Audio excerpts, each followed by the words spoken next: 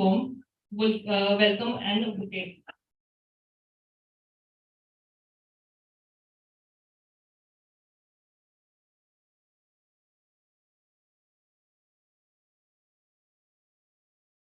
Thank you, sir. I take this opportunity to introduce our Honorable Pro Vice Chancellor of Noida International University, Professor Dr. Prasanjit Kumar. Sir is a PGDM, MPhil, and PhD holder in the field of management and education. Sir has 22 years of vast working experience, including 14 years of research experience. He has active membership in various prestigious bodies like NAP, AITE, NITE, and CTE. And Sir has also won 9 awards for his exemplary works. With this, I would like to call on Sir to kindly address our august gathering. We welcome you, Sir.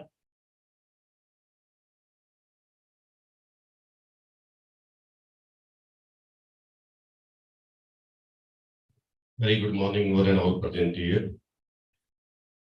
Today's guest of honor, Jijnasa, all the dignitaries on the desk, all the participants. It's a very wonderful moment for us that we have entered in the second day of the international conference after a very grateful inauguration yesterday. I have gone through that all the technical sessions, inaugural sessions, and other sessions has enlightened all the participants in a very comprehensive way with regard to the science and philosophy of the knowledge system. When we talk about that science and we talk about the philosophy, that science is that how to do, when to do, what to do, is the logics. Philosophy tells us that what the priorities and what the values has to be inculcated in the system. It's the integration approach. If we want to achieve and inculcate ourselves in terms of the achievement is not a kind of that literacy, but achievement kinds of the things when we know that what to do, where to do, and how to do. And achievement is that when we know that what is matter, what is mind, and what is values. If we talk about the philosophy, we usually use the word that this is my philosophy, this is your philosophy. Philosophy is a kind of that thought process. Philosophy is a kind of the way of actions. Philosophy decides our priorities and philosophy decides our values to be work and upon that and how do we carry on ourselves in the work of world and system of the life. Science tells us that if I had to tell, I had to do this and that, then how it should be and when it should be. So this is a very, very good integration. If one has the science, the methodology, the way of the performance, and to what? To the facts and factuals, that what is matter and how it is to be delivered. So it is very, very wonderful experience for us that we have chosen this kind of the topic which is entirely covers the all phases of the life, what we have to be and what we have, we are going through that. I congratulate each and every person of that Indian knowledge system and ISS that who have extended the opportunity to the Noida International University to expedite the possibilities and the ways that how it could be to the masses to one. It is providing a very significant way, the significant acknowledgements, the significant achievements for us, what we ought to be in real sense. I hope the second day just going to be conclude today by the evening, and I hope that these 2 days have a very remarkable achievements, the journey what we have started yesterday, and it will be go on in the coming time. I once again congratulate and thank you to all the people and all the participants for their very pious and aggressive participation, making the international conference event a successful one. For today, I extend my warm wishes and best of luck. Thank you.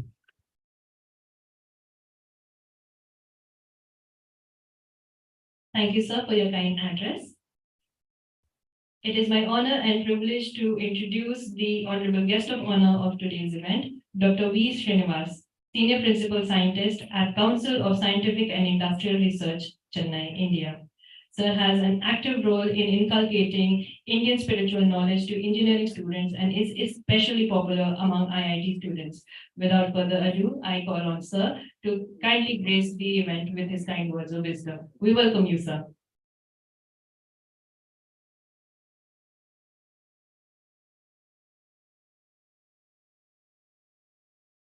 It's a privilege and honor and a pleasure to be part of this very important international conference. I'd like to acknowledge the presence of the dignitaries from Noida International University, Indian Knowledge Sciences Division, and the Institute for Spirituality and Science, respected participants, guests. So this Indian knowledge system is very authoritative because it is not based on any defects found in the human beings, as it is based on the scriptures, and the scriptures are universal. So we can see the Mahabharata refers to the history of the greater India, which means the entire world was considered India at one point in time. So if you say Indian knowledge system, it actually means the universal knowledge system. And also we can understand from the stories in the Mahabharata that there was interplanetary travel. So this knowledge is, that sense, also very universal and authoritative. So when we say universal, it can be applied in all time, place, circumstances. And so therefore it is very comprehensive. There is no knowledge that can be left out of this Indian knowledge system. So we normally, knowledge is categorized into two. One is the phenomenal. Phenomenal means what we can perceive. And then there's the noumenal, which is not so perceptive, but it is driving the new phenomena. All this is discussed in the Bhagavad Gita also, we can see that. And so this is very realistic. Whatever knowledge system is found in the Indian database, it is realistic and practical. So that's why we see that India was the guiding light for the entire world. That's why Columbus and all searched for India in search of the wealth. The real wealth is the knowledge, because knowledge can never be destroyed. Mass, energy, momentum, all these may not be conserved, but information is always conserved. That is how this world is existing and will continue to exist. And you can also see that this knowledge system can be observed and it can be verified. And that's why it has stood the test of time. And this is beyond any boundaries, it's open boundaries. Everyone is welcome. It is not confined only to India. And that's why we see people from other countries coming to India, and they have written about what knowledge they get from India. So what is the motivation for any knowledge? First of all, there should be some knowledge. You cannot see, just like in the dark, you're trying to look for an object in the dark place. You won't find it. But our Indian knowledge system is not like that. It is existing. And then there is an object of knowledge. Okay, once I have this knowledge, what I'm supposed to do with this? Is it how to make it practically and how to make beneficial to one and all? And then there should be a knower. Knower means, yes, it's not something imaginary. It can be grasped by someone and given to someone else. That's when the knowledge is preserved. Ultimately, when it is transferred from one person to another. Otherwise, it will remain in the recorded in all the computers and all these places. But unless this knowledge is transferred from person to person, it cannot be preserved. And another thing is the goal. This knowledge should have a goal. Where are we going forward? That is the way we can judge any knowledge system. And so I hope you have been very much inspired to come and participate here and during the events and also in future. After you go back from here, you will gather something from the event. Thank you once again.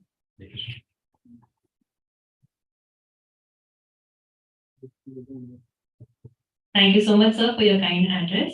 I would like to request our Honorable Pro Vice Chancellor, Dr. Prasanjit Kumar, to kindly felicitate our guest of honor with a memento of thanks from Noida International University.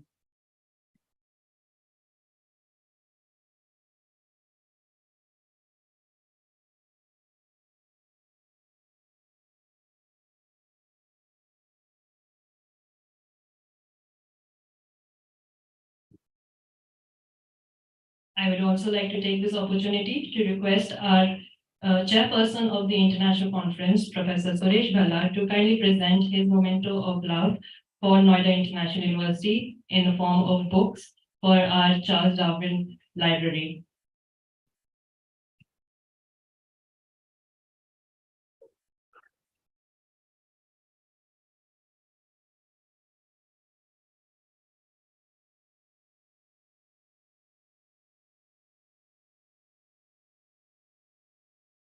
Knowledge only grows when they share, and such conferences are a beautiful medium where we can share our knowledge, our experiences, and of course, grow better as a human being. So this is a great opportunity and an amazing platform for us to grow more. With this, I would like to call on stage the organizing secretary, a postdoctorate fellow from IIT Mandi, Dr. Jyoti Ranjan Bura, to kindly come up and propose the vote of thanks.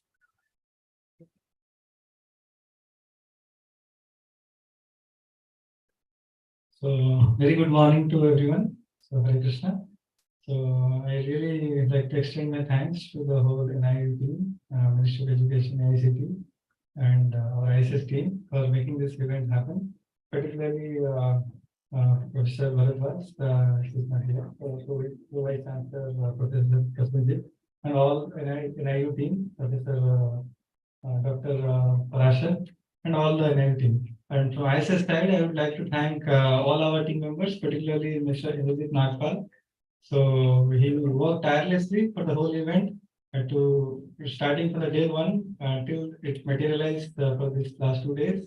So I really like to thank him and the whole team, Mr.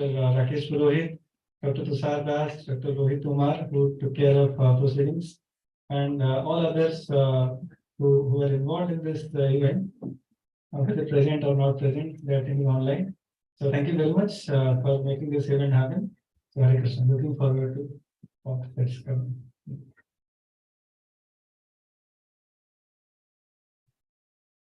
Now we shall convene for a short tea break, and then soon after we'll have the exemplary plenary sessions, which will be conducted by none other than Dr. V. Srinivas. So please kindly join us soon so that we can have the wonderful sessions of scientific revelations continued.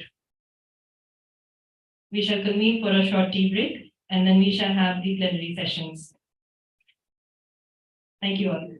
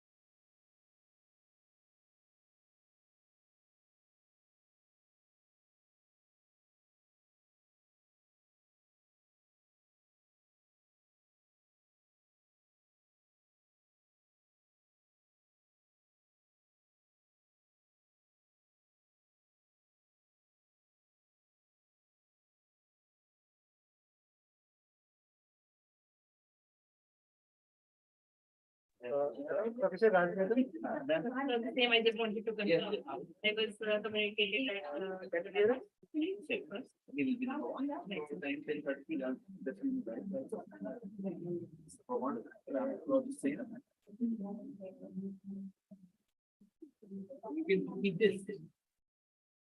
Hello, Professor Rajendra. Yes, I'm available. Okay, thank you, thank you. So we're just starting in just 1 minute. Okay. Thank you. Start sharing the screen as well. Okay, we'll do that.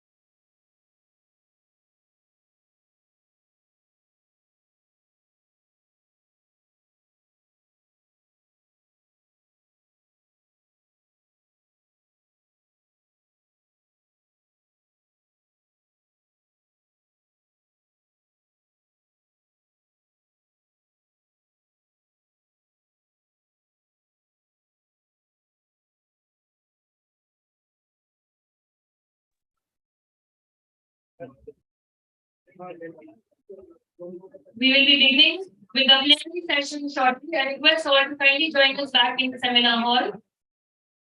It's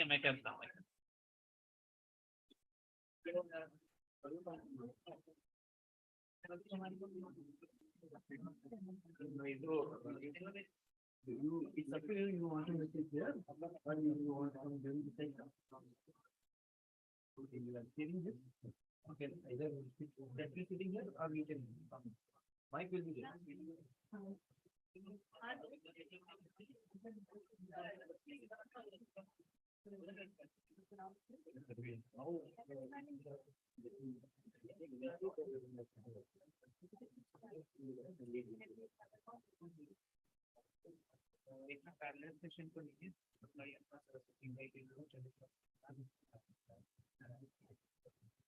I hope all are feeling refreshed and rejuvenated after the lovely tea break.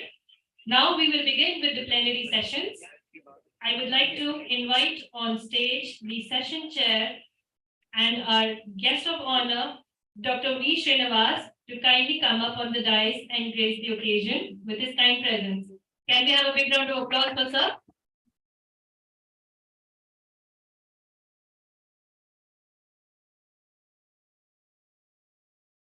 Our plenary session will be starting with an amazing talk on the antiquity of the Indian civilization by Dr. Raj Vedam. Sir is going to be joining us online.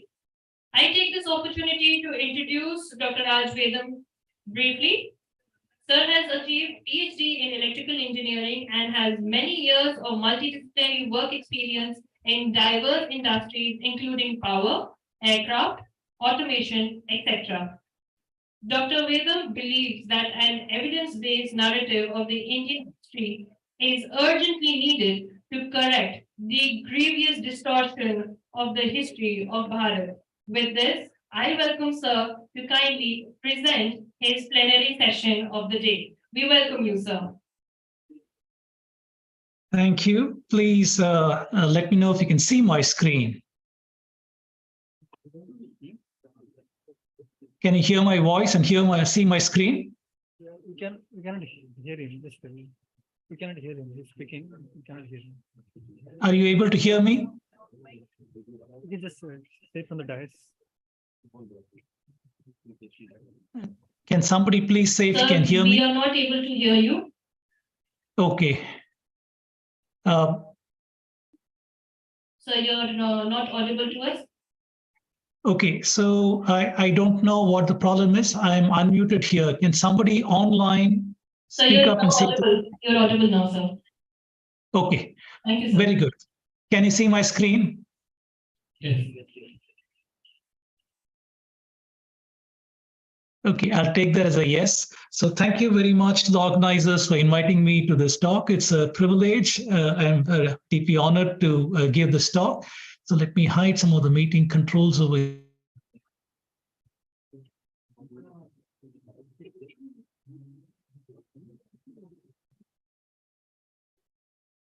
here.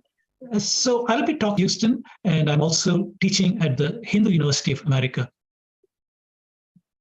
So the first thing I'd like to present is a prelude to set the context. We have an unsatisfactory historiography of India. So what I'm presenting might be new to some people. It might be disconcerting to some, but I come from an evidence-based perspective, and I'd like to talk about some of the observations that we can make.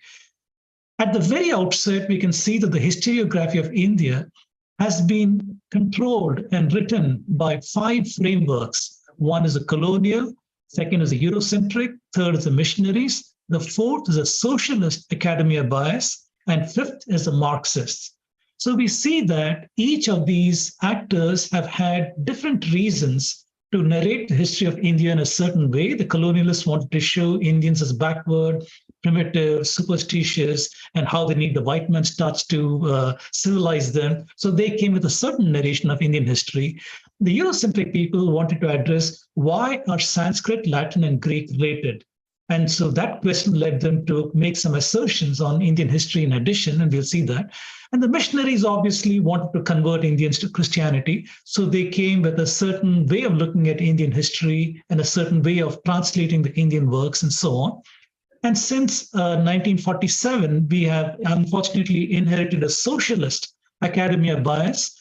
And since 1971, at least, a Marxist bias in addition. The socialists and Marxists are interested in looking at all of history as a history of class conflicts. So when they see history as a history of class conflicts, then you have to have the oppressed kind of a view of all things in history. And so they're interested in trying to overturn the old order and usher in a classless utopian society. Towards that, they view all of Indian history, civilization as backward, primitive, something that has to be removed for progress and things of that nature. So these 5 frameworks have have co-opted history and added their ideologies and led to a subversion of the identity of Indians in the present time.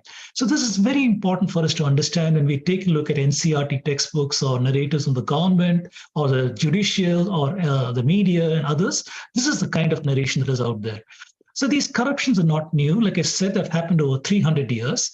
We have had, starting with colonial hegemony, people like the Portuguese, Dutch, French, British, and between the 16th to the 20th century, coming in with ideas like Sandrocatus, trying to find who is the Sandrocatus that Megasthenes talked about, and phonetically identifying him as Chandragupta Maurya, thereby distorting the Indian chronology, because the Mauryas, according to the Purana chronology, are much earlier than the 300 BCE time frame that he has been put into.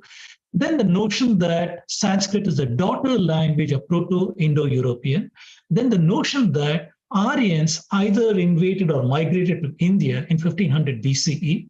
Then the notion that the earlier civilization Harappans were an isolate, or they might also be the later Dravidians.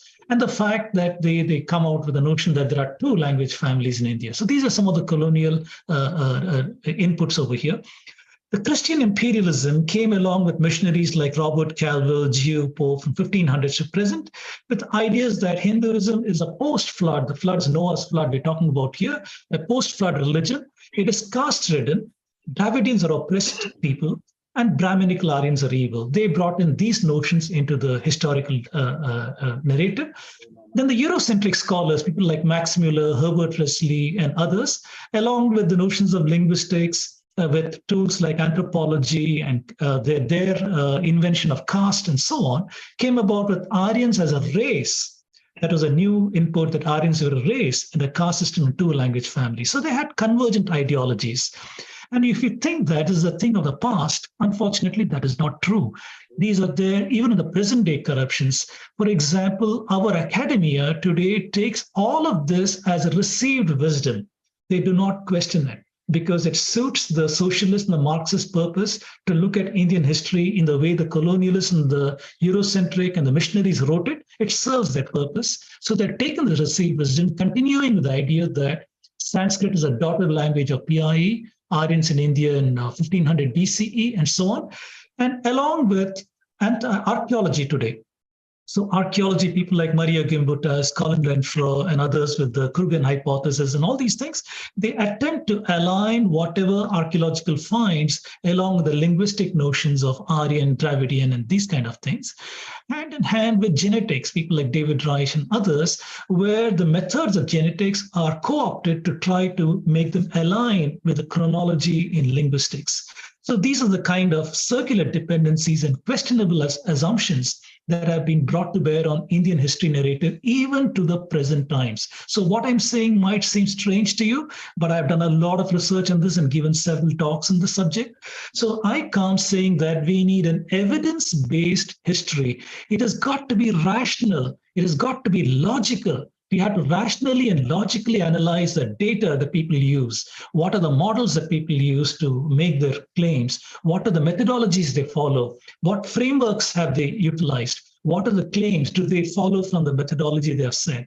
So we need to have a very rational way of approaching this. And there's a whole lot of data for history, archaeology, climate records, astronomy, religion, sciences, foreign traveler accounts, literature, genetics, and so on. So we can have many models, a linguistic model, archaeology model, genetics model, astronomy model, and many, many other models. So I come with a model-based analysis of the narratives on Indian history, and I look at things in a multidisciplinary sense. As a scientist, this is what I attempt to do. I try to see if I take a discipline like, for example, archaeometallurgy, and try to see what are the things it can answer about our history. Can it be fit into a logical, rational framework? So those are the kind of things that I do, and try to see, do the narratives that we have from these various models, after we critique them, do they follow the so-called linguistic analysis model that has been imposed on our history? So I try to address those kind of questions. And one might think, so what? What's a big deal? So what if the Aryans came in 1500 BC, or they did not come at all, and so on? Unfortunately, this has affected people in India in a pervasive way. There is a false narrative that there's an Aryan invasion 1500 BCE, and these illiterate nomads from Central Asia, they destroyed the superior civilization of Harappa, and India had to wait for another 1,000 years. In this 1,000 years, these illiterate nomads are running around with caste, cow, curry, and all this nonsense, and they had to wait for 1,000 years for civilization to return to India. After Magadha made contact with the Greeks, suddenly we got Ashokan script. Brahmi came about, we became literate, so we became civilized. So civilization came to India 1,000 years after Harappa. So this is the narrative out there. Then they turn around and say, your civilization is very young. It has not had enough gestation time to generate knowledge in mathematics, astronomy, medicine, and so on. Therefore, if you have any works that show advanced knowledge, you must have got it from the earlier civilizations of the Greeks, Babylonians, and so on. So this is the kind of spurious narrative that is put over there. And I try to show in this caricature over here, they say that the script Brahmi is derived from Aramaic, from the Levant Semitic scripts that came into India. They say Aryans, they brought Sanskrit into India. They say math and sciences came from Greece to India. They say astronomy came from the Babylonians to India. And the Turkic Muslims got us culture, cuisine, architecture, music, and civilization. And the British brought us science, technology, and rational thought. And also some go around today saying that even Bhakti was taught to us by Saint Thomas, who's apparently landed in Muziris in Kerala. So these are the kind of notions that are being played over there. What we see is the denial of agency in history has led to a gross distortion of identity. And today there are divisive forces in India based on these spurious ideologies. So we see there's a criminal distortion of the history of Indian civilization, anchor points of chronology, and every aspect of Indian knowledge systems, which this conference is all about, every aspect of Indian knowledge systems is impacted by this narrative. So it's very, very important for us to understand what these things are. Well, I'm not going to go into this today because it's far beyond the scope of my talk today, but I have been working on an evidence-based rational examination of facts, where I've examined the claims from many, many areas and how they hold up to the enforced historiography that we have to suffer today. And I see that through my model-based analysis of evidence, I see from textual evidence, archaeology,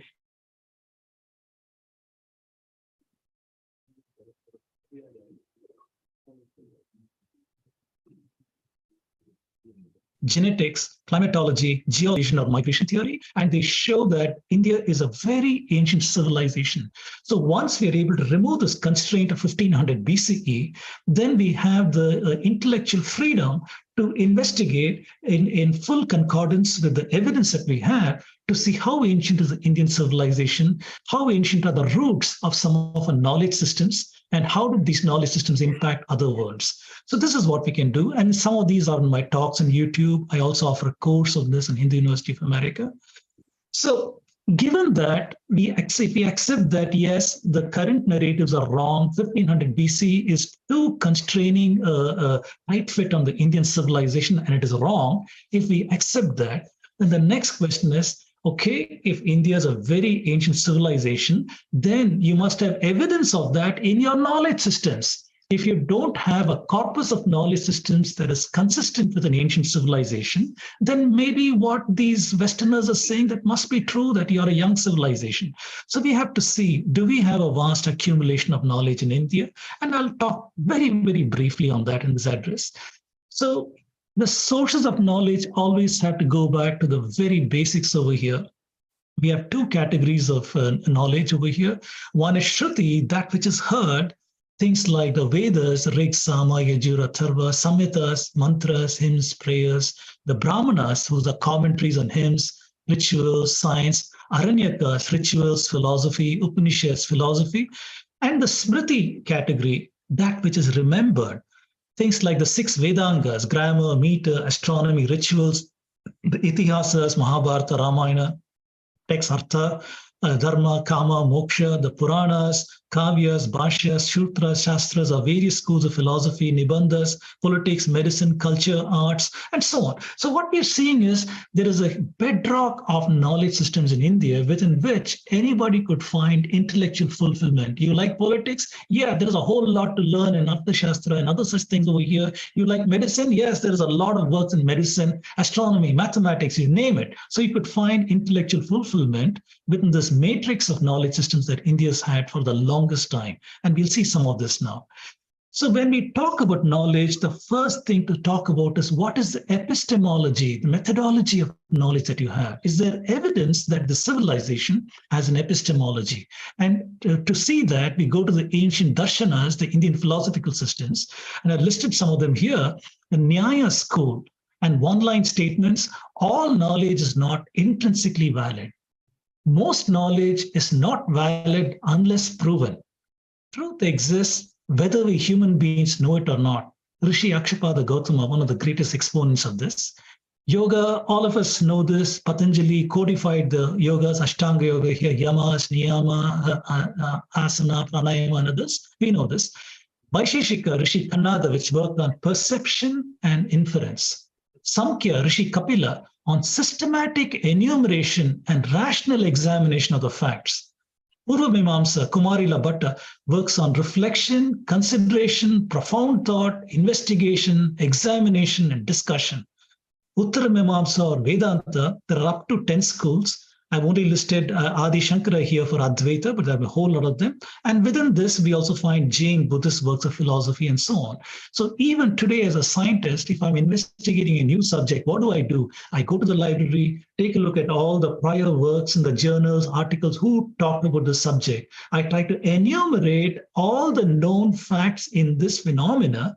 Then I go through a process of a systematic enumeration and examination. What were the methodologies that these earlier paper writers or researchers, what did they do? Then I go through a process of reflection, consideration, thought, investigation. Maybe I write a program, maybe I go to the lab, do something, examine the results. I discuss with my colleagues and say, aha, I understand this now. And then I write a thesis or a paper. So even today, we apply the methods of our rishis when we are trying to do any of these works. So clearly, we have had an epistemology. In addition to epistemology, we need to understand pramana, the means of knowledge. What were the valid means of knowledge? Even today, there are some means that are valid. People, for example, very derisively say WhatsApp University, meaning that your knowledge is coming from not credible sources, those kinds of things. So what were the sources of authority for Indians to say your knowledge is valid or your knowledge is not valid? Well, we had pratyaksha, which is perception, anumana, inference. For example, if there is smoke, there must be fire. If I see smoke on a mountain, there must be a fire over there.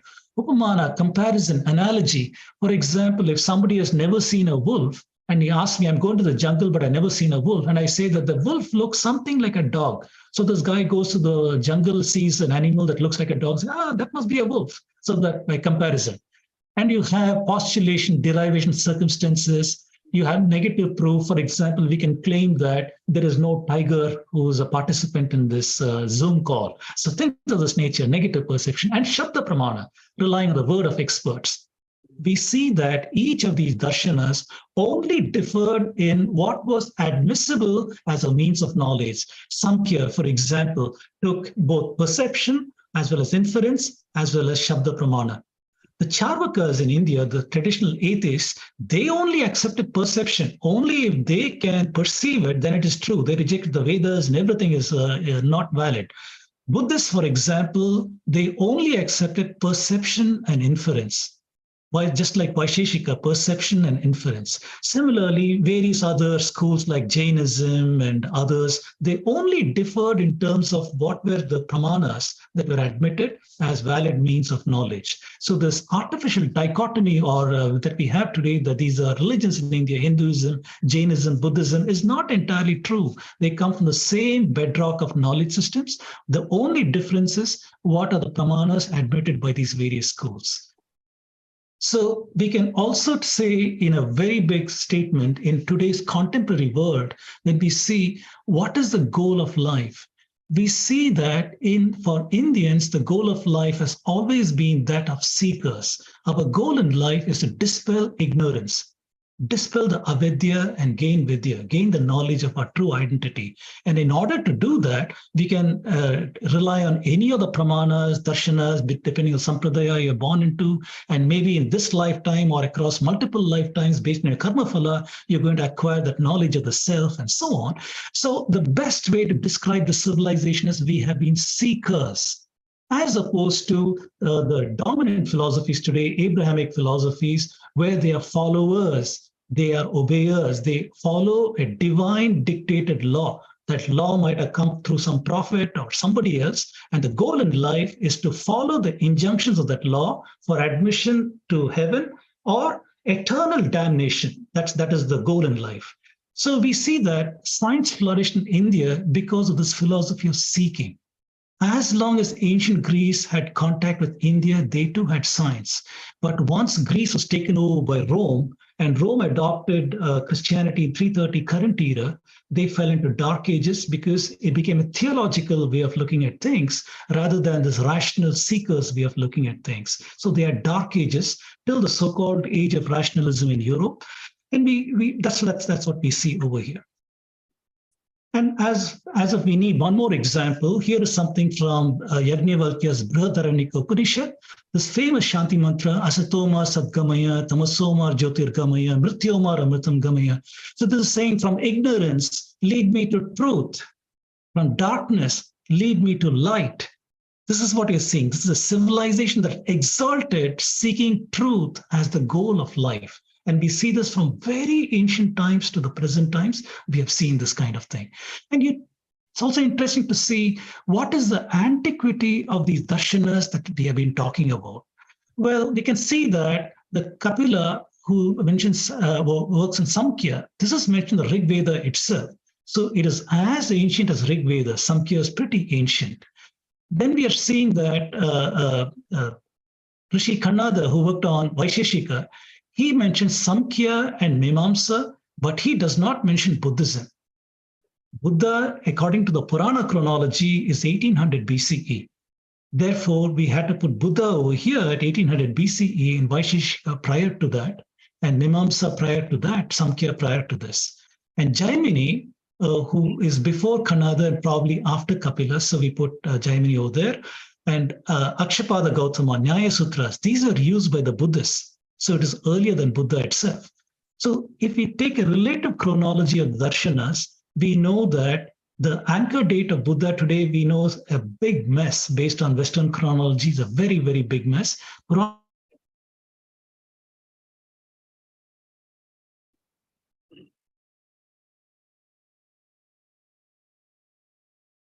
Chronology, if we take 3102 as the anchor date, that is the chronology, then we see that these go to much earlier time frames over here. And if we take a look at Vaisheshika, very important for our knowledge, Indian knowledge systems, we see that it is Pratyaksha perception is of two kinds, external and internal. External arising from senses and world objects, internal knowing through the mind. And Anumana reaching new conclusion and truth from observations and previous truths, applying reason. This is exactly the scientific method. This is exactly scientific method where we reach new conclusion and truth by observations and previous truths. That's what we do, applying reason, logic through this mechanism. And Rishi Kanada has spelled it out a very long time ago. And very quickly, what was the knowledge systems like in the ancient world? We talked about India thus far. So what were the ancient civilizations to start with? Well, in India, we had, these maps are not realistic, but then there was a civilization over here. The time frame put over here is 3000 BC, but the data is showing much earlier than that. Then we see in the Sumerian region, we have the Tigris, Euphrates, Mesopotamia, Babylonia in this time frame. In Egypt, we have civilization. In Greece, much later, 2100 BCE. In China, 2000 BCE, and later on in Africa. And also not shown here, but in the Mayan civilization, the Aztecs, we had things going on over there.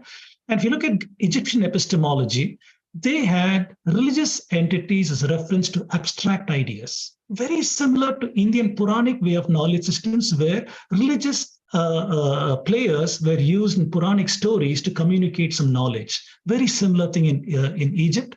Answers were within established religious tradition. Writing was very strong and upheld over there. They were a syncretic civilization and inclusive. This is what we see if you take a look at ancient Egypt. Mesopotamia, similarly, there's a they had three preconceptions for theory. Imagination, that is a process of clarifying the randomness found in nature. They see randomness in nature. They use their imagination to try and say, how does all this fit together? Deductive logic to find causal relationships and observation. Much later on in Neo-Babylon, they thought that the more mathematical a discipline, the more scientific it is. Chinese epistemology is very recent in comparison, 350 BCE. It's a holistic understanding of the world, very similar to Indians because they got from Buddhism and so on. Unity of all cosmos, heart-mind is a crucial part of self-awareness. Knowledge is a means of important element of human existence. And the big three pillars, Confucianism, Taoism, and Buddhism. Those were the philosophical frameworks that they had. The Greek epistemology, well, this is based on the big three, Socrates, around 450 BCE, then Plato around 400 BCE, and Aristotle around 300 BCE, and so on. So these are the big three. And if you take a look at what Plato's philosophy was, he too is echoing Vaisheshika. You can't read this from there, but what he's saying is knowledge obtained from senses, knowledge of objects, colors, taste, and other such things is not real knowledge. So you're saying real knowledge comes from the mind, from understanding, and not from the sense objects. This is exactly what Vaisheshika is. And you're seeing echoes of that over here. So having said that, so let me go next to the roots of knowledge systems, where I'll give a very quick summary of knowledge systems itself. We see that medicine has its roots in Atharva Veda, leading to Ayurveda. We have seen Charaka, Shushruta Samhitas, are huge compendiums of Indian knowledge, the medical works. We're also seeing the Mitannis, Hittites, Egyptians, and later Chinese are influenced by Indic systems from 2000 BC onwards. I'll show you how a little later. Medieval Europe depended on drugs from India all the way from the Greek times till much, much later, 16th century and so on.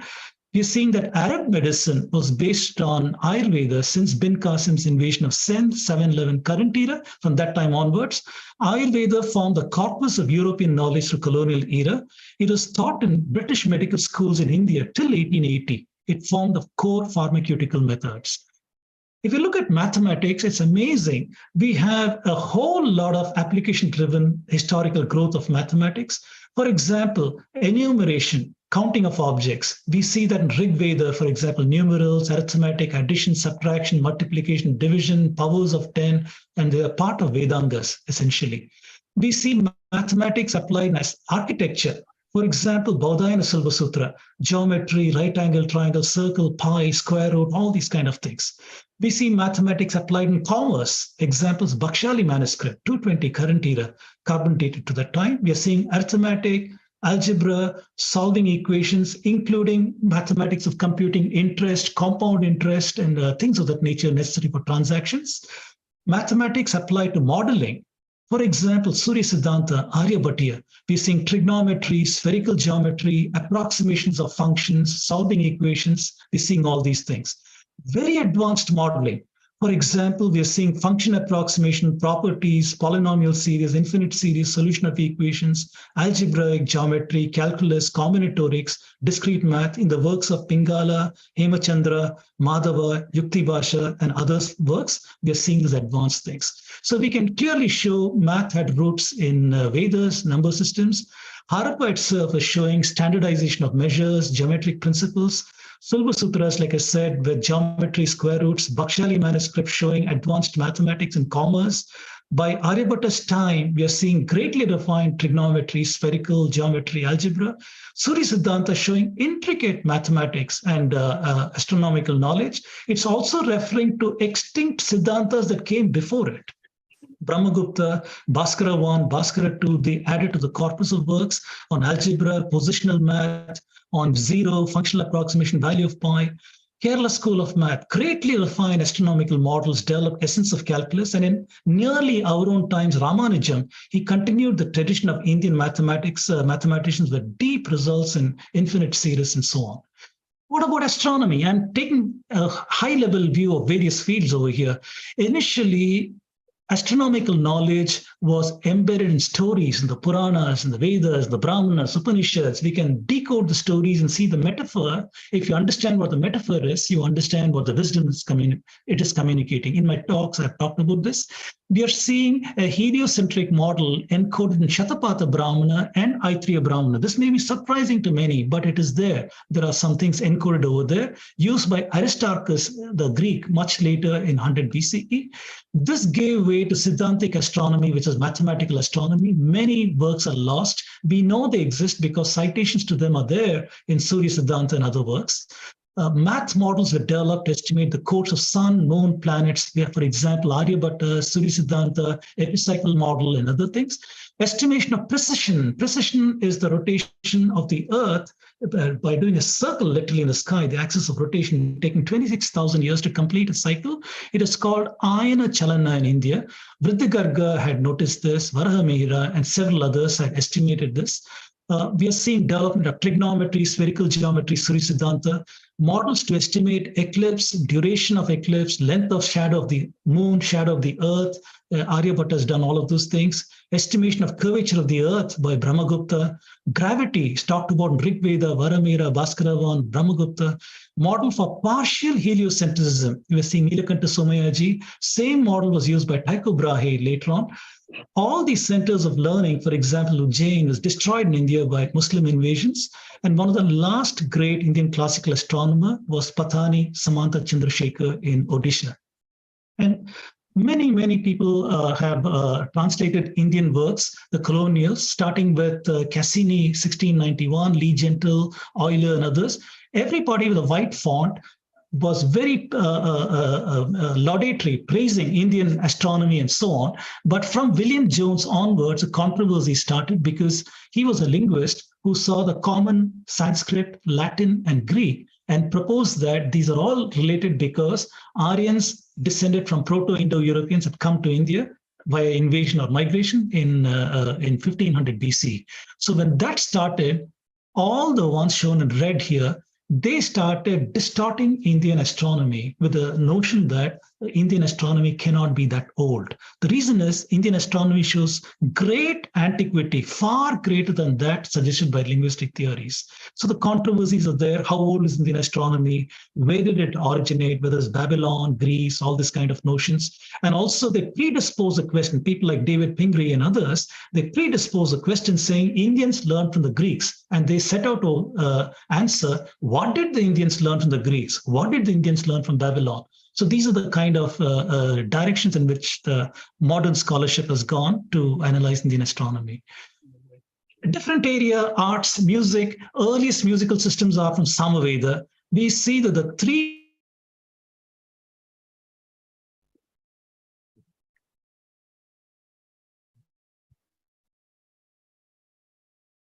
tonal liturgical music. The chanting example, Chandogya Upanishad is talking about this.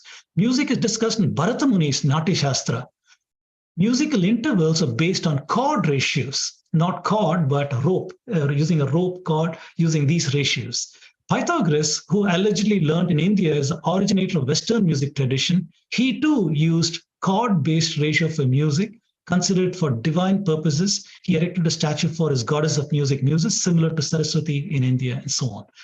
Even the modern systems, the Zoom call that we're using, the cell phone that we're using, the laptop computer we're using, they're all based on digital systems. Digital systems today use things like NOT gates, AND gates, NAND gates, NOR gates, and so on. Now, I'm not saying Indians invented transistors and ICs. Don't take that away. That is not at all true.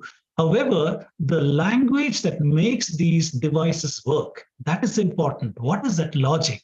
For example, Nasadiya Sukta has got A and not A. Pingala, Chandashastra, and his successors worked on combinatorics. Colebrook was a colonialist who wrote a work on Indian logic in 1824. And this influenced these two gentlemen who is known to almost every electrical engineer, George Boole and D. Morgan.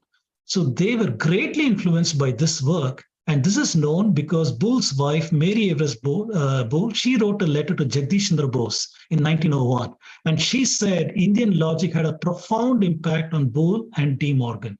It is the use of Boolean algebra today that enables the design and development of integrated circuits of complex digital systems. So Indian ecosystem is present even in the modern day works. And as if we need more evidence, there are archaeological remains of several universities in ancient India. For example, Ratnagiri, Vikramshila, Somapura, Takshashila, and Nalanda, and so on. Several books discuss this, Radha Kumud Mukherjee, Apte, as well as Sana Singh. So having said that, let me quickly now talk to you about knowledge outflow in India. So we have said that India is an ancient civilization. We have said they had a strong epistemology and philosophy of knowledge building. And we have shown many, many domains in which Indians made great progress, and the evidence is there in massive epics and compendiums of these works like Surya Siddhanta, Charaka Samhita, and all of these things. We have evidence of these works. Now, there's also evidence of knowledge transmission from India, which is unacknowledged in the history of sciences in Western accounts. Western accounts obviously are hostage to this Aryan invasion theory and so on. So they position India as having received knowledge from these places, but the evidence is showing something else. And people often ask me, so if you say Indian knowledge went out of India, where is the evidence for that? Do you have any evidence at all towards that? And so I'll try to show some of the routes and other things over here. From very deep antiquity, when I say deep antiquity, this is a staggering 50,000 years ago. At this point, you must scratch your head and say, what is this guy talking about? To 300 BCE. So we have evidence of, in DNA, for example, migrations out of India, and probably they spread shaman type of religion throughout the world. If you see the common shaman culture, it probably came from a common point, and that common point probably was in India. Then we're seeing ancient trade routes with East and West. In Pumpuha, Professor Ramaswamy, Bharatidasan University, 2 years ago, he published a paper based on underwater archaeology of the Bay of Bengal. So 25 kilometers outside the shoreline, at a depth of 125 meters, he has found remains over there, which is estimated to the last ice age, the late glacial maximum, putting it around 18,000 to 15,000 years ago. And he's shown how Pumpuha was relocated several times because of submergence events. And he's showing an artificial harbor over there and under the sea and other things, showing marine activity at a very ancient period of time. In Lothal, clearly we know that, yes, there is marine activity 5,000 to 3,000 years ago. And we can see from Lothal over here, the ships used to hug the coastline and go all the way over here to Dilmun. Dilmun is where today's Bahrain is, and going all the way here where the Kassites were, the Babylonians were, and they were trading with them. That's evidence is very much present, land routes as well as sea routes. Vedic records of migration to the west. This accounts for linguistic affinity. In addition, the Anu and the Drihyu after the Datsaragnya of Rigveda. We are seeing when there was a climate change-induced migration. In science, climatology, we know there was a 100-year monsoon failure in 200 BCE. Soon after that, because of tectonic movements, the Saraswati River also dried up because the Sutlej, which was feeding into the ancient Saraswati, changed course and started feeding into the Indus. And that led to Saraswati becoming dry. So we know that. And that triggered several migrations out of India, and we have got evidence of that in addition. And we see that the Mitannis, Hittites, Elamites, Canaanites, and others were contacts within 2000 BC to 500. All their sciences suddenly show evidence of mathematics, evidence of medicine, suddenly come. For example, Egyptian medicine. We are seeing the Ebers papyrus, Moscow papyrus, Smith papyrus, Kahun papyrus. All these works of mathematics and medicine only came from 1700 BCE, 1800 BCE, 1500 BCE. After this migration event is when we see this knowledge over here. Similarly, in the Mitanni and the Hittites, and the Kassites. Similarly, we are seeing these people living in northern Iraq, southern Turkey, and so on. Even their knowledge systems has come only after 1700 BCE, 1600 BCE, after this migration. That is where we see this. And if you want to see a recent paper that talks about this, you can't read this from there. I apologize for that. In a bigger course, I'll talk to you about this. There's a paper in Science that came out in 2019 that talks about the Indian zebu. Zebu is a humped bull that we see in India. The remnants, the zebu was found in Anatolia. Anatolia is where Turkey is today, in 2200 BC, where they are postulating that after the 100-year monsoon failure in India, Indians migrated out with their cattle and settled in these areas. That is why we see Indian cattle remnants over there even today. So I have a whole lot of other evidence, including the presence of Indian langur on Minoan frescoes. Minoan culture is around 1200 BC, 1600 BCE in Greece, island of Crete. But we're seeing evidence of Indian contact over there. All the stories that we see in the Puranas have got a parallel with stories in Greece. I'm referring to those things in addition. mtDNA. Today, a whole lot of research has gone to show that some of the earliest migrations of the modern human was in Africa. L0 to L6 are the markers, mtDNA markers, 200 to 100,000 years ago. Then 90,000 years ago, this group of people left Africa. And in India, you have the lineages M, N, and R. And from here, they go into Europe, and they go into Southeast Asia, Australia, through Siberian land bridge, they go to North and South America. So these ancient migrations also took an early religion, which is shamanistic. We see shamans of there in Mongolia, in various parts of Asia, in Russia, in Siberia, Alaska, Native America, the same culture of beating drums, smoking, getting into a trance-like state like our tantrics do today. If you've seen the movie Kantara, you'll know what I'm talking about. Widespread in India, widespread everywhere. And this common religion came about perhaps in this time frame. A second route for knowledge transfers post-Alexander, 300 BC to 100 BC, the Seleucid Empire from the Mauryans to the Mediterranean lands. This provided impetus for knowledge transmission. Evidence we're seeing in Library of Alexandria, we're seeing Eratosthenes' knowledge that's come from the Library of Alexandria. His knowledge is echoing knowledge already known in India and echoed in several texts. Hipparchus, he's called the father of trigonometry, but he only worked on chord tables. And we see that Surya Siddhanta's got trigonometry much earlier than him. Dioscorides, he wrote works on medical works. The drugs that he's using are all based on spices from India. Plants from India were used by Dioscorides and used in Europe for 16 centuries for medicine. That evidence is there. A third transmission mechanism is to China, Southeast Asia, Middle East, and beyond. From 300 BC to medieval period, the Silk Road. Silk Road was an informal trade network for many, many thousands of years. At least from 300 BC is what I'm saying, because we have the example of Indian medical text that has today come to be called as Boer manuscript. It was found in the Xinjiang province. And this was given to a British officer called Boer, so it bears that name, Boer manuscript. It has a Bela Samhita, it contains part of Charaka Samhita, it talks about the Rishis, Atreya, and others over there. And this was found in the Silk Route. The fact that Indian books were found in the Silk Route shows that even knowledge is transmitted. So this is an informal network from Southeast Asia, through China, through India, through Central Asia, all the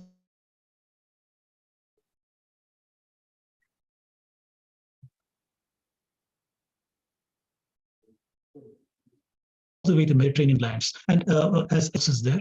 Then the Roman trade from 200 BC to 500 current era. And one example is the Periplus of Erythraean Sea. This is a port Roman sailors document that tells them where are the ports in India for them to trade.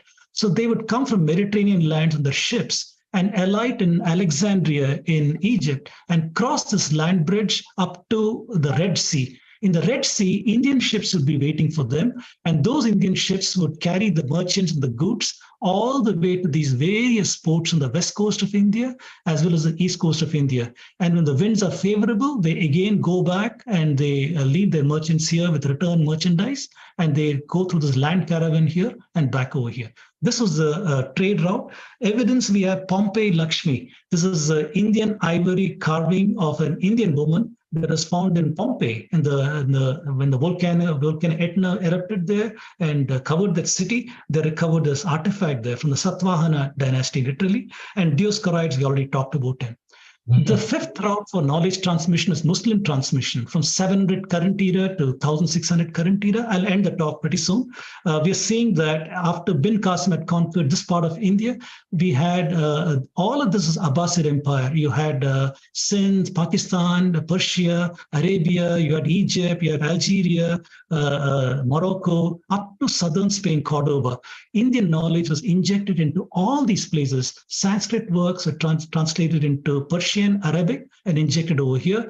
Examples, we have Al-Fazari, who translated Brahmagupta's works, Manka, who was Indian physician court of Harun al-Rashid, who translated Shushruta Samhita to Persian, Ibn Sina, medical works of Sharaka Samhita, Abd Allah bin Ali, who had translated this work. All of these things, Al-Kindi, these are all the great scientists of Muslim era. Al-Fazari, Al-Kindi, Ibn Sina, they all relied on works from India. And the Baghdad House of Wisdom, set up by Harun al-Rashid in the 8th century. This was a translation school to translate Sanskrit, Greek, Syriac works into Arabic. We know that this had extensive impact not only on the Middle East, but also on Europe in that time frame. The sixth transmission route, this knowledge went to Europe via the Muslims. So we see that southern Spain was controlled by the Muslims. Northern Spain was controlled by the Christians. Southern Spain, Cordoba was the capital. Northern Spain, Toledo was the capital. At Toledo, there were translation schools, monasteries, Christian monasteries, whose only job was to translate Arabic texts into Latin in the 10th century, 11th century, 12th century, 13th century.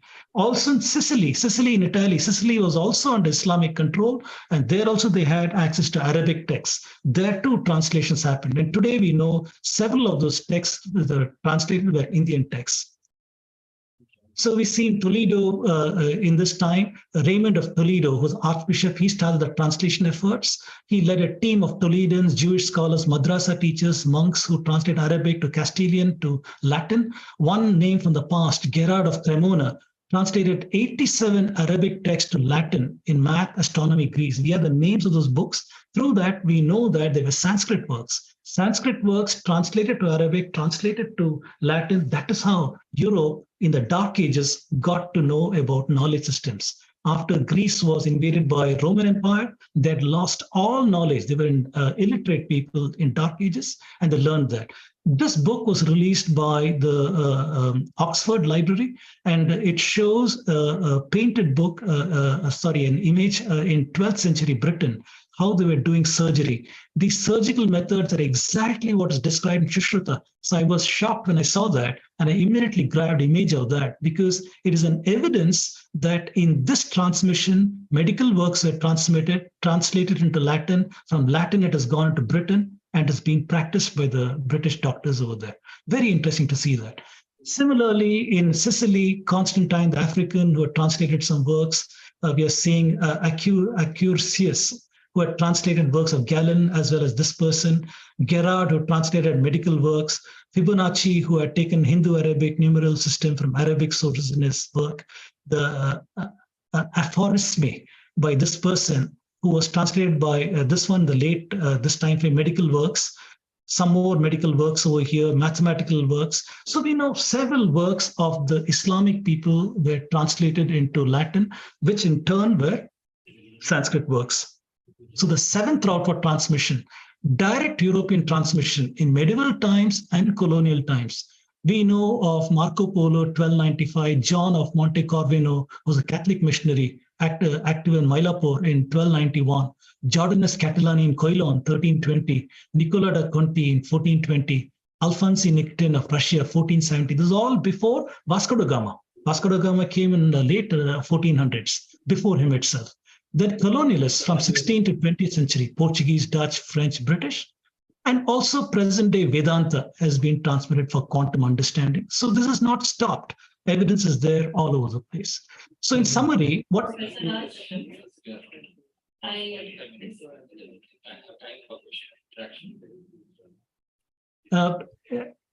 can you give me just 1 minute and I'll conclude? Yes.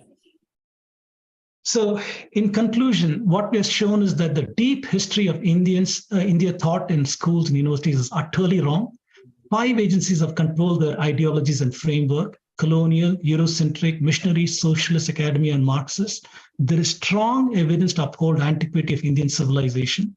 Well-developed epistemology shows great antiquity. Well-developed mathematics, well-developed astronomy. Roots of these knowledge systems show sources in India. Indian knowledge systems have seeded the ancient to modern world, very ancient period: Mesopotamia, Sumeria, Anatolia, Egypt, Babylon, Indo-Greek, Indo-Roman, Indo-Syrian, the Muslim period, colonial period to present. And all of this unacknowledged history needs a revision. So with that, I come to the end of my talk. So if you're interested in the subject, do go on YouTube and search for my name. You can see more talks, or follow me on Twitter or on Facebook, or this is my email. So thank you very much for listening patiently. Thank you, Dr. Rajaran. Make a presentation with our research. So I request the audience to put up any questions. Maybe 5 minutes for the audience over here, and maybe a few more minutes for the participants on Zoom. I have a question. Yeah, Professor Raj Vedam, are you able to hear me? Yes, I can hear you. Go ahead, please. Okay, so this is Praveen, and my question is, like, a lot of studies are being done on Aryan invasion theory being the earlier it was everyone accepted this, but now because of the latest evidence which is coming up from various sources, so it seems that this is not correct, and it was a wrong theory. So can you update us on what is happening now? Now, are the intellectuals accepting this, the Aryan invasion theory is not correct, or still the work need to be done? No, unfortunately, in spite of a lot of archaeology finding evidence to the contrary, in Virana, we've now got dates up to 9,000 years before present. So there's a lot of evidence in archaeology, in several other works. However, whether it's academia in India or in USA, Western universities, they still follow the linguistic derived dates of 1500 BCE Aryans in India. So the goalpost has been changed. From invasion, it has become a migration. So the genetics results today are trying to align along with this linguistic notion of 1500 BCE and so on. But the evidence in archaeology is completely different. So prominent archaeologists like Dilip Chakrabarty and several others have written extensively on this dichotomy in thought, that whereas the evidence is showing something, the historians insist they have the adhikara to talk about history, and they are interpreting it in some other way. So unfortunately, the narrative has not changed. Although the evidence is clearly there in front of us, the evidence has not changed. Sorry, the narrative has not changed. Okay. So what do you think, what should be done now to change the narrative? So it is up to conferences like this, intellectuals who are able to analyze the evidence rationally, logically. I'm proposing a model-based analysis of linguistic methods and genetics methods, and whatever people are proposing to uphold this chronology, look at the provenance of the data. What data are they using? What models are they using? What assumptions have they made? What kind of constraints are they applying? What methodology are they following? What claims are they making? By analyzing this in a rational, logical way, we can demolish every one of these prior claims over here. So it's up to intellectuals in academia and else.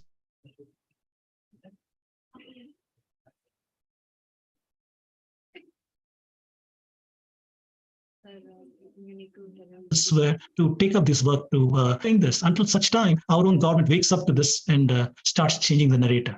It's up to us. There's no savior for us outside who will come and change our history. It is up to the Indian government to realize this is our identity. We need to connect to the ancient civilization of India. In 1947, we made a disconnection. Nehru said we made a tryst with destiny, but his tryst with destiny was a disconnection with the past. The past is spurious, primitive. He's rejected that, and he wants a classless India in the future. That is what he worked towards. So they denied history. So we need to reconnect to that history because that is our heritage. We need to reconnect to that. And to do that, intellectuals like everybody on this forum need to work together to make that happen. Yeah, Write thank you. books, give talks. My name is Dr. Asif. I'd just like to bring in an added information that seminar is happening today, but the government has taken the initiative long back. The National Institute of Open Schooling has started a Indian Knowledge System course from 3 years back. So I might give you this information that the NIOS is offering the students Indian Knowledge System for the last 3 years. So I'm just add this because the government is doing a lot of work. They started a lot long back.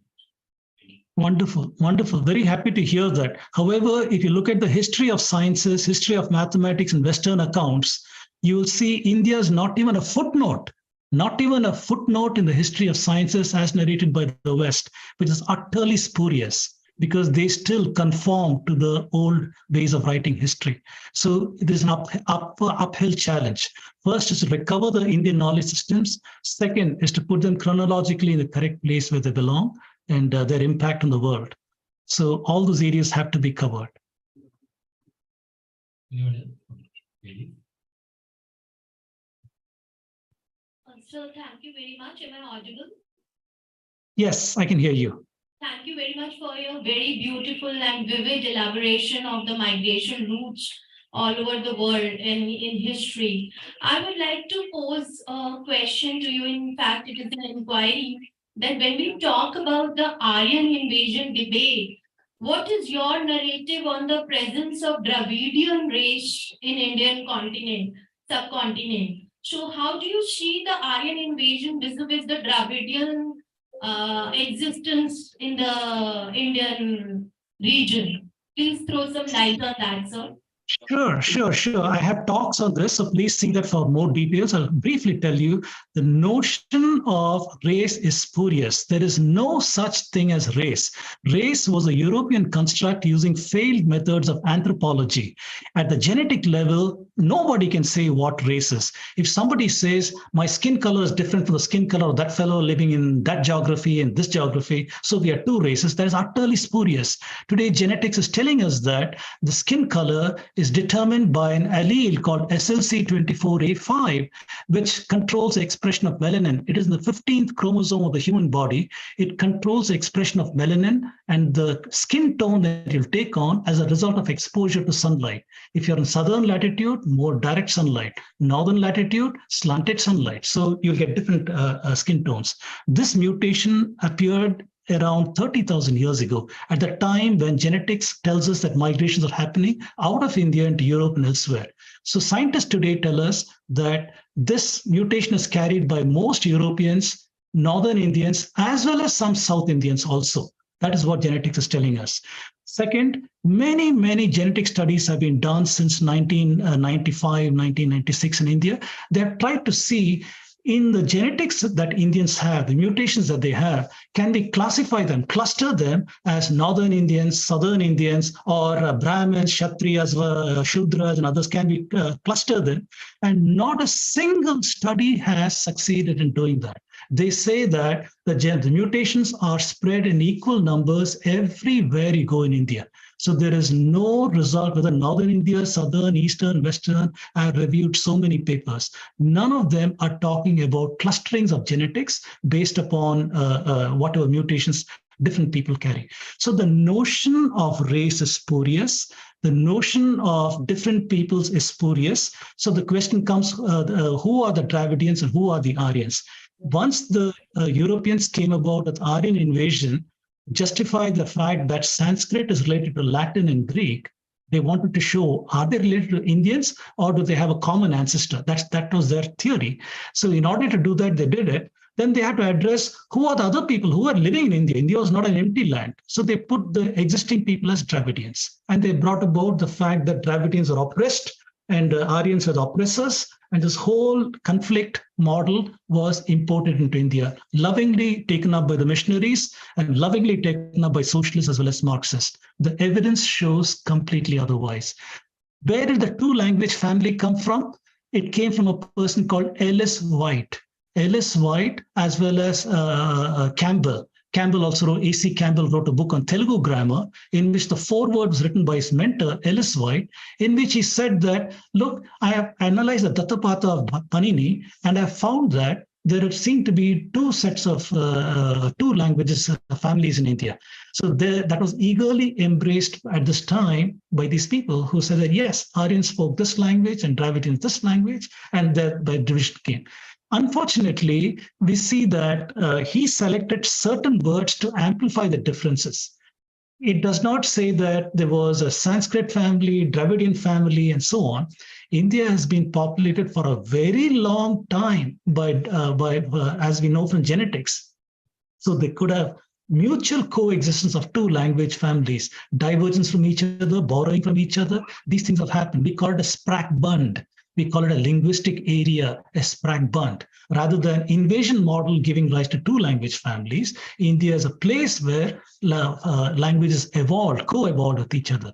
So the notion of Dravidians is spurious, to address your question.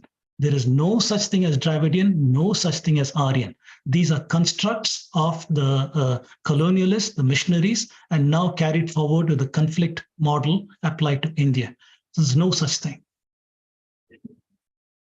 Any online questions, please someone can read it out, allow them to unmute and ask the question. Madam. So any online questions first? Sir has a question. Okay. Yes, sir. So on the previous question, you. please, Thank you, Raj. please, yes, go ahead. I'm very happy to listen to you just now about the Aryan and Dravidian. Every day we experience, whenever we teach Sanskrit, it is true that there is no Dravidian division at all. So many Aryan, whatever you think Aryan, because the linguist scholars, they have divided Aryan and Dravidian like that, and they have given the ages also. Aryan, old Aryan, middle Aryan, and modern Aryan. Right, Like that. right, All these right. words you can find in Telugu and Tamil words, Tamil languages. Right, All these right, words again and again we find, every day we find, and like many words I can show. For example, Nagali comes in Pali, but Nagali word is there in Telugu. That is not available in Hindi. But they think that Hindi is Aryan and Telugu is Dravidian. So this is completely misconception, and I'm really happy whatever you have explained. Quite good. Yes, thank you. Thank you. So you may also want to take a look at the works of Nagaswami. Nagaswami was, he passed away recently. He wrote a book on Tamil Nadu, land of the Vedas. He was the retired archaeological ASI general of Tamil Nadu Circle. His entire career, he's analyzed epigraphy, the works, Sangamira works, a lot of things in Tamil Nadu, Tamil culture. And he's come to a conclusion that there never was a time when Tamil literature or Tamil society was independent of the Vedic culture. He's saying it's deeply ingrained in the oldest strata of the Tamil civilization. The Vedic culture is there. So that is his conclusion. Same conclusion was done by a professor from Hebrew University called David Shulman. David Shulman wrote a book called Tamil, a biography. And he too came to independently to the same conclusion, saying that the deepest strata of Tamil works shows a deep embedding of Vedic culture. So all of these things are going against this conflict model that we are being taught in our textbooks, which is utter nonsense. One last question, if there's no online question.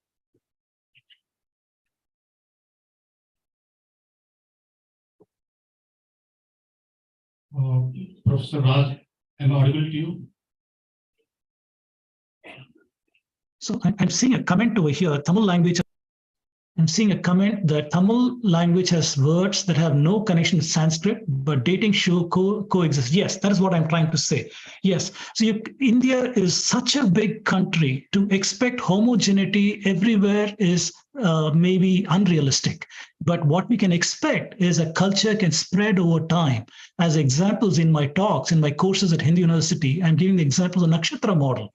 The Nakshatra model is common throughout India. Wherever you go in different parts of India, they have the same nakshatra model. The names have changed a little bit. Ashlesha has become Ilium in Tamil, whereas Ashlesha in Sanskrit, Telugu, and others has become Ilium over here. Similarly, Thiruvadirai, similarly, Ketai, and things of that nature. A few nakshatra names have changed, whereas others are all common. What does that say? There are regional divergences that is showing the antiquity of the model. It is so old that there have been divergences that are happening over here. So we can. Sorry for the interruption, Professor Raj. Yes. While we appreciate about your deep-rooted research, what you have done, almost like we got a pulse of entire reorientation of Indian civilization as of now. You must be aware about one thing, NEP, National Education Policy of India also. Where we are getting a lot of focuses on this about Indian knowledge system and trying to inculcate into the current education policy. Now, if your version, what you talked just now, Indian knowledge system and all, can it be, while India is privileged to host G20, next G20, from Honorable Prime Minister of India, from Digital India, Making India, and then if your version is correct, can it be IKS should be the part of branding India in different multifora and the multilateral organizations of the world? Thank you very much. So I'm sorry, I could not understand the question very well. Can you summarize it, please? It was not very clear. In one line, if your version of what you expressed, I say Indian knowledge system, that is correct, your version, then India should really brand it also as a branding India in different fora, including India is going to privilege G20. There should also be mentioned and let it brand all over the world, while we are privileged to have this rich heritage of India IKS. Thank you. Okay. So it is not a question of my version. It's a question of where is the evidence leading us. So what I have done is I have given a model-based evaluation based on multidisciplines, whether it is in climatology, whether it is in genetics, whether it is in astronomy, whether it is in archaeology, linguistics. I've taken all these fields, the models that people have used, and tried to see where are these models crisscrossing. Where is it going contradicting some other claim? You too can critique this model that I'm using and maybe advance it even further. So the models are now saying that India is an ancient civilization, and all these knowledge systems I talked about have their origins over here. So the Western datings have been done using spurious methodologies. So the adhikara for dating works is so ridiculous that, for example, Panini's date, if you look at Wikipedia and other places, anywhere from 800 BCE till 200 current era, you'll find all those dates of Panini. So nobody has a clue. Nobody has a clue. That is the bottom line. So using rational methods like this, we have much better ways of trying to find out the antiquity and when the dates might be. So it is up to all of us to really take this forward. I'm only germinating an idea over here with methodology. So hopefully others can pick this up and take it further. Thank you very much, Dr. Advaitam, and all that participation from the audience also. Online, viewers, and in time. Thank you very much. Thank you. Thank you so much, sir, for that amazing and enlightening session, which I think all of us have learned a great deal about. Next, I would like to call on our session chair and our guest of honor, Dr. V. Srinivas, to present his talk on solving problems in the modern science using Bhagavad Sankhya. We welcome you, sir.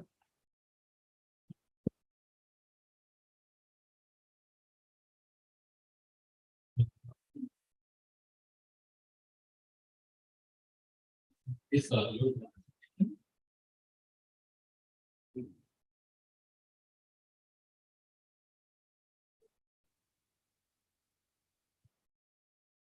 this is the title of my presentation, Solving Problems in Modern Science using Principles of Bhagavata Sankhya. So Bhagavata, I mean the Bhagavatam. Next. So this is the abstract of my presentation.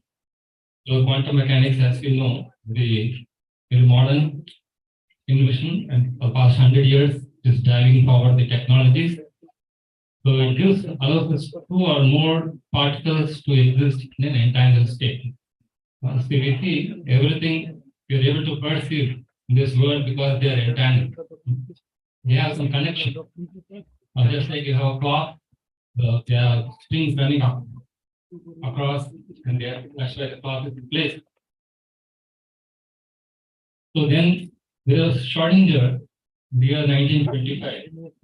He was proposed a theory by which he could bring together 2 contradictory aspects of nature, whether light is a particle or light is a wave. Then he combined this with the equation that you can see there one kind of an entanglement. So another important topic is causality. We want to analyze this world in terms of cause and effect. We see something, we try to analyze the cause. And we are observing something and we want to foresee what could be the cause. The Srimad Bhagavatam is all comprehensive knowledge. So there, the very important statement here is that all subtle material elements are actually present within the gross state, and the gross elements are present within the subtle part.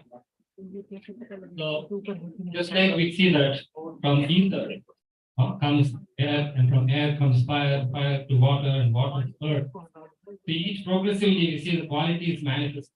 For example, ether there is only sound element, then it comes to air, there's a touch element, fire, there's form, and then water, there is taste, and earth, there is smell. But actually, what we perceive as this earth, water, fire, and these are also gross, and they have a subtle form also. So, because how can a quality which is not existing in the cause manifest in the effect? For example, earth has 5 qualities, and how can we say earth came from ether, which had only 1 quality?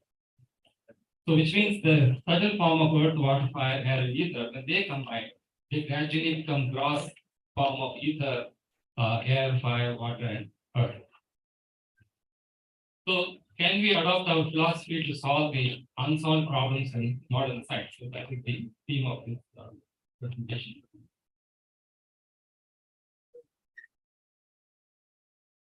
So let me look at some of the inspirational quotes. It's a very important chapter of the Bhagavad Gita. Where it says the Sankhya Yogam Itatpala Pravidanti na Panditaha Ekam Astita Samyak Ubayor Vindati Phalam. Only the ignorant speak of devotional service, Karma Yoga, as being different from the analytical study of matter and Sankhya.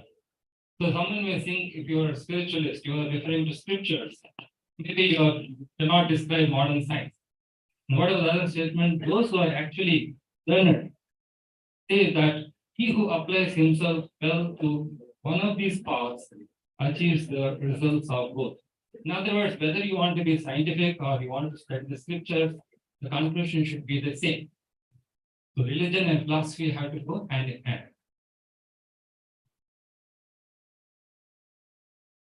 If Sankhya prapyate anam tad yoge api gamyate ekam sankyam cha yogam cha yah pashyati sa pashyati. One who knows that the position reached by means of analytical study. So analytical study means we want to be rational, we want to study this word. It can also be attained by devotional service, by studying the scriptures, following the saints, and who therefore sees analytical study and devotional service to be on the same level, sees things as they are.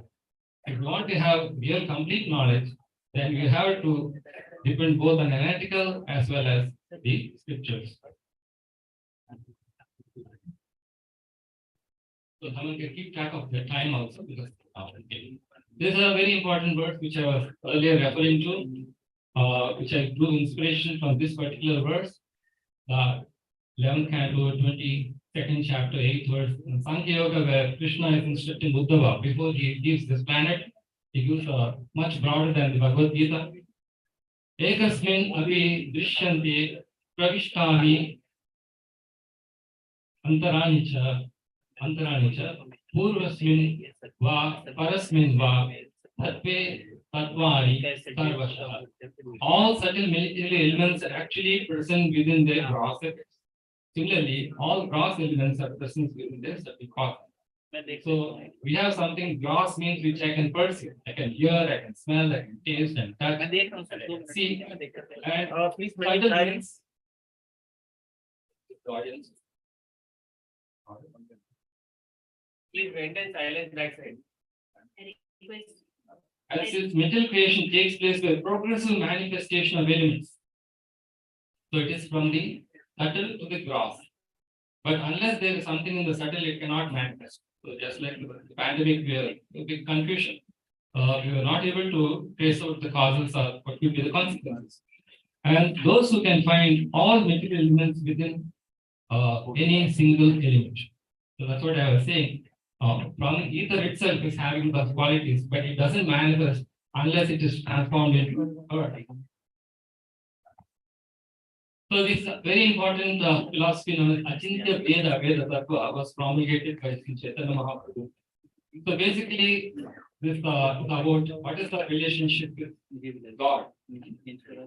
Are we one or different, or simultaneously one and different, or inconceivably one and different? So there are many philosophies, but this philosophy can also be applied to the material elements, because the material energy is actually the energy of the Lord. And it also has inconceivable properties. Just like we say, an electron is both a particle and a wave. But how can it be simultaneously a particle and a wave? So that is also due to the Achintya Shakti. And Achintya means inconceivable but true.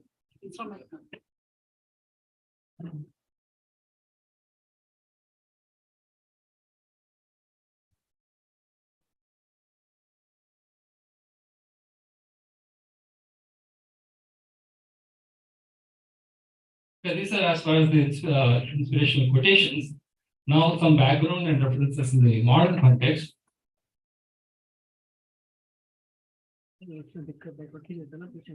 Okay, move the slide, please. So this was my papers which inspired me. List of papers by Dr. Ravi Gomathan, and he has done very pioneering work. I got introduced to him about 30 years ago when I was in IIT Bombay, and I've been thinking about this topic very deeply during the pandemic. Of course, we lost many valuable things, and it was a big blow, but it's also a good opportunity to move forward in life. Next. So these are some useful videos on big data analysis. Why physicists are not able to understand quantum mechanics, although they are used, all the technologies are derived based on this quantum mechanics, still the interpretation is daunting. And I'm going to introduce about imaginary numbers. Imaginary numbers have been existing for nearly 2000 years. They have been, in between the people dismissed it, saying that it has no physical significance. But again, it came into prominence about 500 years ago. And particularly 100 years ago, Schrödinger was able to propel this field of quantum mechanics because he used this concept of imaginary numbers. So there's some more video about how the equation was involved and what is the current level of debate in quantum mechanics and where is it going. Next. So let us look at René Descartes. He was a 16th century mathematician, philosopher, scientist, and he proposed this theory of re extensa and re cogitans. So whatever we observe, supposing I hear some sound, it has a range of frequencies. Similarly, I see something, it's a range of colors. Or I smell something, it's a range of odors. Or I see something, again, temperature, we touch something, touch is based on the temperature, that is also a range. And we hear, that's also a range. So like this, it's known as extended substance. Whatever we observe in this world is having an extended presence. Supposing I ask what is the exact position of this tape, if you're a mathematician, you will try to say what is the center of gravity X, Y, Z. But we know it is extended. You cannot exactly say it is at this point. It is spread. Then we have what is known as res cogitans, unextended thinking substance. Can anyone point and tell where is our mind? So all the objects we perceive, all the experiences we have in this world is not possible unless we have a mind or a conscious person. But where is the mind? Can anyone locate? Although we say it is maybe brain, but can we exactly pinpoint it and say where the mind is? No, because some animals they do not have even a brain in terms of the physical brain. So his why this philosophy was proposed is at that time, if you deviated from the Christian scriptures, you were condemned to death if you spoke anything against the scripture. And so he was trying to instigate this that yes, scriptures are talking about something which you cannot experience. So why do you depend on scripture? And if you say no, I will try to understand the world and develop my knowledge, then also it's very subjective. For example, if I ask all of you to describe what you're observing here, you are sure that of course there may be some common points that definitely each of you will come with some differences. So this means that knowledge acquired through our direct perception is subjective. So then how to make it objective? So similarly, it's possible that if you are studying scripture, each one will understand the scripture differently and it will become subjective and therefore there can be a division. One person will go one way, another person one way and argue and this go on ever. So how to make it objective? So there's something called quantum mechanics has two important concepts of superposition and entanglement. So what is superposition? Supposing if I want to describe this object, first I have to explain how it looks. Maybe the color is black, or I can say it weighs maybe 100 grams. This is the weight. Or I can smell it and say, for this flower is there, I smell it and say this fragrance is like this. Or I describe it in terms of the sound it makes. Or like this, there are 5 perceptions we have. I can describe this quality. But how can a machine recognize this? Like, try to measure these 5 properties. As a human being, immediately I can judge. If I see an apple, I know what its taste is, what its color is, what its smell is, what could be its weight. And all this human being, I can perceive immediately. But if I want a machine to recognize these properties, it can do only one at a time. I can have one machine for detecting the weight, one measure for detecting the color, one measure for detecting the odor, but I cannot devise a machine which can simultaneously measure all these properties at once. But this is the concept of superposition, where if you make a measurement about this, you will only observe one property at a time, but not. Or another example is there of the elephant. 5 blind men were trying to understand an elephant. Each one perceived differently. They saw touch the tail, one touched the leg, and one the belly, and the ear and trunk. So they came to. But then how do you put across, combine this information? And that is the concept of superposition. The next.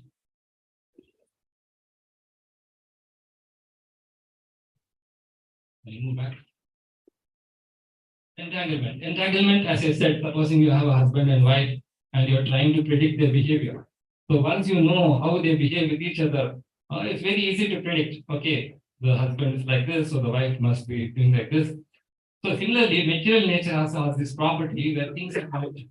So if you carefully look into material nature, you can see the connection and you can predict the behavior, even though it is far, far away.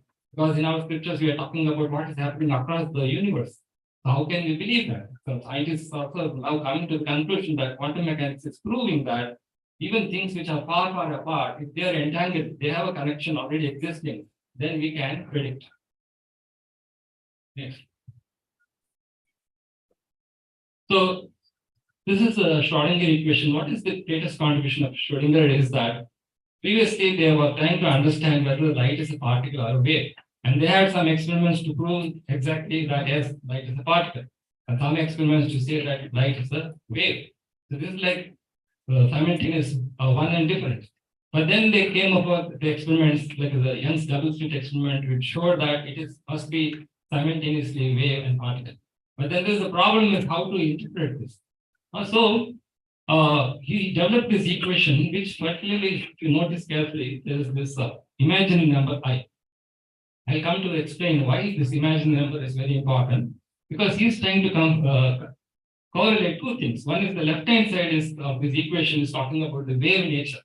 For example, h into the angular momentum is giving the energy due to the, you assume it is a wave, then its energy is given by h into frequency. And if you assume it's a particle, then you have to use the right-hand side of the equation, which is saying that it has kinetic energy, it has a potential energy. So these are two forms of energy. So to combine them, then he had to use this imaginary number, because earlier they used to have wave equations, but they were non-linear. So, but he wanted to linearize it, and that was possible only because he used this imaginary number.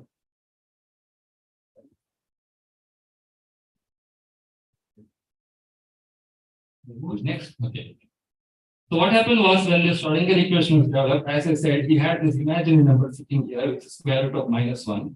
But he was not happy because he could not give a physical significance. Any number is there, I say 10 or 12 or 0.1 or 0.2, I can measure it, I can devise an instrument to measure it. But how can I devise an instrument to measure imaginary numbers? So then what was one suggestion was, maybe you can multiply this complex number by a complex conjugate and get a real number. But of course, it solved the problem, and all the modern technologies based on quantum mechanics are based on this conversion of that complex number into a real number. But it led to loss of problem of interpretation, because the complex number has a physical significance. You can understand, just as I said, two complementary things. I come to that again. How we analyze in a complex way. We think we are realists, but actually we understand things in a complex way. So this was the main drawback in the sense in this approach, that they tried to convert a complex number into a real number, and this way they lost valuable information. Next. So a lot of debate was going on, although a lot of technologies are being introduced and it was going much ahead, the philosophy was going behind. It was not able to match up with the technology. And people thought, doesn't matter, we don't need to know how it works, as long as it works. Nobody knows how the mobile phone is working, but as long as I can use it, and very good. Nobody knows how the vehicles are moving, but we use the vehicles. So there was some opposition, or there possible interpretations to the equation, his own equation. It came up like many words interpretation. Then Schrodinger came up with this problem, was known as the measurement problem. Because at the subatomic scale, you are observing phenomena which makes it appear as a wave sometimes, as particle sometimes. But in real life, we don't see things like that. We see only particles. We don't see waves move. Although we are using all these devices because of the waves. But I don't see waves in front of me. I see a person sitting here, an object here. I don't see a wave. But when you say atomic side, you are seeing it as both wave particles. So how do we reconcile that? So that's what he termed as a cat paradox. Cat means I can visibly see a cat and say it's either there than other, but I can never say it is simultaneously there than another. But an subatomic particle, we are saying it is simultaneously in one place and not in one place. Okay. So this was the Bohr-Einstein debate, that Einstein argued that this quantum mechanics which you have proposed is incomplete for two reasons. One is the mathematics is incomplete, and the interpretation also is not sound, because any mathematical theory you have, you should be able to explain it with the physics. It should have, I have to demonstrate it. But then Bohr said, no, it is like that. You have to use complementary things. Just like if you want to, like you accept the wave and you have a particle, sometimes you accept it as a wave, sometimes a particle, then don't question beyond that. It's the problem with the language. So that's where it ended. Next. Now, Einstein is two students, Podolsky and Rosen, they brought up this argument against basically the quantum mechanics people are saying that it's all probabilistic. All things are happening by chance. And that's how we have to use probability and predict things. Supposing if I ask you whether it's rain or shine, you will try to only predict. Nobody can accurately. Of course, they are quite accurate, but still, you think they see that things are probabilistic in nature. So he questioned this, that maybe there is some binding law in material nature, which we don't see it, but it must be there. If it's not there, definitely it cannot happen. Although, just because I do not know what is the underlying binding laws, doesn't mean there is no law. So he gave some thought experiments, and that's what this paradox is about. But then, in the next one, they try to find out whether this is really true. Whether the nature we are observing is a chance event, everything is happening by chance, something which can predict it, something cannot predict, or everything is well defined. In other words, Einstein said, does God play dice? Which means Do you think God is playing dice and chance, everything is happening by chance? No. So they developed some mathematical equations and some experiments to verify this. So that was the basis for the Nobel Prize, which is awarded recently in 2022 for physics. Three people, Alan Aspect, John Prosser, and Anton Zeilinger. They tried to show by experiments and logic that things are happening by chance and not by cannot have a hidden variables or then there is nothing mathematical. Next. So just have a quick look at this formula. So here you see they have some, they're actually defining the probability of occurrence of some events. And the sum of the parts should be greater than the sum of the whole. Anyway, so here is they're assuming all real numbers. As I said, whenever I measure something, I express it in terms of real numbers. Nobody measures anything in terms of complex number. So when you use real numbers, it will neatly fit into this equation. And whatever experiments are based on the understanding that the events are based on real numbers, will either you can say it violates or doesn't violate. So they came to the conclusion that this equation is violated, and therefore things are happening by chance, and that's what quantum mechanics is. Next. So this is the Nobel Prize. So experiments are successful. That doesn't mean you need a theory, but it's a highlight. Next. But then Lord Kelvin was there 100 years ago. He said that unless you are able to express something in terms of numbers, supposing I say you made a profit or a loss, unless I show it in terms of figures, some numbers, my explanation is not complete. So this was the, before even the Schrodinger equation of quantum mechanics could develop, he said that anything you explain physically, you have to justify it with some mathematics. Next. So this recent paper in 2015, a person has analyzed what are the 10 biggest unsolved problems in physics. He said there are many more, but then he focused on 10 important problems. So then what is the conclusion he has reached? Next one. So he's saying that here is very important. That my own private crystal ball tells me that several of the great mysteries are not independent. In other words, there may be so many mysteries, we may say, but ultimately they are all related. They could be and must be solved simultaneously. It means there is a universal theory. Even scientists are looking for a universal theory. Can we have a theory which explains everything?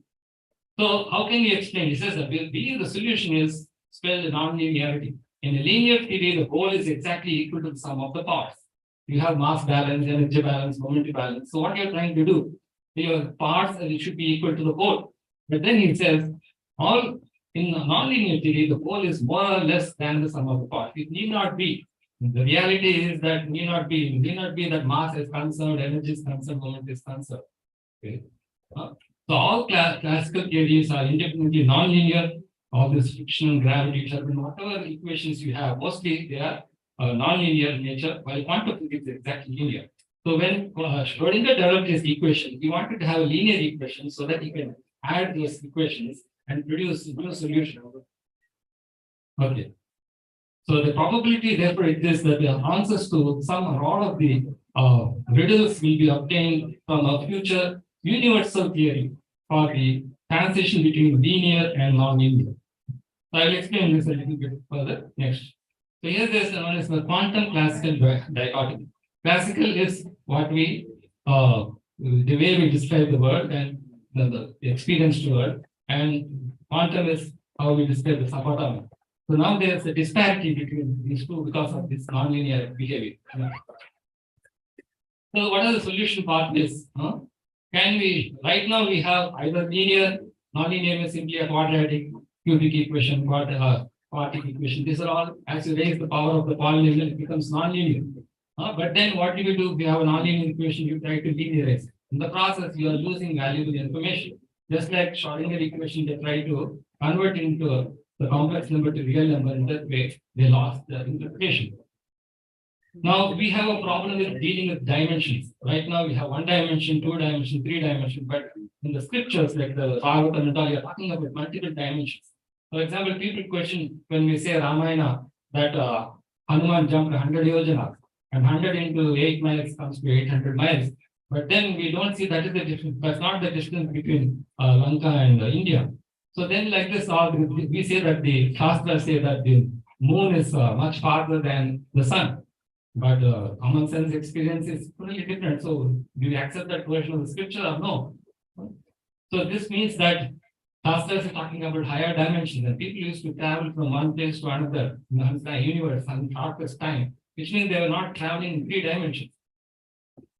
So can we explain all this using complex and particularly meta-complex numbers? So that is the challenge we are taking up next. So how much time do you have? How much I have got? 10 minutes, 10 minutes. Okay. Yeah, let me plunge into the main part. Now, suppose someone sees this 3 letters C, A, and T. Supposing a child has never learned the alphabets. So for him, it is a design. He's drawing. He's seen some drawing. You can see shape, this shape, and this. For him, it's just drawing. Or a person doesn't know English, it is just some design in black and white. And what about a student who's in the kindergarten? He will start reading it as C, A, and T, but he cannot join those 3 letters and say it is a cat. Going further, a person can say it is a cat. But then if you ask a student who's preparing for his entrance exam, he will say it is common admission test. Other person in the computer field, he will say it as computer aided technology. So like that, the experience is the same. All of the people who came to this conclusion, all of them are only seeing C, A, and T. But when they see, they are using their imagination. All of us right now, when I am talking also, each of you are having your own private imagination. You're trying to understand it in your own way. So this imagination always there when you are perceiving objects in this world. So then how do we come together? So let us say none of the people in the audience are talking about it. So then we all go out of this conference, then we come to different conclusions. But then how to bring together when we start expressing it in terms of language? Right now I'm speaking in English language where you could probably understand at least something about what I'm saying. So language and imagination both helps us to interpret something. So that's what I said over here. So can we say that, first of all, I told there's a superposition and there's an entanglement, which means 2 things are always related. So can I represent that relationship using this A1 and B1? Just like I see a man and woman sitting each other, either I can say they are not related, or I could say they are husband and wife, father and daughter, boyfriend, girlfriend. Also like this, although my experience is the same, but the conclusion can be different. So can we say that, yes, I observed the boy and he has these qualities, and I observed the girl and these are the qualities, and they could have many types of relationships. So this can apply to all the objects around it, just like I say, different people can combine these 3 letters and come to different interpretations. So should we represent all this using a complex number to better represent the reality? Next. So this is another interesting example given for artificial intelligence. How do I make a machine understand human language? There's an example given here. The statement is like this: I saw the man on the hill with a telescope. This is a statement. But then this can be interpreted in 5 different ways. So there are always 5 interpretations are given. Either the person is holding the telescope and is on the land, and on the hill the man is there, or the person is using the telescope is on the hill and the man is on the ground. So like this, there are 5 different possibilities.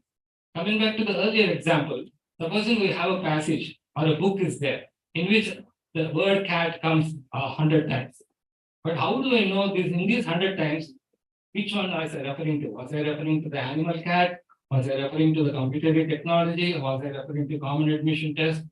So if you say the probability of the occurrence of the word cat is 0.1, that is misleading, because in those 100 times out of 1,000, maybe sometimes I use the word cat to mean the animal, sometimes I use to refer to a admission test, or sometimes I use it to refer to the computer technology.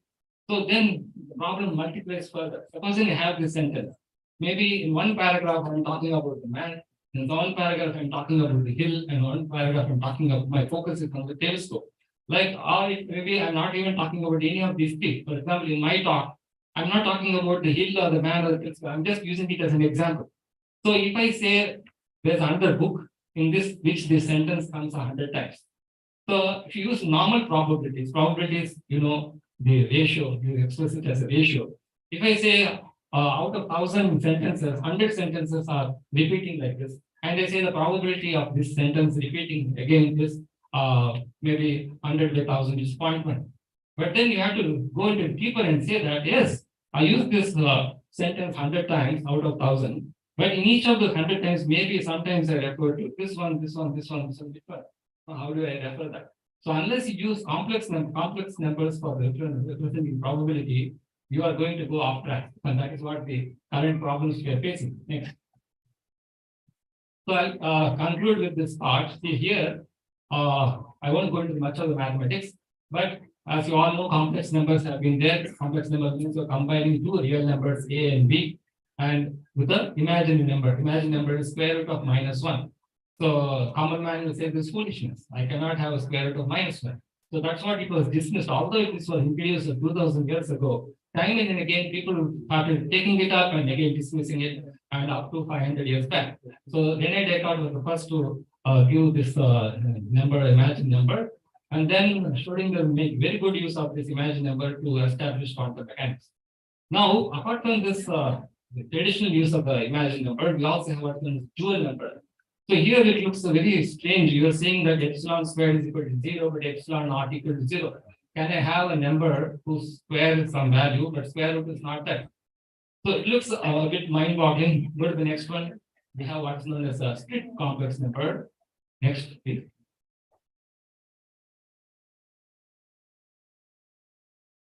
Next. Here again, we have a split complex number j squared is equal to 1, but j not equal to plus or minus 1. Normally in mathematics, we are taught if j squared is equal to 1, then j is equal to plus or minus 1. But why are we defining like this? Because it has a physical significance. Sometimes we are multiplying two numbers or some phenomena, but the result is not matching with the product.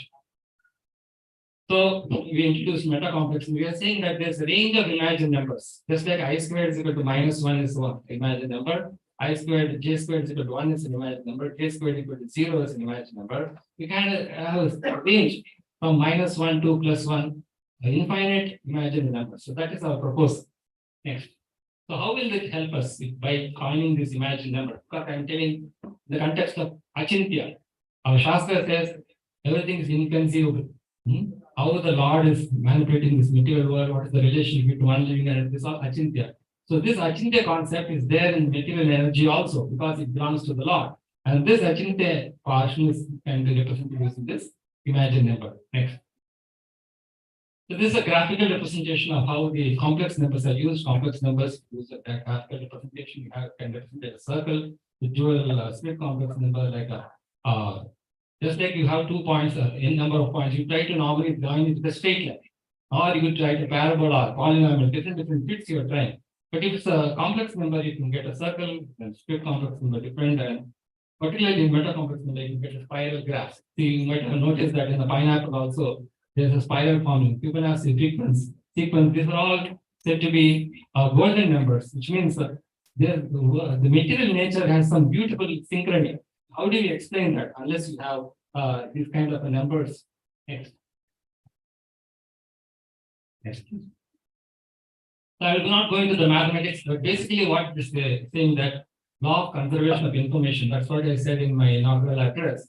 That we say mass is conserved, energy is conserved, moment is conserved, but we come across many times the reality is not that. Of course, in the study, but if you go to the reality, it is not conserved.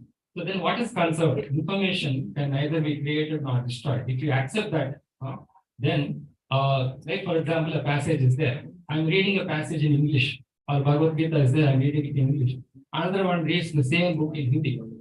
They are simultaneously one and different. Simultaneously one in the sense the context is the same, the message is the same, but different in the sense that the language is different, the text, the symbols I use are different. Next. So then we have, if you want to describe reality, either you say this is the one event is followed by another event, which means the second event will not happen unless the first event has happened. Supposing you are having a child means you should have had a relation with a man or woman. So which means the child cannot be produced unless something happened before. So which means these are dependent events. So can we represent that using this mathematics? And some events may be totally unrelated. So then next one. So that's represented by that independent events or parallel events.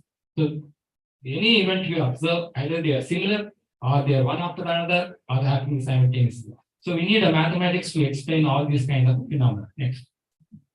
Okay, next. Quickly go. So these are some mathematical identity. Just go back to one slide before. So this is the crux of my problem. We have x minus a, x minus b. This is the non-linear equation. It's a quadratic equation. But let us say I convert this into the other form on the right hand side. So what's happening? I'm converting into the square of some linear relation. So if the left hand side is 0, then if the right hand side becomes linear, just I have to find out x is equal to a plus b I m. So it's easier to convert the non-linear equation to a linear form if you use imaginary numbers. So that's the crux of my next. Next. Okay, this is how to go from explain something in higher dimensions using lower. Yeah.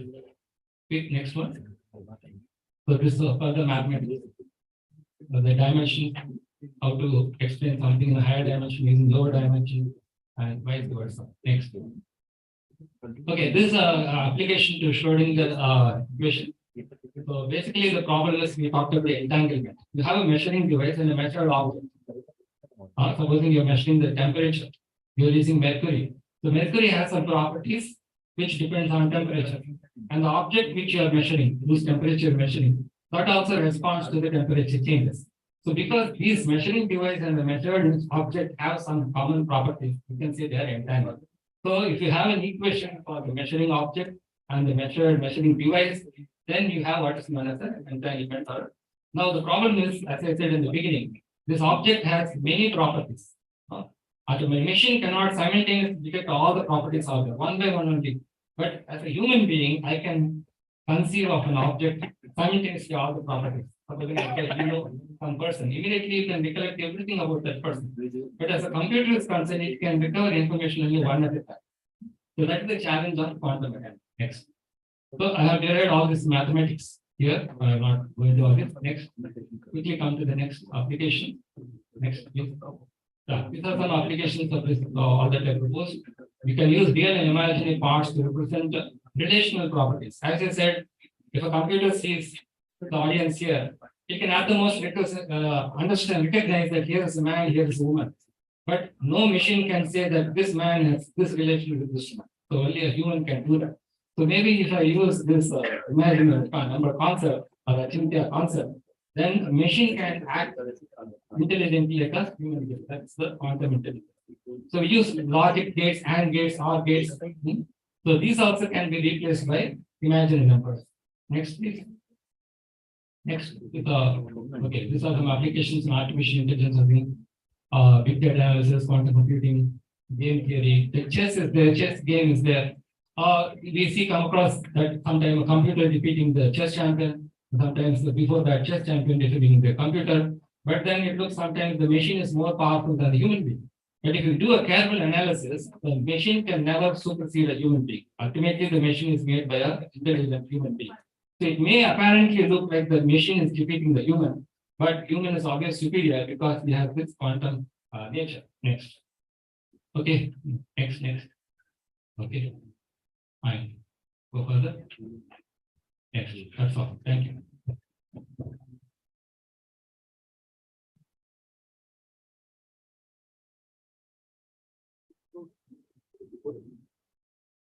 So we can have a couple of questions. Just please limit yourself. Very short questions only.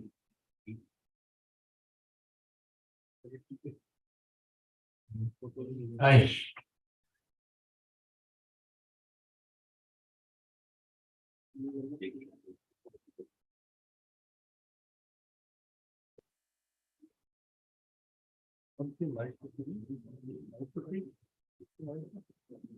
Thank you, Dr. Srinivas. This was a wonderful talk. So my question is related to the very basic. We started with the Bhagavatam verse, the 11th canto, the cause and effect relationship.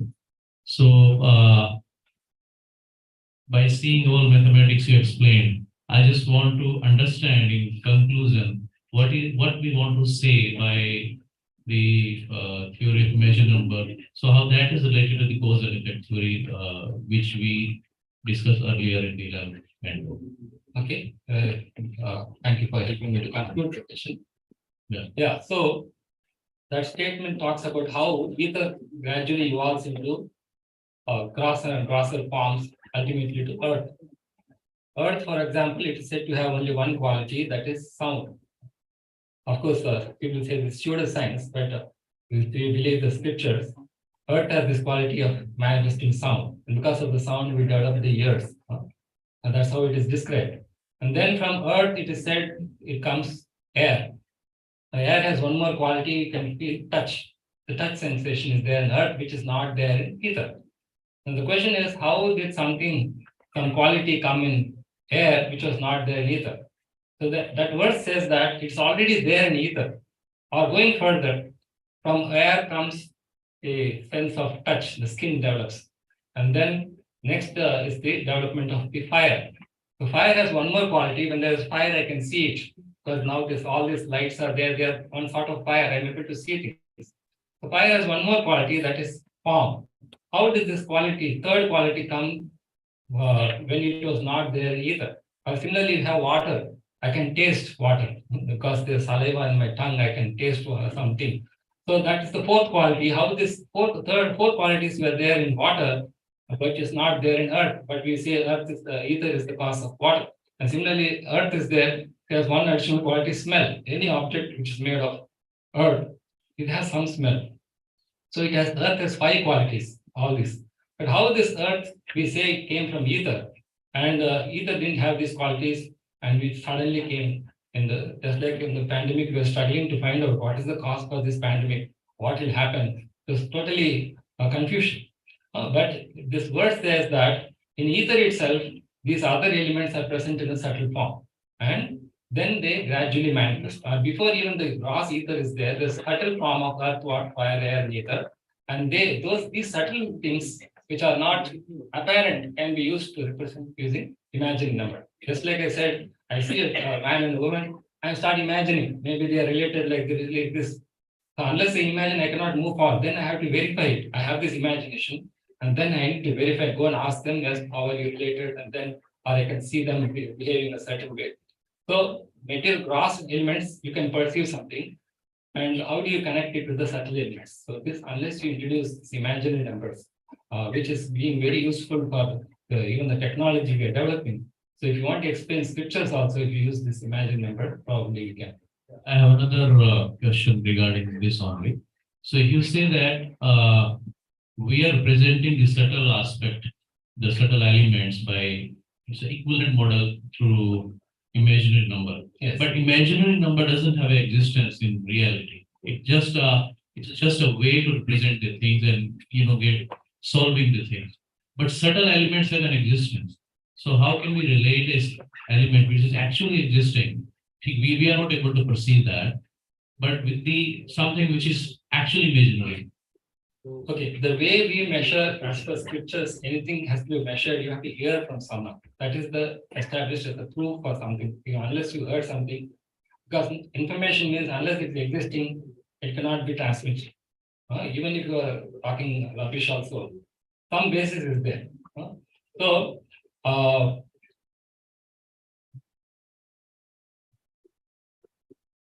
repeat your question. Yeah, my question is, so we are comparing two things.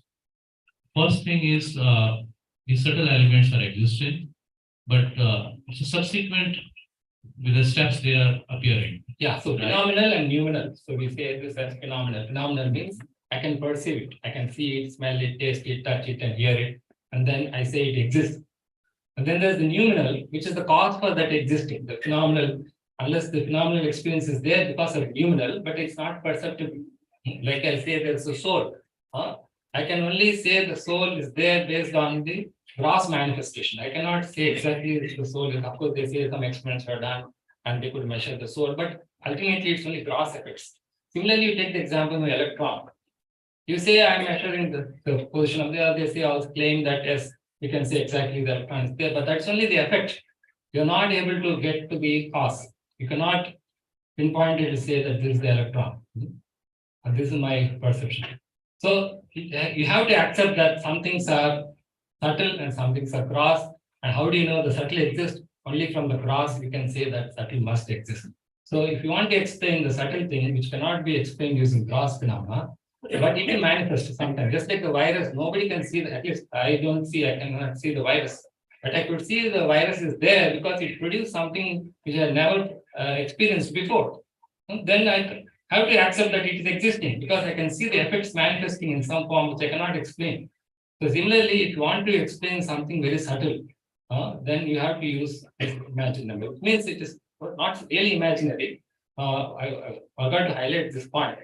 Maybe the world is using complex numbers only. We normally try to explain this world in terms of real numbers. If I ask you what is the money in your bank account, I don't say it is A plus BI. I say this much money is there. Or if I ask you what is your temperature, I don't say it is 10 degrees plus something times I. But this objectivity is possible only if you use that example I used, the probability is null. So if you want to combine the phenomenal and the numinal, you have to use the concept of imaginary numbers. Then only our understanding of scriptures will be complete and beneficial. Normally, we think the scriptures should be explain everything. If I say God is there, can you prove me God? If I say the soul is there, can you prove that soul is there? And if I say this, the people argue in college students, if I say that earth, water, fire, air, and ether, these are the elements, they argue. They say, no, 108 elements. So I don't accept this, all pseudoscience. So you cannot get complete knowledge unless you accept that knowledge is combination of both phenomenal and numinal, which means something is gross and something subtle, but the subtle is the cross for the gross. Thank you. Thank you. Yes, it's very true. So, for example, in the case of structural dynamics, we talk of imaginary numbers. Without imaginary numbers, our information is incomplete. Because in structural dynamics field, the imaginary number that contains the information related to phase. There is always, for example, we apply force, then the displacement will always have a phase difference. And this is maintained by use of imaginary numbers. So one last question. So it's not a question, it's just an expression that even in the electronics, no, when we use the propagation of the electromagnetic waves, so if we see the electromagnetic waves, if we model it with the equation, the imaginary part of the wave that makes it to propagate, and the real part makes it to die. So the imaginary part is more important than the real part. So that circular form is more important. That must be understood, and that is whole about the Sankhya philosophy. I think that will be more covered by the next speaker. Thank you. So thank you very much. The highlight of my presentation was Achintya Veda Veda Tattva, is proposed by Chaitanya Mahaprabhu. It says that things are inconceivable, and that is how it is driving the entire material creation. So if you use this imaginary number, we can make sense of what the scriptures are saying. Thank you very much.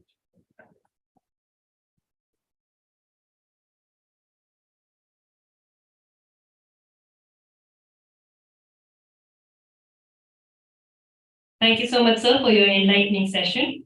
Before I call on the next speaker, I would like to make a special announcement.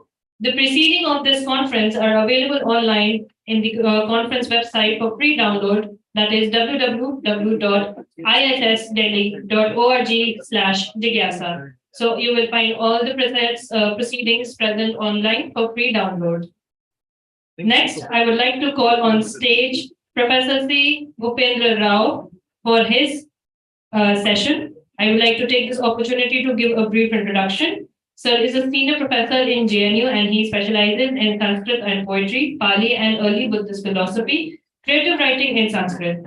He is the receptionist of Kadambari Award, Delhi Gaurav Samman, gold medal in Sanskrit from Osmania University, gold medal in Pali and Buddhist philosophy from BHU, and gold medal in Pali literature from Osmania University. We welcome you, sir.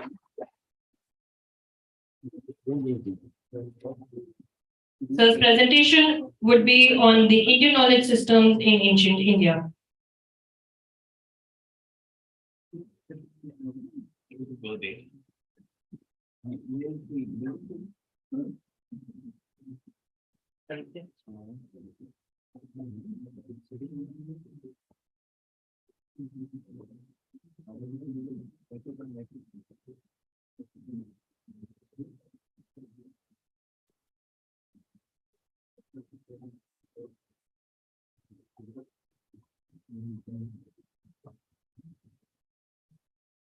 Mukam karoti vachalam pangum langhayati giri yat krupa tamaham vande paramananda madhava. Respected chair and all people who are sitting in front of me. Today, we are discussing the very serious topic, Indian knowledge systems. That's a basic topic here. I was thinking, listening to all these speakers, previous speakers, I was thinking that why we need to discuss this Indian knowledge systems. But whatever we are discussing here, that is only like a kind of introduction. We are not really discussing the Indian knowledge systems. Indian knowledge systems, like our previous Rajvedam was telling, while explaining how vast it is. So sometimes, as a professor of Sanskrit and Pali, I confuse, can we really make it, or just we are always talking about it in the conferences? Because for many people, these things are discussed in the conferences, but for me, every day we are discussing this in our classrooms. Whatever we teach, every day we are living in Indian knowledge systems. That is why I am getting this idea, confusion. Those with the youngsters sitting in front of me and scholars, can we really do this Indian knowledge system? Because just discussing about the Indian knowledge systems is not enough. After that, like we say in Upanishads, Atmavare Shrotavya, Drashtavya, Mantavya, Nididhyasitavya. First you have to listen, and then you have to decide to take in Indian knowledge system, you have to learn them. And you cannot learn all Indian knowledge systems because it is like ocean. You have to choose any one subject. But who is doing that seriously?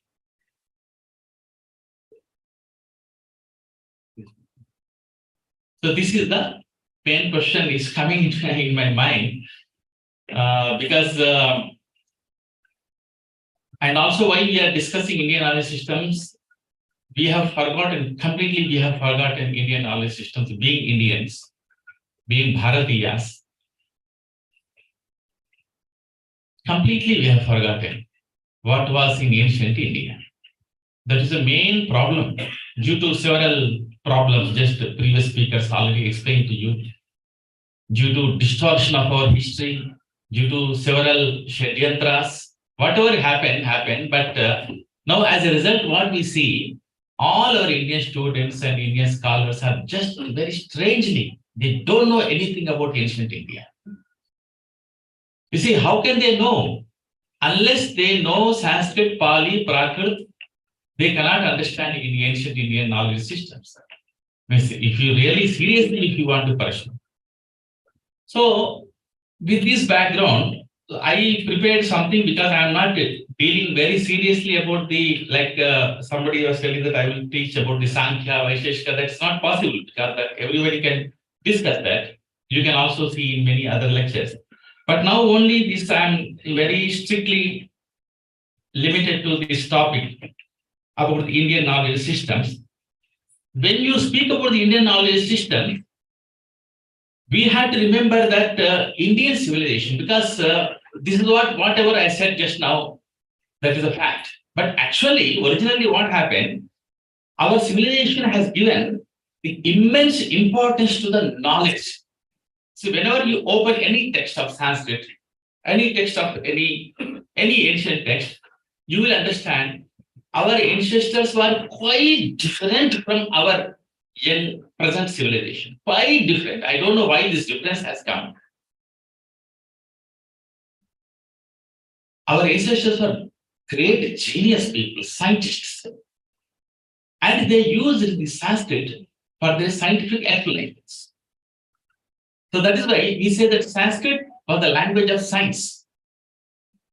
But now you see, can anybody accept this? If I say now from here, you may accept this in conference. But after my problem is after the completion of the conference. Can anybody think about these things? Can anybody think about, did you see any time that somebody is discussing about Vedas, Brahmanas, Aranyakas, Upanishads in city bus or somewhere in metro? No. We all have some different problems now. You see, like Shankaracharya says, Udara nimittam bahukruta vesha.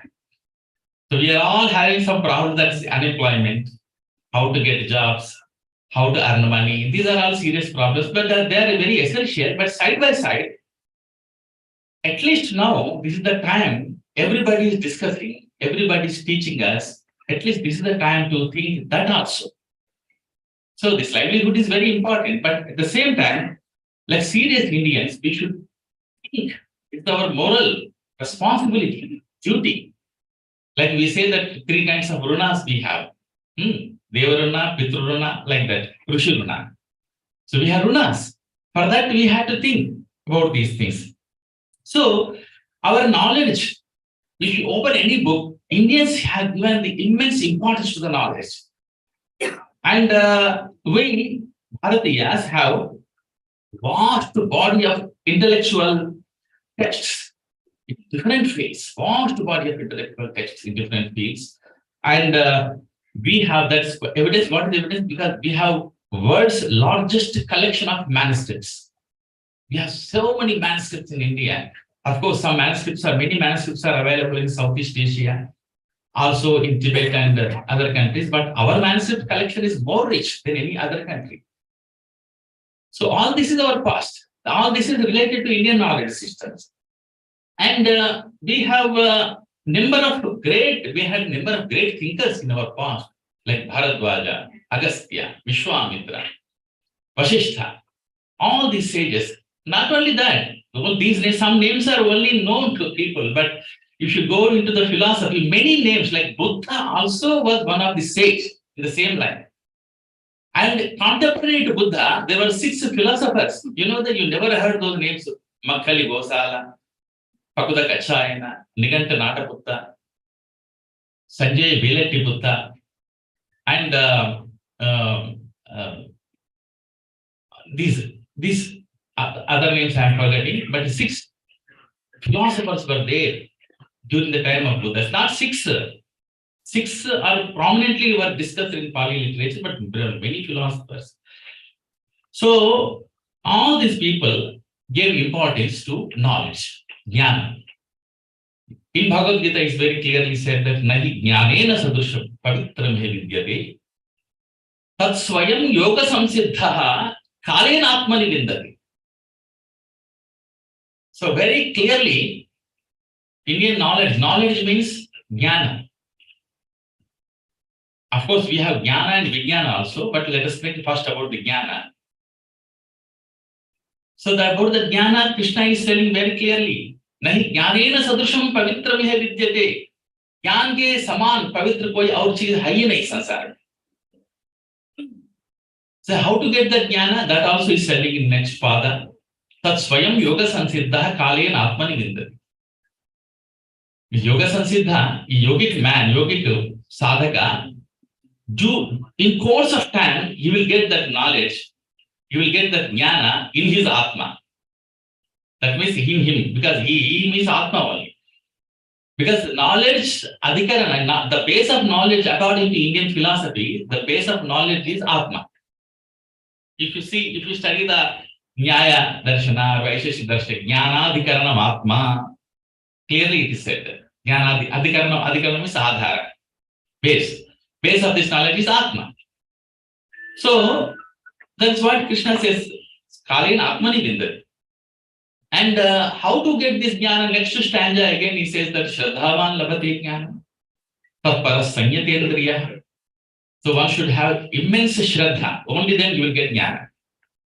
Otherwise, worldly people are actually what worldly people want. Now, what you all want, we are all waiting for the lunch actually. So, worldly people want happiness. Lunch this is our general people, our worldly people's attitude. So, you live like worldly people, but if you want to do really a great achievement, that means Shraddha is needed for the jnana. So that is jnana. So because that jnana is very, very important. Because what is jnana? Jnana is something different from vijnana. Jnana and Vijnana. And that also comes in the Bhagavad Gita. Jnanam teham pravakshami. Savijnanam. Jnanam teham pravakshami yad jnatva. Like that it comes. Jnanam, Vijnanam, both are coming, but actually the difference according to our Sanskrit literature. Because these interpretations are different for this Jnana, Vijnana also. But the popular interpretation in Sanskrit, what happens? You see, Jnana means the ultimate knowledge. The ultimate knowledge. मोक्ष में बुद्धि लगाने का ज्ञान जो है, everything is ज्ञान. मोक्ष में बुद्धि का लगाने वाला ज्ञान जो है, that is ज्ञान. That is what said in मोक्षे धीर ज्ञानम. मोक्षे धीर ज्ञानम अन्यत्र विज्ञानम शिल्पशास्त्रयोः. Very clearly, Amaragosha, the Nigantu means dictionary. Sanskrit dictionaries are, you see, everything. If I start about this single line, your Bharati Jnana Parampara starts. It needs a lot of time. You see, when I say dictionary, Amaragosha, how it is? Our dictionaries are amazing. And my paper shuru kiya hai nahi, but there are so many things are coming. You see, how our dictionaries, they are all prepared in metrical form. Do you know this? Many people don't know this. I know very clearly because we are dealing with everyday students. We know everything. We ask, nobody knows many things. You see, dictionaries. Now you know Oxford Dictionary, Cambridge Dictionary. This is not our tradition. We never prepared dictionaries like because this is very, very. You see, whenever you want some word, you have to go and you have to open and see. Lot of time is needed. Even in the internet, suppose even if you have e-book, you have to. First, you need internet, you have to open and see. But our dictionaries are in memory. Immediately. You see, whatever I am saying in memory. I said, no, mokshe dhir jnanam anyatra vijnanam shilpashastrayoः. I have dictionary in my mind. So, entire dictionaries are written in metrical form and they were memorized. Not studied like this, not reference books, nowhere, only in memory. Everything was in memory. You should understand that in ancient India, our dharmika education means dharmic means this religious or spiritual education was not written. It was only through oral tradition. Vedas were Vedas, not only Vedas, Bhagavata, Ramayana, Mahabharata, all these literature were preserved, has been preserved through oral tradition until they were printed for several hundreds of years.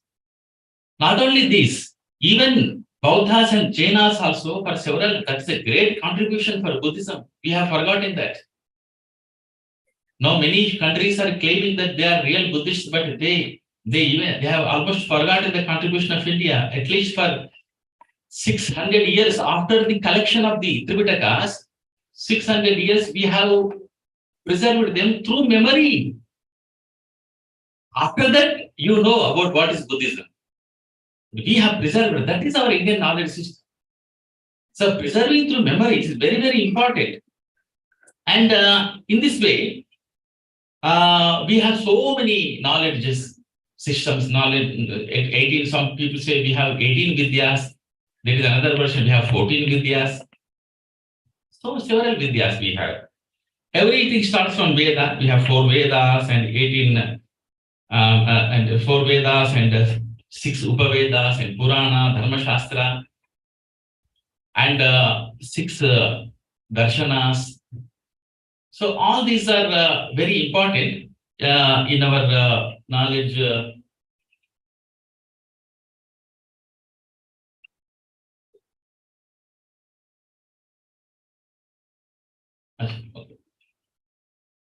So about the science, when you speak about the science, science is not essentially something new, because we think that science is new.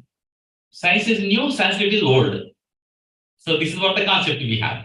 That is what I am writing. Science is not new thing, because science is a systematic method of continuing investigation that uses the observation, hypothesis, testing, measurement, experimentation, logical argument, and theory and a theory building to lead to more adequate explanations of natural phenomena. And then that is why we should understand that science was existing from ancient time. And then that is why we have this jnana, vijnana, these things, whatever. It is like a slide I am showing this mokshe dhir jnana manyatra vijnanam silpa shastrayo. It is said in Amara. And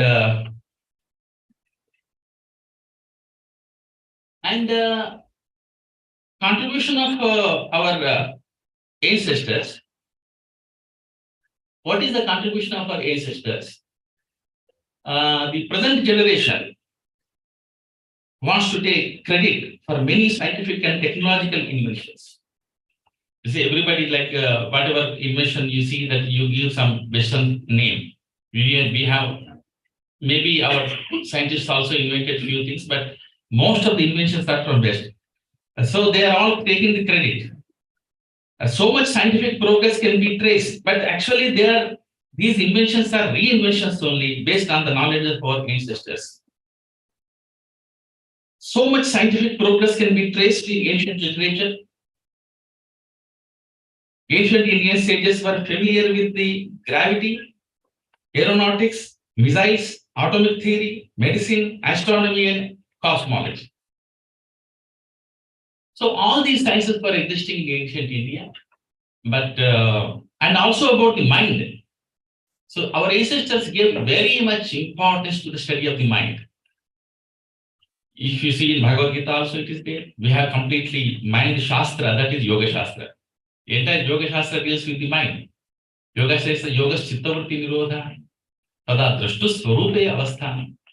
So not only yoga darshana, these things. Entire Buddhism, I say, is just standing on the yoga. Whatever Buddha said, that is yoga darshana. Buddha starts with the mind only in Dhammapada. Mano pubbangama dhamma, mano setha manomaya. Manasache paduttena bhasativa karotiva tatonam dukkam anveti chayeva anapai. Buddha says. So, and later on, whatever he says, chandanam chapalam chittam durakham durnivarayam ujum karoti medhavi usukaro vatejanam. This is all Pali. But same thing, like Upanishads and Bhagavad Gita are explained there. And that is another problem that is subtly we have to discuss. How we have forgotten the Pali and these things. And there was all misconceptions and language politics unfortunately started in India. Otherwise, Pali is also same like Sanskrit and ancient Indian language. We have to respect it, we have to study it. And the study of mind in ancient Indian literature could be considered as one of the most interesting subjects of investigation. Everywhere you will find. And in Buddhism, they developed a Yogacara school that is completely based on the mind. And there are some books like Bodhicharya of Shantideva, and amazing books. Tibetans, Japanese, they read this and they completely adopted this. And particularly in Tibet, Bodhicharya is very famous in Tibet. At least, I think nearly 100 Tibetan commentaries are there to single book, Bodhicharya. Southern Matpanchian also wrote a commentary in Tibetan. And we also already had commentaries in Sanskrit, like Prajnakaramati wrote Panchika commentary on Bodhicharya. Entire Bodhicharya completely deals with the Chitta, Bodhicitta. And this is all investigation of the mind. Ancestors gave enough attention to the study of mind. Mind can be our friend and our enemy also. So we say Manayo Manushyanam Karanam Bandham Mokshayo. So that mind is entire literature, Indian literature, I am saying, they gave importance to the mind, not the body. And our World Health Organization also, they have defined that definition of mental health, integrates the physical and mental health into the holistic scheme. The World Health, WHO now says that mental health and physical health is called integrated holistic health. That is was already said in Ayurveda. Prasanna Atmendriya Manah, Swastha Ityavidya. Ayurveda very clearly says who is Swastha, who is healthy, means Prasanna Atma Indriya Manah. Atma or Indriya Man just the prasanna hai. He is the swastha, not only just body. Such a big, very deep and definition. But this but World Health Organization says like this, but this integration in definition has not yet been achieved sufficiently in teaching and clinical practices. They just only understood, but it's not yet achieved. And why modern scientists are not aware of ancient knowledge, Vigyan? Why modern scientists are not aware about our ancient Vigyan? Jnana is, I'm not saying Jnana. Jnana is something, Jnanam, Mokshe, Dhir Jnana. That means Jnana is something to achieve, to that Jnana, which is helpful for the moksha, that is very highest, very high. But Vijnana only, let us think the Vijnana. This Vijnana, many modern scientists don't know ancient Vijnana, because they are not provided with the knowledge of our ancient sciences either in schools or in the universities. This is another big problem now. Entire Sanskrit curriculum. General people don't know Sanskrit. They don't know, minimum Sanskrit also they don't know. But those who are studying Sanskrit also don't know science. Because why? No single scientific book is prescribed with the syllabus in entire India. So that is why you see, I am thinking, I should know. People are talking, but originally, whatever is needed is not being done so far. I am telling you the fact, I told to even big people also in front of them, entire Sanskrit syllabus is not containing any single scientific. We are talking again and again, we are saying that all this system, but single book, Sanskrit curriculum में वो नहीं रखे अभी तक. There is no single book. What we have philosophy, we have literature, we have dramas, poems, poetry, all this we have. But Varaha Mihiras, Bruha Samhita, no. Surya Siddhanta, no. Even names also are not known by Sanskrit. Names also not known. Not students, even professors also don't know the names. So therefore, they think science is purely modern. We were never given this knowledge. That is why they think the science is purely modern, and there was no science in the ancient period. That is the consequence. In prehistoric times, science passed from generation to other generation, one generation to other generation in an oral tradition. For example, science in Vedas and Upanishads has transformed from one generation to other generation through oral tradition. There were no written books in those days. And you see, there are two important things here. See, I told that Vedas were not written, even Tripitas were collected, Buddhist Tripitas also were collected, oral tradition. That doesn't mean that ancient Indians do not know writing. We had the writing, we had the script. People were writing at the same Upanishad time, also later in Bimbisara's time also. We have clear evidence that Bimbisara wrote a letter. Bimbisara was a contemporary to Buddha. But this is very, very, again, the big problem, you see, when we speak of historicity, we don't know the date of Buddha clearly so far. But whatever existing date, if you follow, Bimbisara is a contemporary to Buddha. And Bimbisara wrote a letter to Pushkara Sati. So we have the writing, but still, Dharmika Sahitya was never written, that was only oral tradition. And after writing, so much collection of manuscripts has started. At least lakhs of manuscripts are there in India, and so many were destroyed in foreign invaders. You all know how Nalanda University Library was burnt. But you see, this is the wonder. India is really wonder. In spite of such burning and destroying, destruction, still lakhs of manuscripts are present. 1 crore. You see what kind of country we had, what kind of past we had. But again, same surprising that what kind of people we are now. We never know anything about that. This is also another wonder. Both are wonders. It's very strange for me. And when you think about the ancient sciences, Bhaskaracharya and his law of gravity. And Bhaskaracharya was a mathematician in ancient India. We all know that, and the astronomer who extended Brahmagupta's work on number system. Bhaskaracharya's mathematical works called Leelavati, Bijaganita are considered to be unparalleled works. In his treatise Siddhanta Shiromani, he writes on planetary positions, eclipses, cosmography, mathematical techniques, and astronomical equipment. Astronomical equipment also he mentioned.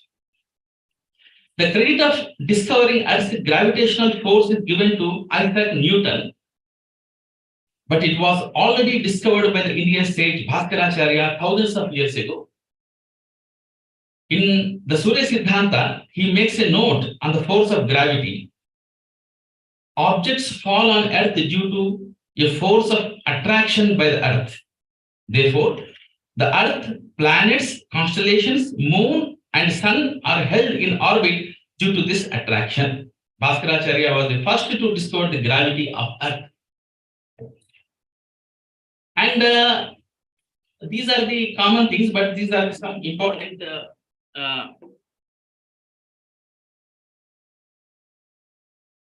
important things I am going to mention. Like the text of Hindu astronomy named Surya Siddhanta of Varahamihira is amazing and most important.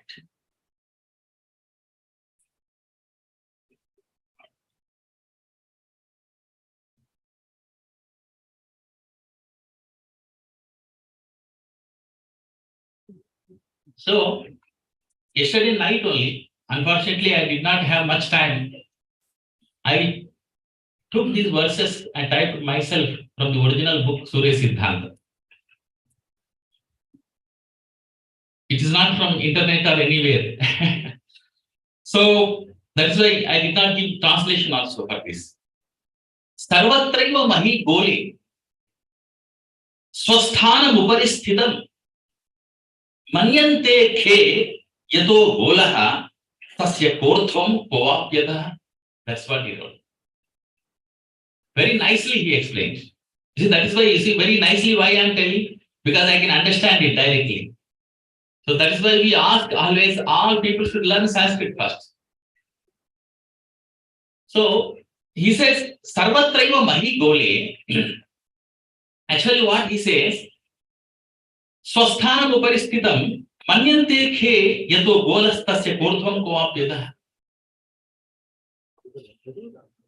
Everybody thinks is what actually in Surya Siddhanta, what Varahamihira says.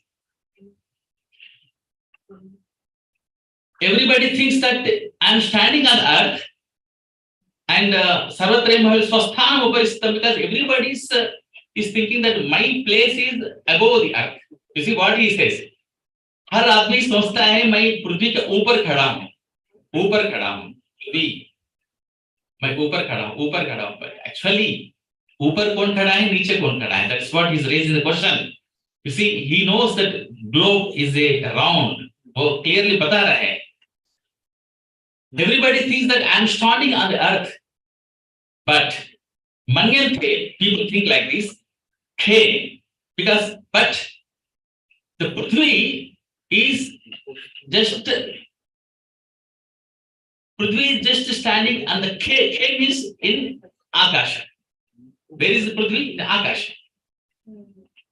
It is round. That is why Gola. Clearly he says this is a Gola, means Golakar mein, Golakar mein. How he found, just you Varahamihira, how Varahamihira knew that Prithvi is in Golakar. So these are all the questions. And he says that Prithvi is in Golakara, and it is standing in the space. People are thinking that they are standing on the globe and standing on the earth, but actually, which is up and which is down is this. If Prithvi is completely in Golakara, which is up and which is down? People are not aware of this. अभी पृथ्वी के ऊपर है या नीचे की ओर है, we don't know. Why we are standing like this? Because Prithvi has a gravitation. That's what I said in previous class. And then nanu iyam bhuhu samadarshakara pratyaksha katham golakaridya. Now then he is putting a question. How can you say that this earth is in round like gola? You can see earth very clearly. It is like a plate. You know, a Maidan jaisa hai. How can you say it is gola? That's what he's asking in this. You see, he's putting question himself. Nanu iyam bhuhu, this earth, samadarshakara. Samadarshakara means equally it is standing. Pratyaksha means we see that it is completely flat. Flat, we can see clearly. Katham golakara, how it is globe? Then he is giving reply. Alpakarataya loka. Alpakarataya loka. Swasthanat sarvatomukham. Pashyanti. Vrittam apyenam chakrakaram vasundhara.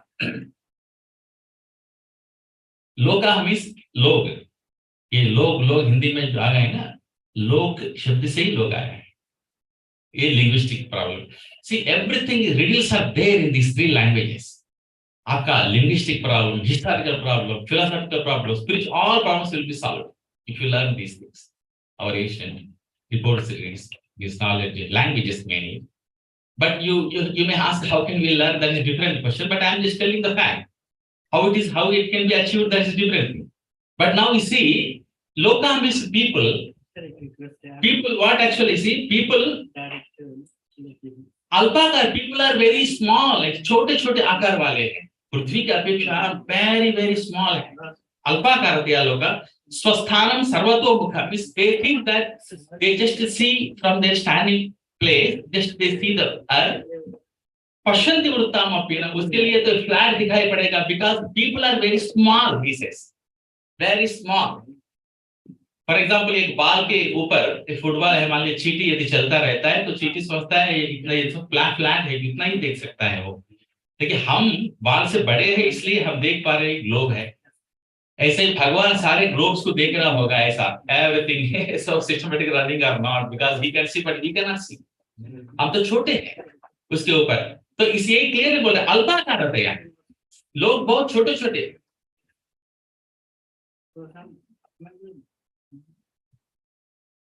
लोग छोटे आकार में है. That's why they cannot see the biggest आकार. That's very clear. This is all science. This is why I am reading stanzas and explaining to you. Directly you can understand science is there, science is there. See, like this we have in ancient scriptures. So, alpakarate log swasthana sarvatomukha, they see the entire globe from their place, and that's why they see only flat. Earth is like a flat. But actually, vrittam, but even though it is a globe, vrittam apyenam, vrittam is globe.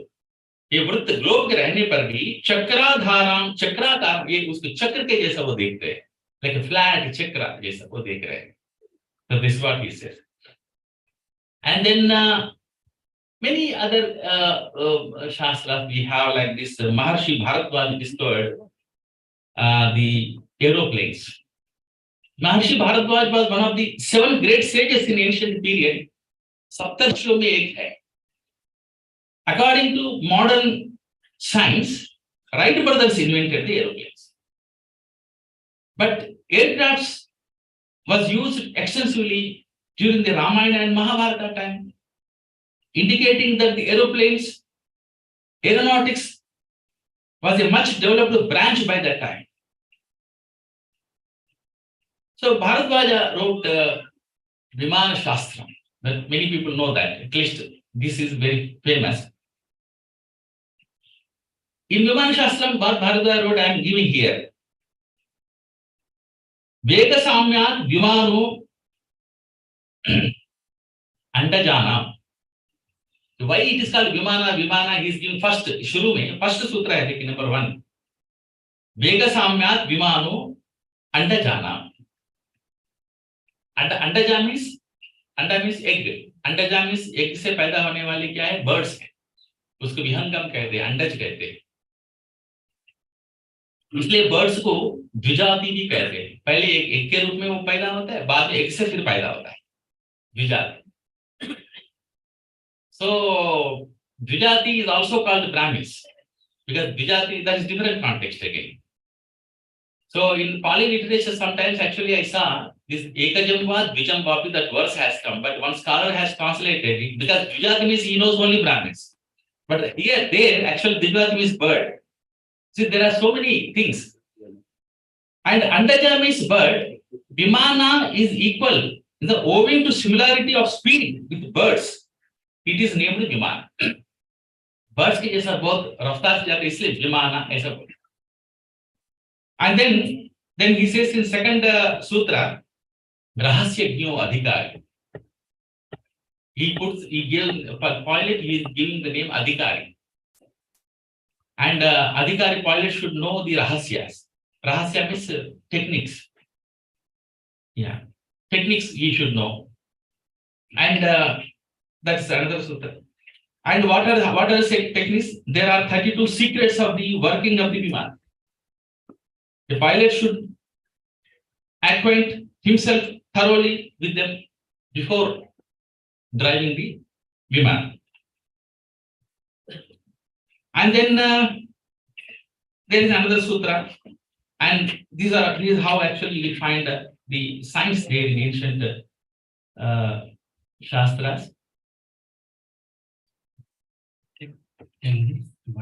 Yeah, and I think better I should complete now because it is so many things are described in this. We don't have much time. This is but whatever I wanted to convey, I have conveyed to you. I am not so eager to present because so many slides are there. So, but whatever I wanted to convey, the important message I have conveyed to you.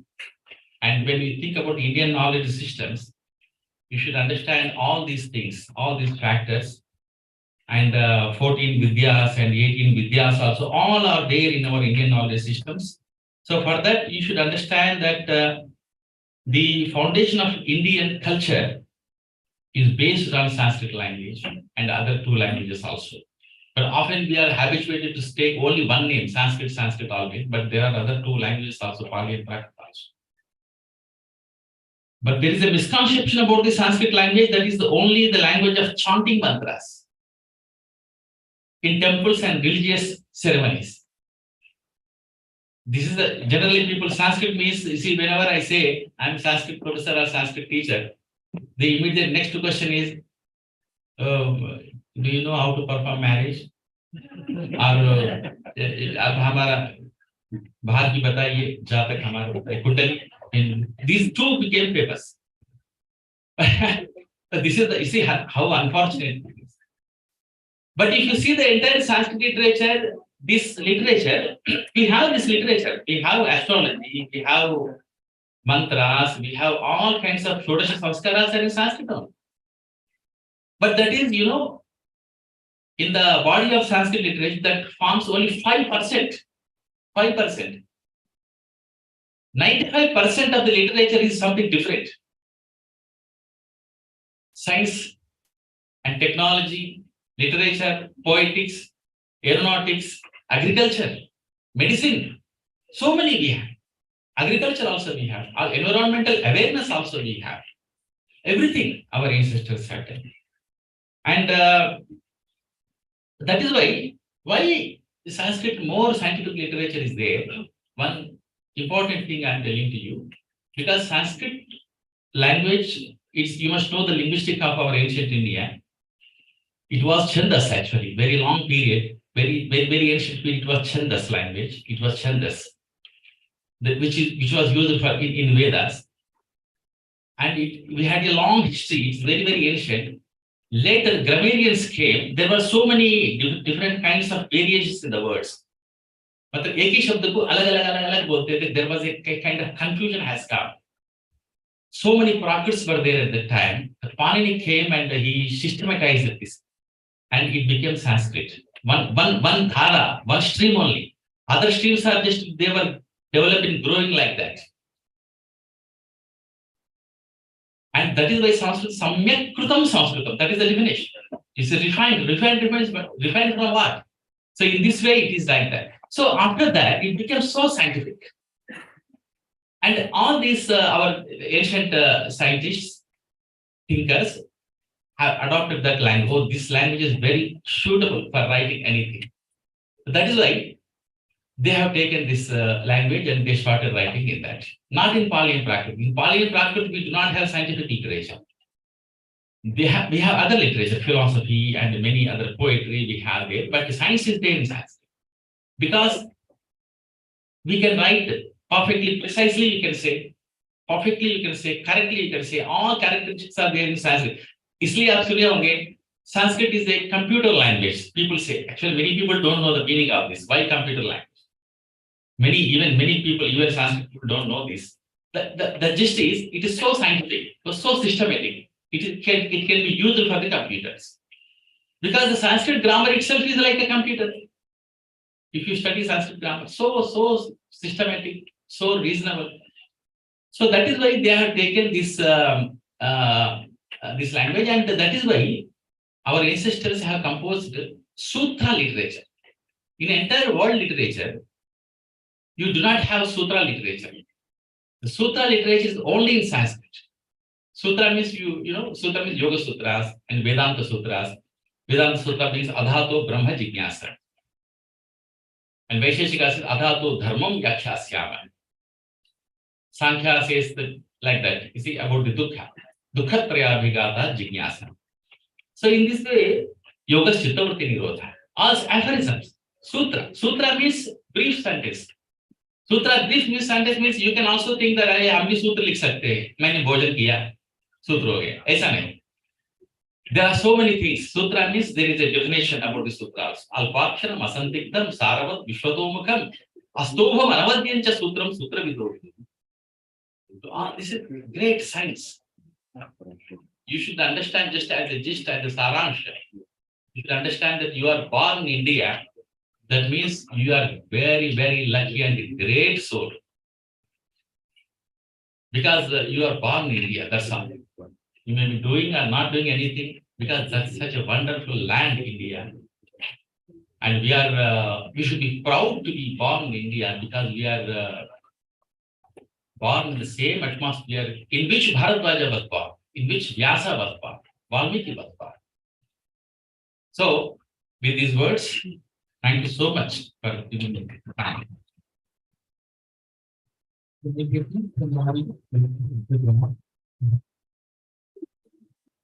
Here and it is online.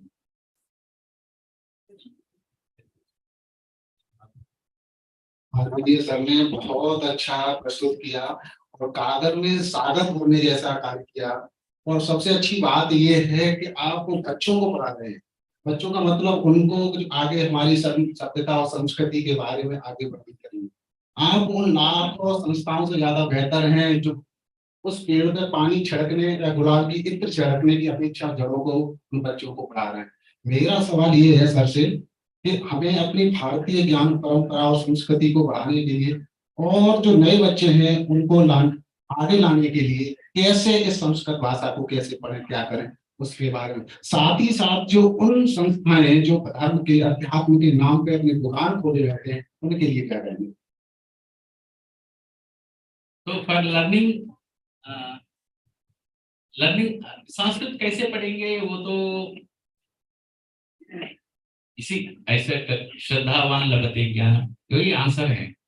Because many people ask how to learn Sanskrit, कितने दिन में संस्कृत सीखेंगे, this is another question people ask, कितने दिन में हम संस्कृत सीख सकते हैं।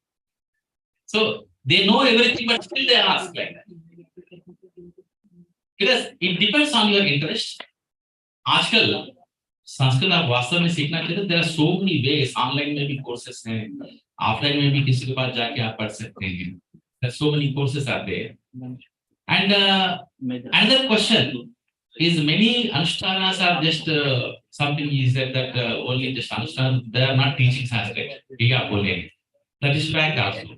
Because those who are speaking about this, ये तो हम तो बहुत worry होते हैं, बहुत चिंतित भी होते हैं. Those धर्मगुरु जितने लोग हैं आजकल, they speak based on philosophy, based on the Sanskrit, but they never speak about Sanskrit, and they never try to learn Sanskrit also. And strangely, they are famous in society. And those who are learning Sanskrit are not famous. Nobody actually knows them. So all these things हमको सोचना पड़ेगा, and they should also teach, take up this mission to teach Sanskrit. And development of Sanskrit again depends on the people. We cannot expect anything from government. मैं आपको बहुत सारी बात बता सकता हूँ. In many universities, Sanskrit department is not there. You must know that. We have 54 central universities. जब भी हमारे सेंट्रल गवर्नमेंट अभी वर्तमान के भी बोल रहा हूँ बोलता है किसी इश्यू को, हम पहला विभाग जो खोलते हैं जानते हैं क्या है? English. First department is English. I'm not saying that we should not learn English, but after 1 year, 2 years, 3 years, 4 years, also Sanskrit is not opened there. Even now only it is happening like that. So that is why I was worrying in the beginning of my speech. We are just discussing in the conferences only, or really we are serious? Really, we are not serious. It is very obvious. If we are serious, we would have known all these sciences and about our ancient history and our ancient shastras. We are not serious. So, and everything, you see, we have a long wait. एक चैतन्य लोगों के द्वारा ही आना चाहिए. And also like ISS, like Samstha, ISKCON, those people like some volunteers and like Professor Bhalla has come forward, and Prem Kishore, that they are all doing other jobs, but they are coming forward, see, only for this purpose. So with such people only the change will come, and the requirement should be from the people side, and there will be many things for Sanskrit. But right now, if anybody wants to learn Sanskrit, there are many online courses and offline courses. There are many books they can learn. But the only thing is they think that why should I learn? Again, same. इतना सुनने के बाद भी वो next day was that क्यों पढ़े? Why should we learn Sanskrit? We have many things to learn. Why should we learn Sanskrit? This is because they still think that it is useless. इतना सुनने के बाद भी. So ये हमारा mindset बहुत भयंकर रूप में हमारा change कर दिए हैं. So whenever we get real realization, then automatically we will go to Sanskrit. Many people are like that. Those who are not studied in universities, ultimately they went to Sanskrit and became great scholars. We have so many evidences, so many instances like that. So that realization, whenever आप जब realize हो जाएंगे वास्तविक रूप में, not for the conferences, not for the other sakes, but really, then you will have to go to your आपके जो पूर्व साहित्य के पास sources, you have to go to sources.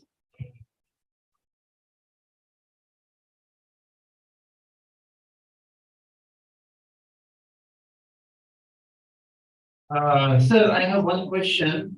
That what is the origin of Pali? How did it come into being? And then how is it happened that it suddenly went into oblivion all of a sudden? So this is very strange. So can you just throw some light on that? Very important question. Briefly, I will tell. It has so much explanation.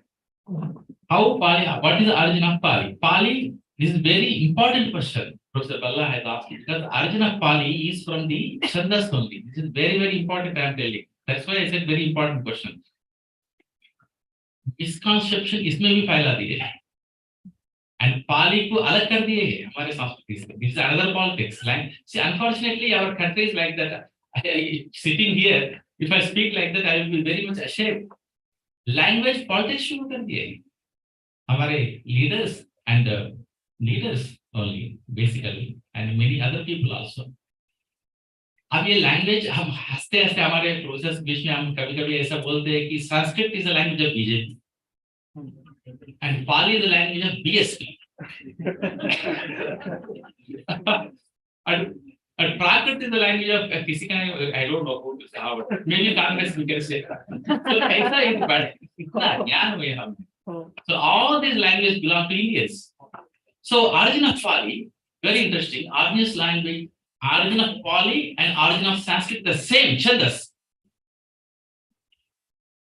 Pali, you should know Pali is very close to Vedic Bhasha. Chandas means Vedic Bhasha.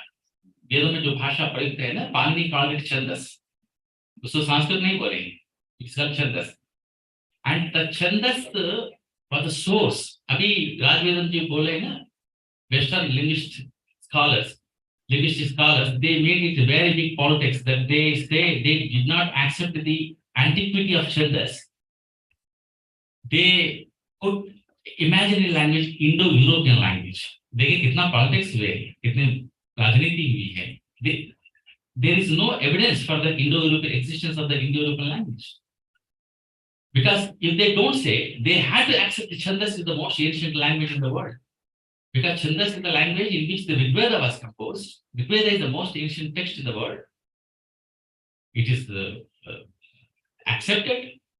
And they, instead of saying like this, you see that we have similarities, that is why there must be some another language, is सबका माता एक है, that is called Indo-European language. वो नहीं है अभी, वो नहीं है.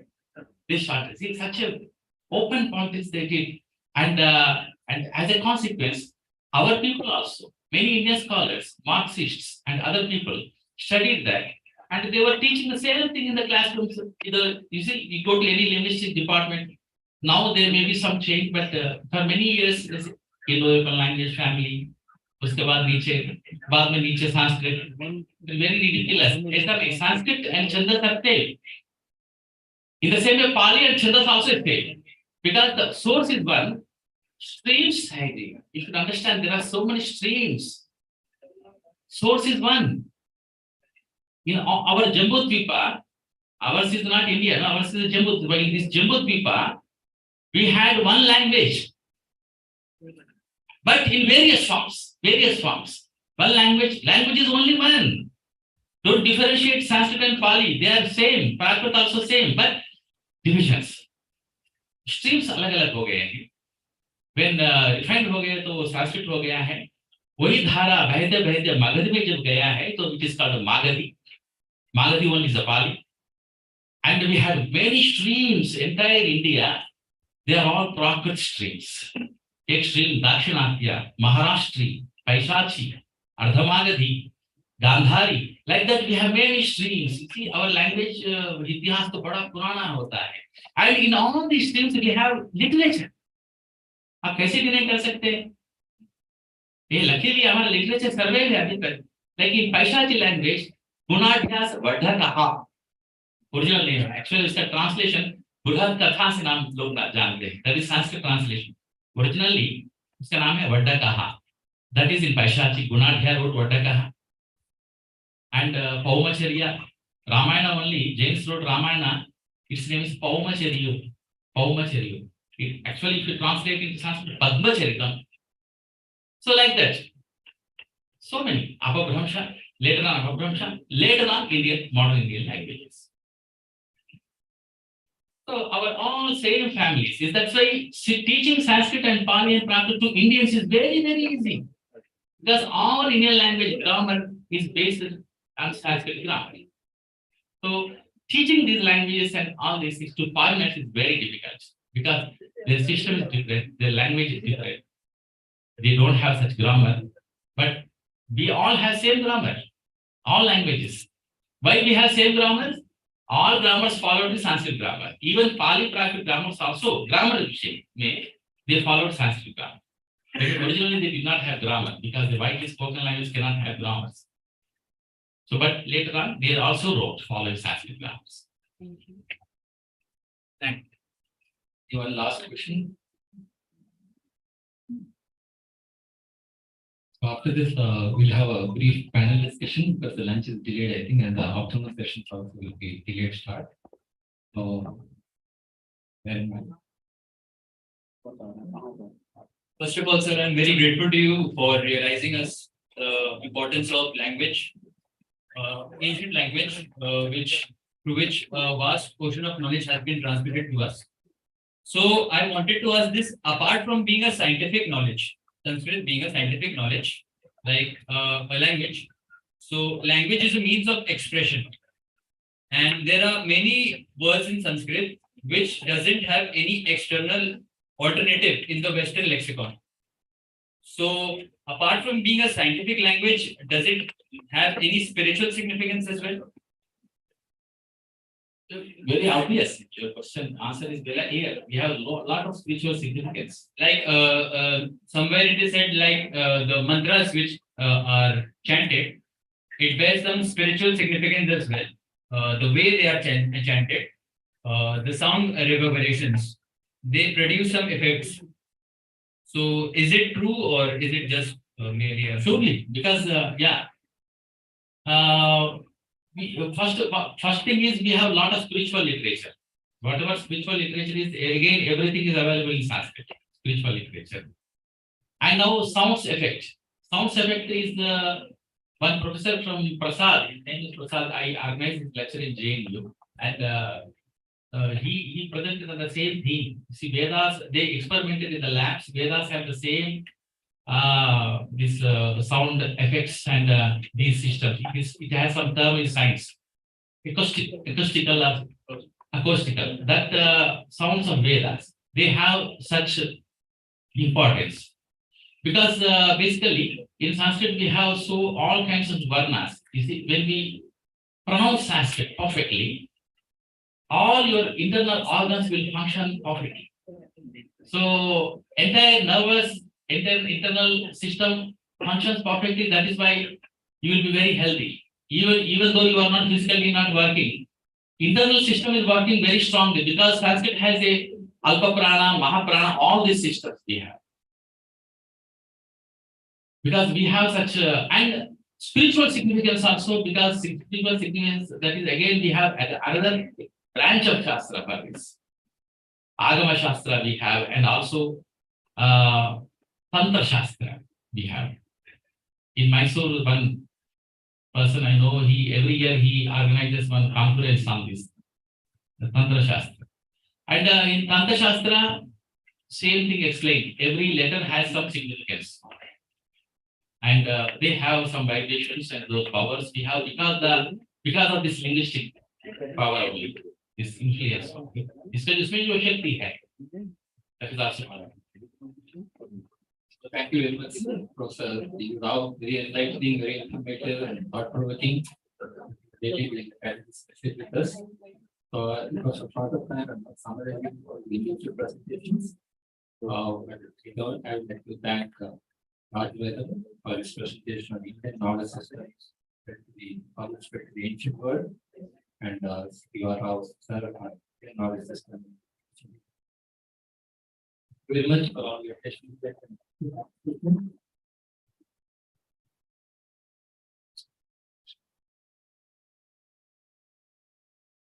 We will be having a brief panel discussion on Bhagavad Gita. I would like to invite on stage the following members to kindly join us.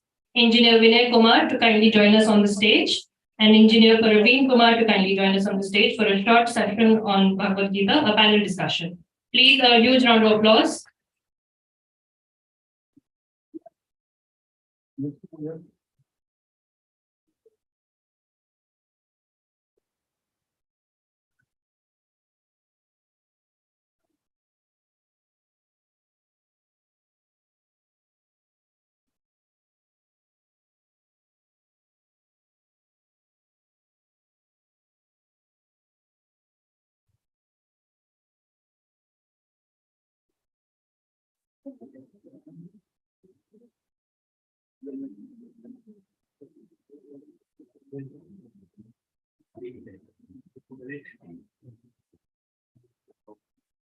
I think it was an excellent session, and it was all pin drop silence throughout when we started the session.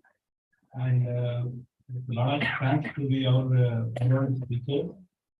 And what I would say here is that Professor started with the words that Jnanam Vijnanam Sahitam Yad Gyatva Mokshate Ashvahat. So the Jnanam and Vijnanam, the purpose is that moksha ashvar. So this universe, we are here for some purpose. We must understand our purpose, and we must understand what is ashuk. So this all Gyan and Vijnan is supposed to be for the moksha ashubha. So whatever ashuk is, so to understand that ashubha, we have to understand our literature, the scriptures, that is full of all knowledge, the scientific, all the knowledge. But ultimately that we have to translate the ashubha. So that was the point, Professor, you would like to say something on that? Yeah, Ashubha means we should take in this way. Ashubha means ignorance. You see, like Sankhya says, we are all experiencing extreme dukkha actually. Nobody is happy. But we are thinking that we are happy, but originally we are not happy. Inside we have a lot of always problems and dukkha. That is Ashubha. And we should have this jnana and vijnana. Moksha se Ashubha means you will be free from Ashubhas. That means you will be free from that ignorance. You see, as long as you have that ignorance, this world is true. Actually, this world is not true at all. That's what quantum physics now went to up to that level. That world is extremely completely, they understood this imaginary, but the original is not existing. That was already explained in Madhyamika philosophy in Buddhism and also in Advaita philosophy also. And Advaita very clearly, Jagan Mithya, Brahma Satyam. Jagan Mithya, they very easily they said. But before that, it was not just before Shankaracharya, also this knowledge was existing. See, everything is parampara. It is coming from when it was coming, it is very, very ordinary time. We are not able to say. So, this kind of knowledge, because our ancestors, you can, if you examine their life and their literature, they never understood the life like we are understanding. Because we are understanding life as a real. That is why we are getting all kinds of problems. So that is Ashubha. By knowing Jnana Vijnana, we are coming back from Ashubha to Shya.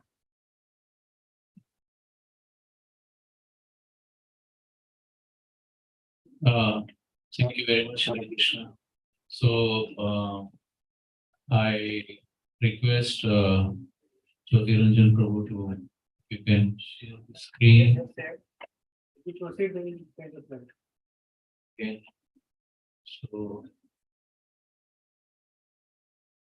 can you go to the next slide, please? Next. Yeah. So we have our next conference with GNU in collaboration, sir, is guiding the this conference, Philosophy of Vaishnava Vedanta, Culture, Legacy and Tradition.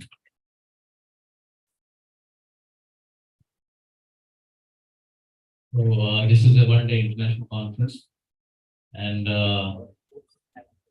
yeah, the school. Actually, yeah, because of that. Yeah, so it's above that it is. Yeah, the School of Sanskrit, and with that Zoom banner, you can push it down. Yeah, you can remove that. You can hide the banner. You can make it down. Okay, so anyway, so this conference is actually like here we are discussing this science and philosophy part of IKS.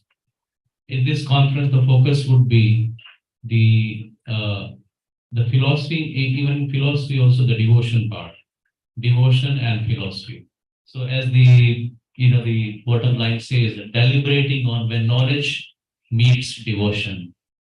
So wonderful congregation of scholars for one full day, and you all are invited, and it is going to be very wonderful.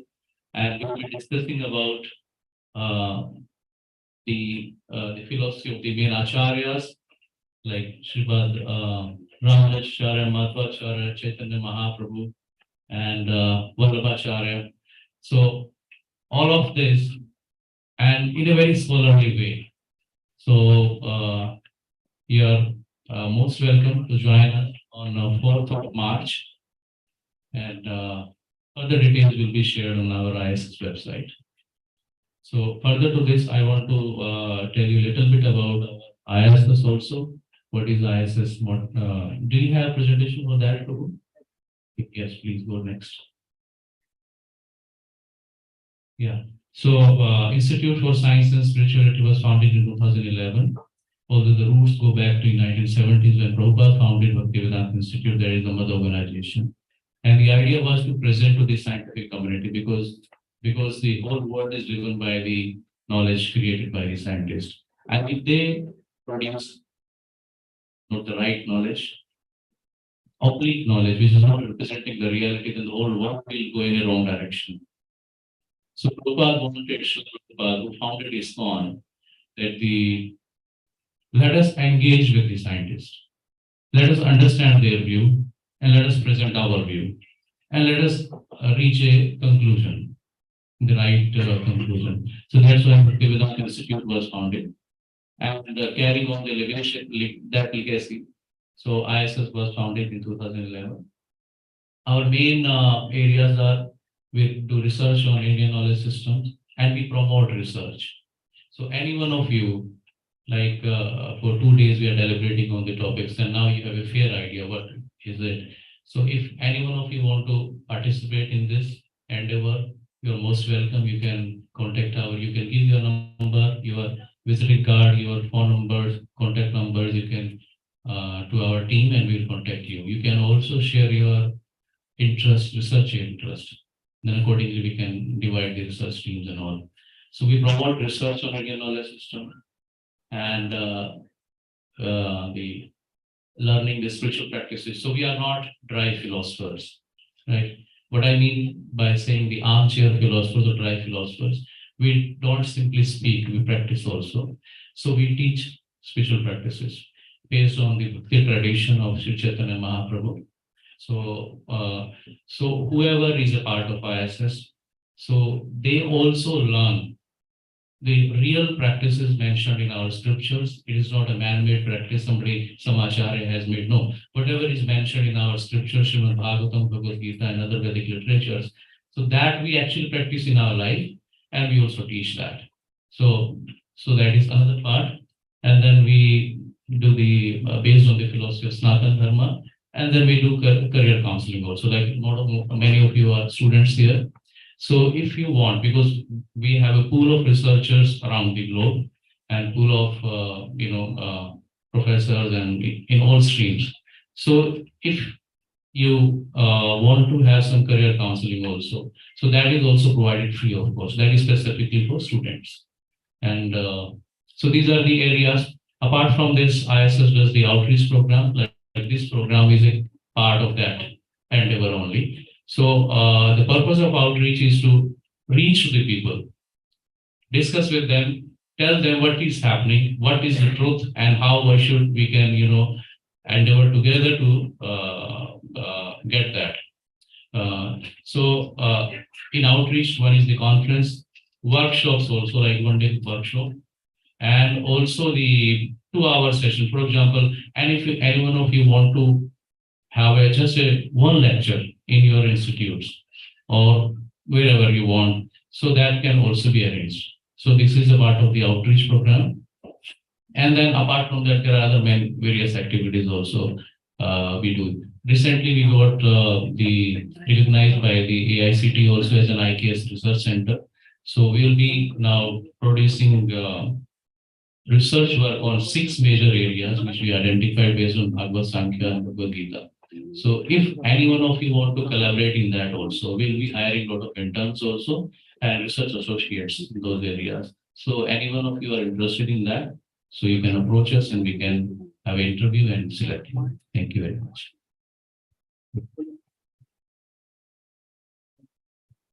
I'll do a brief intro about the Bhagavad Gita and then we can take some questions or someone can add to what I would like to say.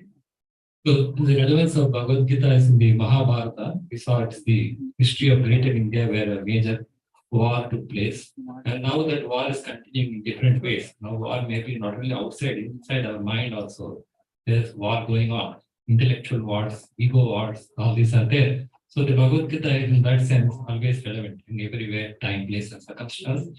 So the Bhagavad Gita has to be understood through some discipline. We call it discipline or way. Unless we regulate ourselves, we cannot get there's a way of eating, drinking, whatever you do, there's a regulation way. Similarly, Bhagavad Gita can be understood when we practice some disciplines. As he was explaining, the Sanskrit language can be understood only when you have the inclination for that or the interest for that. Now, there are 5 types of relationships because we want to understand the relevance of Bhagavad Gita and our relationships. So, Bhagavad Gita is talking about the 5 types of relations with the husband and wife, then the father and the child, the friends, the brothers, and then we have the servant and the master, and then impersonal relationship. So, all this summarizes all possible relationships we can have and what is the highest among them. Bhagavad Gita also talks about the 24 elements which constitute this material energy. In that sense, also very scientific, how gross, from the most subtle to the gross, how this progression takes place. And basically, Bhagavad Gita is talking about 5 subjects. That is, one is answering about ourselves first. Who are we? That question is very clearly explained. Then, is there a controller? Is there someone who's, because we are not all happy? That's what the first question was. Why we are suffering? So then, is there someone who's free from suffering, who's always able to control everything? Because we see that we are helpless sometimes. So that is the concept of Ishvara, second topic. And then Bhagavad Gita is talking about Prakriti. Prakriti means what is always changing. So science is trying to follow the changes that are happening around us. So Prakriti is very clearly explained in the Bhagavad Gita, how it is under control. And the 4th topic is about time factor. So time destroys everything. That's the important words in the Bhagavad Gita also. And time, we value time and money. So what is the concept of time? That is explained. And the most important for us relevance is the karma or activity. Because the first 4 subjects, that is the living entity, the supreme lord, the prakriti or the time, these do not change in the sense that the nature doesn't change, but the nature of our activities can be changed. That is the karma, that is the 5th subject. So Bhagavad Gita is telling about how to refine our activities, which we do with our body, mind, and words. And in the 18th chapter of Bhagavad Gita, there is mention about the 5 factors of action, which can either lead to success or failure, because everything we see in terms of success and failure, happiness and destruction, these are the dualities of life. But the 5 factors are said to be the living entity. We ourselves are the cause for part of the cause for the result. And the other one is the place of activity. Depending on which body I am assuming or which place I am, I can do different types of activity. And the third is what are the instruments I'm using. Because if I have to speak, I have to use a certain instrument. And every action involves an instrument. And then we have a type of endeavor. There's a particular way in which I have to do any activity. If I want to eat or sleep, whatever I have to do, any activity I do, there's a particular mode of operation. And the 5th, although these 4 things may be there, the person may be there, the place may be there, the instrument may be there, the knowledge may be there, how to do the activity. But ultimately, we need the sanction of a superior authority. Just like we are doing this our confidence because someone has sanctioned it. So these 5 subjects are discussed in Bhagavad Gita. The conclusion says about whether we can have one book, and we have one book for the entire universe. So that says Bhagavad Gita, it is possible. And then whether we can have one mantra, can we all focus our mind on one mantra? So that is the Hare Krishna Maha Mantra. And third is can we have a universal occupation? Each of us are doing different occupations. The best occupation is to love and serve each other. And then one religion is to love God, one occupation is to do devotional service. So this is a brief summary of the Bhagavad Gita, which I have made. If anyone wants to add to this, and then you can have some questions. I'll just add one point. The gentleman asked the question about does the Sanskrit literature has part the devotion and the spiritual thing also. So Bhagavad Gita, when talks about in the 7th chapter and the 9th chapter, Jnana Vijnana Sahitam. So the Jnana means like Sir explained, the knowledge which takes you to the moksha, right? And Vijnana means experiencing that, right? How the spiritual life and the religious life is about experience. So and Vijnana generally we understand, like in our context, the Vigyan book 6, 7, 8 science को विज्ञान बोलते हैं normally, right? But in Sanskrit, it has a broader meaning. You have a big circle that is Vigyan, and science is a small circle inside that. The rest of the things are experience. When you experience that Jnana, then it becomes Vigyan, right? So the real spiritual knowledge, it talks about, even in Bhagavatam. So I was discussing with Sir a few months back, there are 50 times Vijnana word is used, has come. And most of the time that Vijnana has comes with reference to the experience of the Supreme Personality of Godhead. When somebody has experienced the Godhead, the Supreme Personality, directly with his own spiritual senses, that is actually the Vijnana, experiencing Vijnana, right? So Vijnana has a broader meaning. That's not, we think the Vijnana means just the science. No. Thank you. That comes from the Gita. Yeah, Vijnana interpretation is, you should understand, we have, we have vast literature. It is not easy to explain everything. We have these interpretations also, time to time change. Shastra to Shastra also changes sometimes. So the Vijnana which you mentioned, the Vijnana I said, is both are different. Because that what Amara Simha mentioned in Amara Kosha is, he clarified it according to his own time. That Vijnana which is coming in Bhagavad Gita is not that which I was saying. That is different again. Bhagavad Gita Vijnana he explained, that is correct. But this Vijnana, what Amara says in generally, because he wanted to make some clarification in his dictionary, that he says Vijnanam Shilpa Shastra Yoga. It's quite different. Shilpa and Shastra is Vijnana. Shilpa means crafts. We had various crafts. Shastra means sciences. Crafts and sciences knowledge is Vijnana. Jnana is the liberation. Trying to that Jnana मतलब ये सारा संसार अनित्य है, भगवान सत्य है. इस प्रकार का deep thinking, philosophical knowledge is Jnana. That's what according to Amara Kosha. See, these liberations change according to book, according to time, according to Shastra, you can understand. To ask for any questions, comments?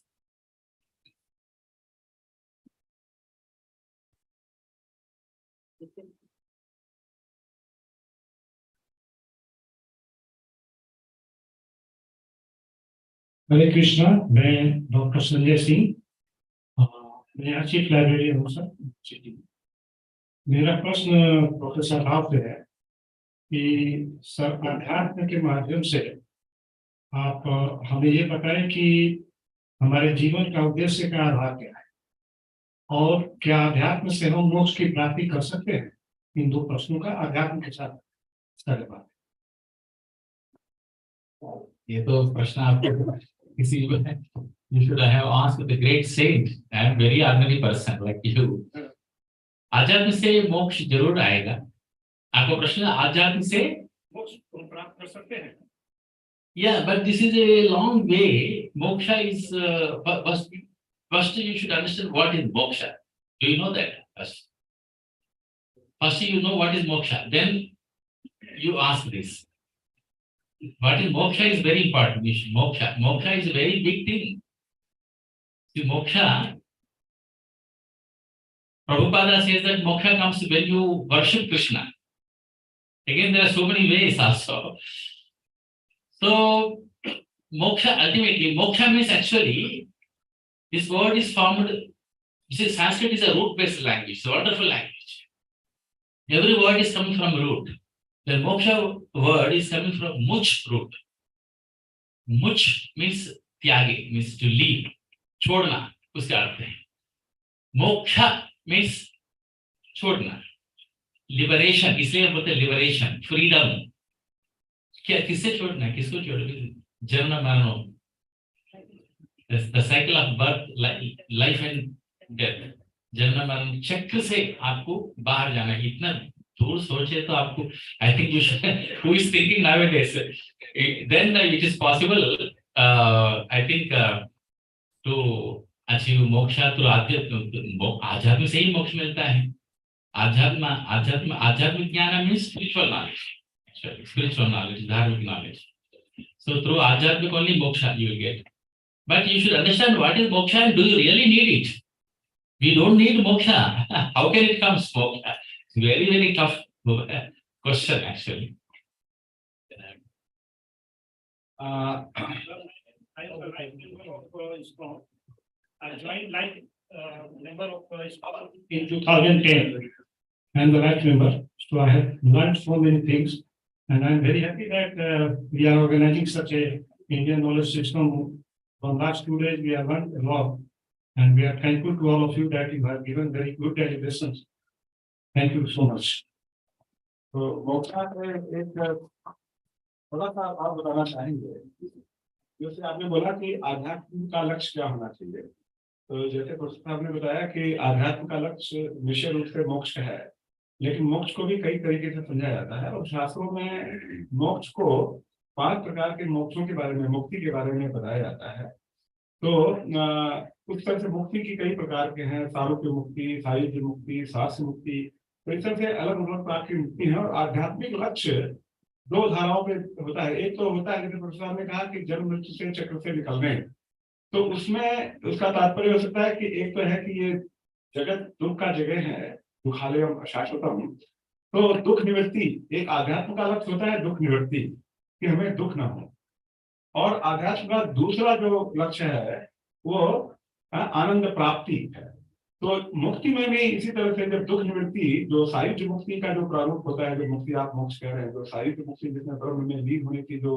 आकांक्षा होती है वो असल में दुख निवृत्ति का मार्ग है लेकिन इस्कॉन और ये जो परंपरा हमारी जो अभी ये जो वर्कशॉप होने वाली है आपके कैंपस में वैष्णव वेदांत के बारे में और खास करके द्वैत वेदांत है तो द्वैत वेदांत में सिर्फ दुख निवृत्ति मोक्ष सायुज्य मुक्ति का लक्ष्य नहीं होता है आनंद प्राप्ति का लक्ष्य होता है और जब आनंद प्राप्ति की स्थिति में होते हैं तो न सिर्फ मुक्त अवस्था में मुक्त जगत में आप आनंद प्राप्ति करते हैं वो इस जगत में रहते हुए भी मुक्त हो सकते हैं और गीता भी बार बार जो कहती है कि आप इस शरीर में रहते हुए भी मुक्त अवस्था में हो सकते हैं तो ये इस पे कुछ और कहना चाहेंगे तो point here. So, adhyatmik ka purpose ही जो है, when somebody starts deliberating on these things, कि मुझे अध्यात्म में जाना है, तो he is not thinking about कि मुझे कुछ material benefit मिलेगा. Spiritual life means when somebody is thinking about I want to follow a spiritual path, that means he is searching for true happiness, which will never dwindle, which will keep on increasing. So Bhagavad Gita says, he talks about the spiritual happiness. That means that he says in Brahma Bhut Prasanna Atma Na Sochti Na Kankshati. That means Brahma Bhut means one who is at the Brahma Bhut platform. What is that platform? One platform is the Dhyatma Buddhi. I consider myself as a body and everything related to me as my part and parcel. So this is Dhyatma Buddhi related to the body. But when we go above that, then it becomes the Brahma Bhut platform. And at that platform, when somebody reaches that platform, then Brahma Bhut Prasannatma, that person becomes prasanna. And na sochti na kankshati. Then there are no anxieties. And the happiness is eternal. Right? So this is the purpose of Adhyatma. And also Krishna says in Bhagavad Gita at one place that he says that Janma karma cha me divyam evam yo veti tattvataha. One who scientifically understands about my activities and my birth. When Krishna was present here, then some of them were thinking that he is like a normal human being. Like Duryodhana was thinking that he's a kahan se ye jo hai gawala aa gaya idhar, right? And jhoota hai ye whatever. And he's a very big politician. So that was Duryodhana's point of view. And also others were also thinking like that. So but Krishna said on the battlefield, he said that one who understands my transcendental activities and my birth, transcendental birth, divya janma, ki main jo hai, I'm not, don't think me I'm like this, my body is made up of this flesh and bones. No, it is transcendental, it is divya. So one who understands this, janma karma cha me divyam, my appearance, and my activities, who understand these are at the transcendental platform, big way. Then what happens? Janma karma chabye divyam evam yoveti tattvata, scientifically, who understand this thing. Then what will happen?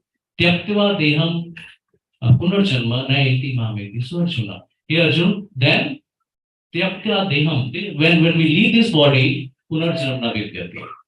दोबारा जन्म नहीं होगा दोबारा जन्म नहीं होगा कहाँ जाएंगे so where the soul will go to the spiritual world to serve the Lord, right? This is mukti. So there are various levels of mukti. So the highest form of liberation is considered when you join the Lord in His abode and you serve Him. We have in our material conception service, we think that serving others means like just the master and servant relation. No, that is in material world, that is exploitative relationship. In spiritual world, service means loving relationship. Both enjoys, the servants enjoy, when he serves the master, he enjoys more than the master enjoys getting the service. And it is a spiritual relationship. So when we talk about these spiritual things, then so Bhagavad Gita talks about all these things in a very detailed way. And Bhagavad Gita gives us the formula for our life. And like Sir said, that the easiest way to transcend these bodily designations and to realize that I'm not this body, I'm spirit, soul. The easiest way is the chant Hare Krishna Mahamantra. This mantra is from Kalishatra Upanishad. Yesterday also we discussed this 16 words mantra is the easiest way. There are no rules and regulation when we chant this mantra. Otherwise, normal Vedic mantras, you have to be at least Dvija, Brahman Dikshit. You should be Brahmana. And how to become a Brahmana? You have to take initiation, second initiation, Brahman Diksha aapko leni padegi from a bona fide guru, right? But for this chanting this mantra, so it is mentioned in the scripture itself, there are no rules and regulations. Why? Because this mantra is for this age when the people are lazy and also they cannot follow many rules. So what is this mantra? Hare Krishna, Krishna Krishna, Hare Hare, Hare Rama, Rama Rama, Hare Hare. This is the spiritual technology. We have our applied mechanics applied this, applied that. So this is applied spiritual technology. Let us chant this mantra in our life. Let us apply this mantra in our life. And definitely, this is guaranteed. We have seen the biggest social experiment done by Srila Prabhupada when he chanted this mantra among the hippies who were druggists, 24 hours in Nasha. And when they started chanting this mantra, their whole life changed in no time. And even the US department that I'm forgetting the name, the police department, and they came running to Prabhupada after some few months. That dear Sir Swamiji bolte to Sir Prabhupada, Swamiji, what you have done to these people? Our society could not control these people because they were rejecting their families and they were on the streets and naked and they are doing all kinds of nonsense things and taking drugs and LSD, everything. He said that we could not improve these people or modify their behavior.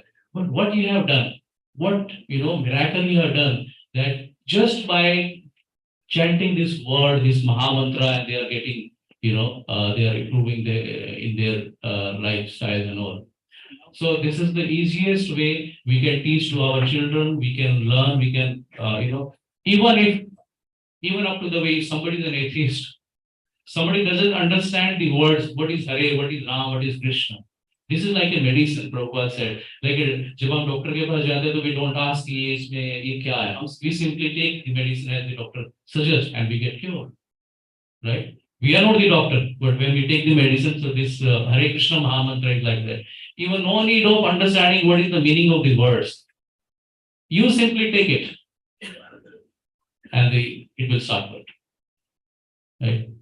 And there are no rules, regulations. Sometimes people ask, I eat non-veg, I drink also, I do many nonsense things in my life which I cannot tell openly. Can I chant? Yes. This mantra is for everyone. As I said, there are no rules and regulations. anyone can chant. And as soon as we start chanting, the cleansing process, cleansing of consciousness that will start, and gradually you will see after few days or maybe a month, you will see that I am not I'm a different person now. Right? So it's a very important process. Thank you.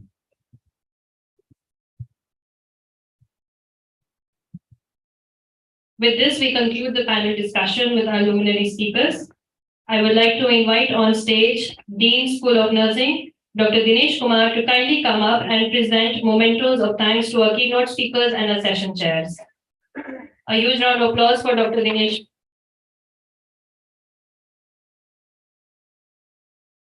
I request Dr. Dinesh to kindly present our session chair and keynote speakers with the proceeding of this event.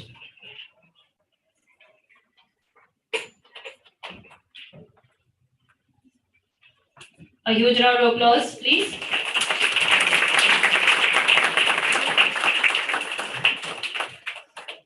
I request sir to kindly present our next keynote speaker, Professor Rao, with a token of love.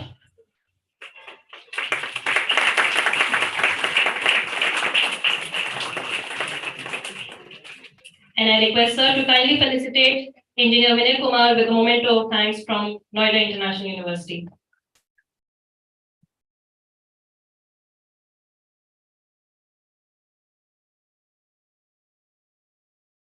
Thank you, sir. Thank you all esteemed dignitaries. Now we shall have a short lunch break and then we will be joining back for our parallel sessions. Do convene within half an hour so that we can continue all our scientific studies. Please, everyone, please try to finish the lunch as soon as possible. And 2:30 we'll have our parallel sessions, Ganga, Yamuna, and Saraswati. So thank you very much.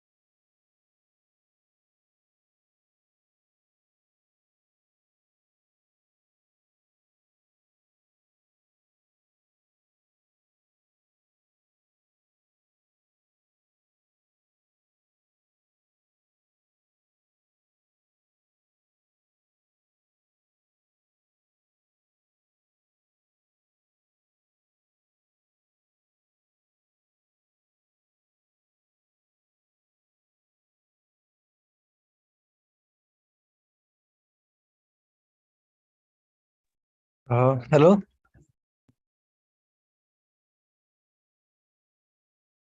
Hello. Is Dr. Guha there? Yes, I'm there. Okay. Okay. So, second, I cannot hear. ये आवाज क्यों नहीं आ रहा इसमें? वही करेंगे अभी काजिम जी आएंगे उनको सब पता है इसके बारे में ठीक है ठीक है. So we'll be starting in a couple of minutes. Around 2:45 we'll be starting. So kindly bear with that. Okay. So first, the talk would be by Dr. Nirmalya Guha from ITBHU, followed by talks on Vedic cosmology. Yeah, thank you. Thank you so much, Dr. Guha. Can you see the screen?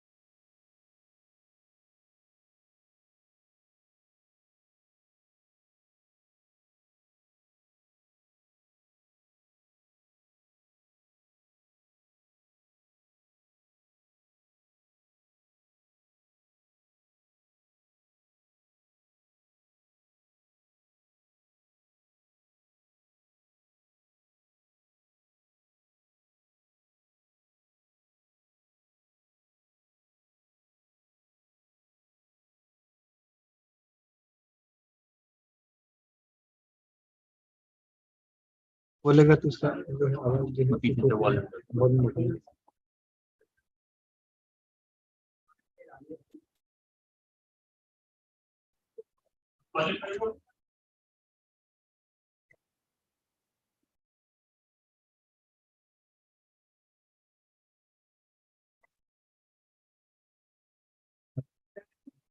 हरे कृष्णा।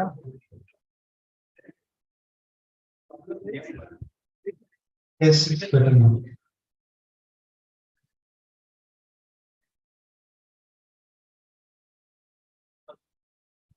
इसका mic भी turn कर दीजिए। Mic इसका ठीक है ना?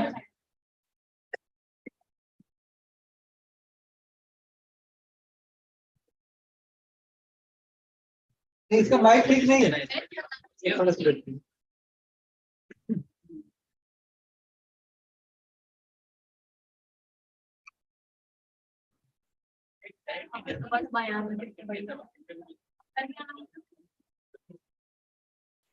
तो sir ये माइक ये वाला नहीं, दूसरा है मेरे का।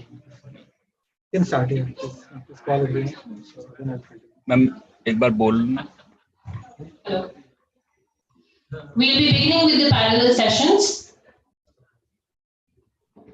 The seminar hall is going to be denoted as Ganga Hall, and we'll be starting with the parallel sessions on astronomy, cosmology, yoga asanas, and interdisciplinary topics. पहले ना कुछ और I request all to kindly join us back. कुछ और हो रखा था इसमें से, मैंने ये चेंज किया था। कौन सा था? We'll be beginning with the parallel sessions. I request all to kindly join us back.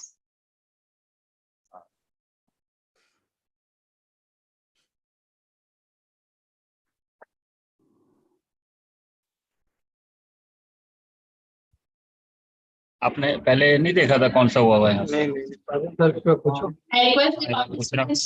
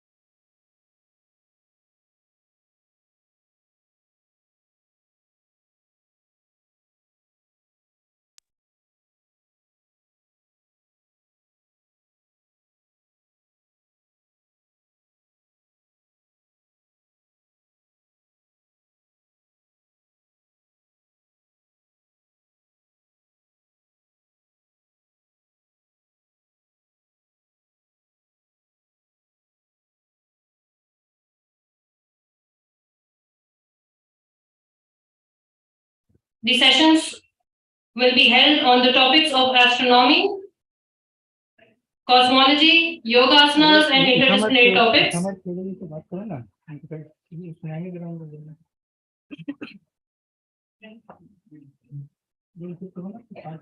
I request all to kindly join us back. The seminar hall will be now denoted as Ganga. Parallel sessions are being held in Yamuna, which are the Journal of IKs, and Saraswati, Indian Philosophy.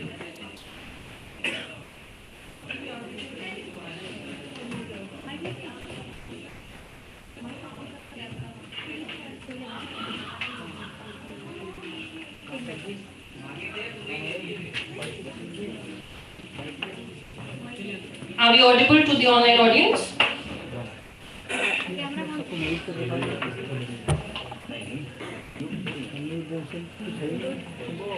I request all to kindly join us back. We'll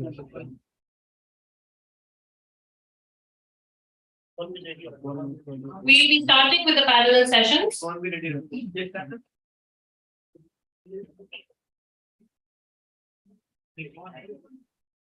Dr. Nirmalya Guha, are you there with us?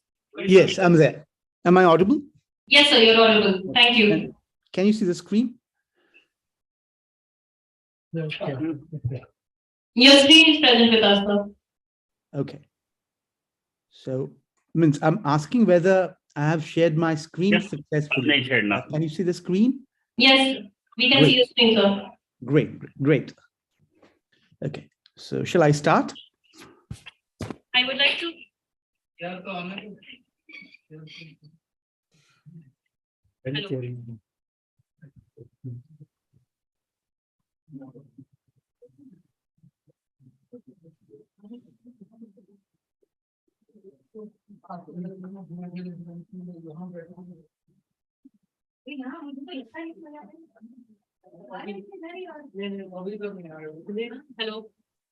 Hello.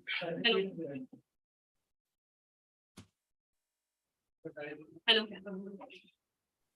Hello. Hello. We'll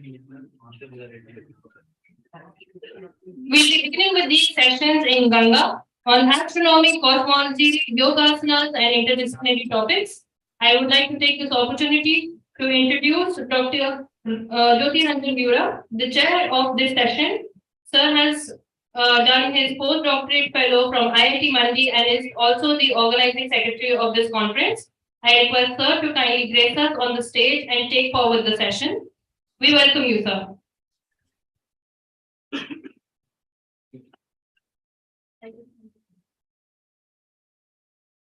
Thank you very much. Without further delay, so let's begin. So thank you very much, all the participants who have assembled after the lunch. So thank you very much. And now we have the session by Dr. Nirmalya Guha. Dr. Nirmalya Guha is an associate professor at IIT BHU, and he's expert in different Indian philosophies. So without further delay, Professor Guha, please start your presentation. So 30 minutes for this presentation. Afterwards, there will be further paper presentations. So thank you very much. Please continue, Dr. Guha.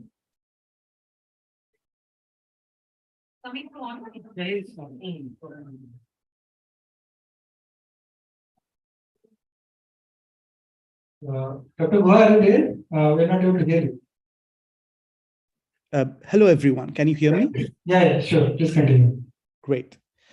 Okay, so this talk is about two models of the conscious self, as you can see on the screen. And I just kind of be direct and we begin the main talk. Now, there is a great debate which has been taking place in the field of Indian philosophy for last 2,500 years or so. It is about the nature of self. Self, you can understand self in two different ways. Either you can say that self is consciousness itself. This is what the Advaita Vedantins have been doing for a very long time. And another model is you can also conceptualize self as the shelter, as the house for consciousness, the seat of consciousness. So in this presentation, I will take the second interpretation of the self, that is the permanent self, which the Nayayikas believe in. So here the debate has got two sides, as I said. So on the one side, we have the Nayayikas, basically Udayana Acharya, who wrote a text called Atma Tattva Viveka. And on the other side, we have Jnana Shrimitra and his disciple, Ratnakirti. They were contemporaries of Udayana. Now, they also wrote something called Kshanabhanga Adhyaya. That's part of a text which is called Jnana Shrimitra Nibandhavani. So it's a very old debate and it has never stopped. So it's an ongoing debate. Now, what is it that is being debated? It's basically the nature of self. So the Nayayika is a non-reductivist. What it means, they believe that the self is a permanent entity and you cannot reduce it to other entities. You have to accept it the way it is. And the reductionists, not just the Buddhists, the reductionist believes that the self, there is nothing over and above a few other things. So the Buddhists believe that the self is basically 5 skandhas or aggregates. So vijnana, that is consciousness, samjna, that is definition, dispositional element or samskara, and content, object, which you can call rupa, and vedana.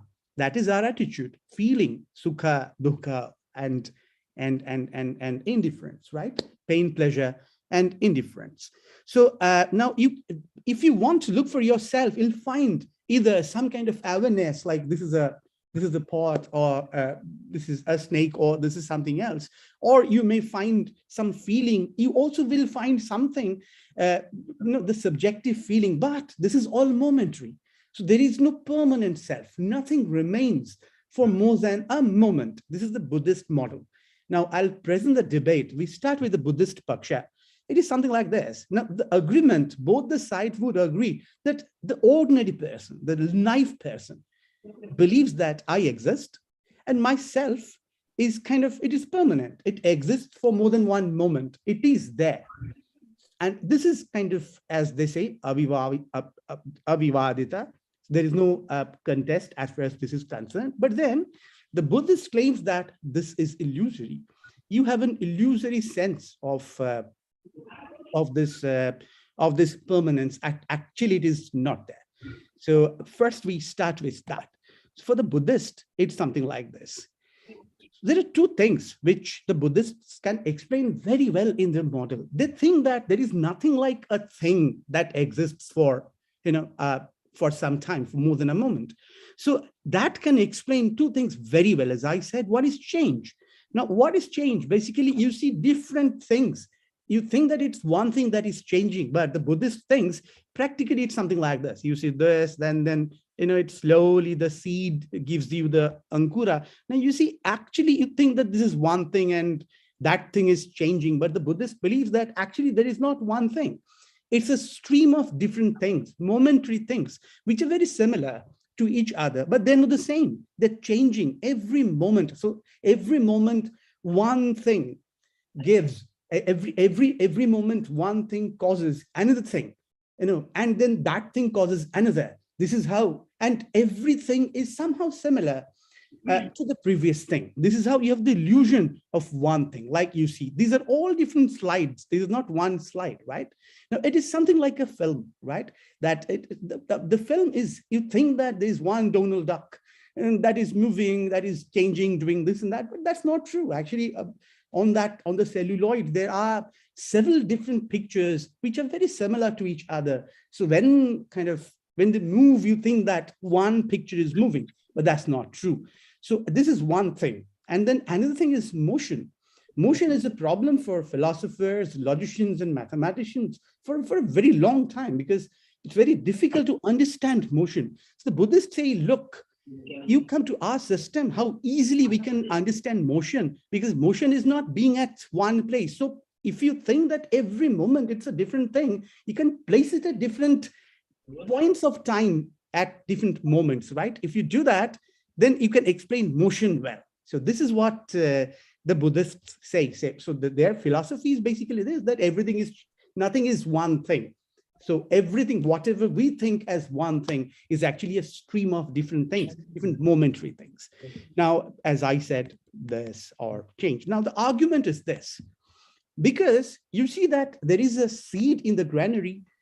It doesn't produce any sprout. When you put it in the field, it does. You think that it's the same seed that is doing both the jobs, producing the sprout and not producing the sprout. But that's not true. Actually, it is different momentary seeds. Now, so the point is, look, one is productive, one is unproductive. So the productive seed can't be the unproductive seed. The samartha can't be the asamartha. So what is samartha? The productive, that is the kshetrastha bija, which is there in the field. And what is asamartha? The kushulastha bija, which is there in the granary. They're not the same thing, because they have different incompatible qualities, right? One is productive and one is not. Since the productive is not the same as the unproductive, these are two different things.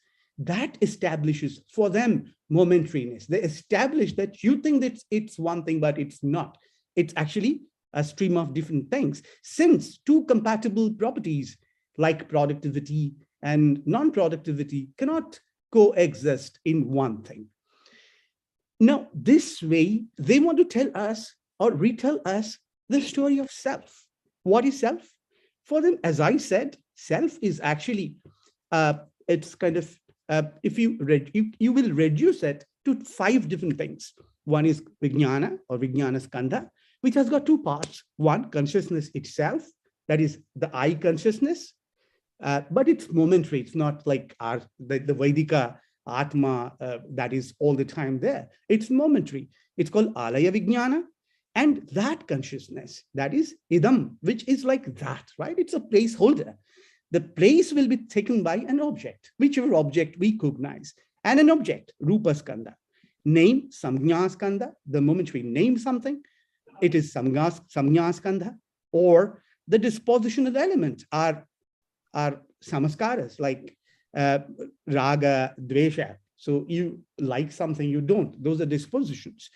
Or the last one is feeling. You are happy or you are sad. So let us retell a very short story by using this Buddhist model. I see a snake and get scared.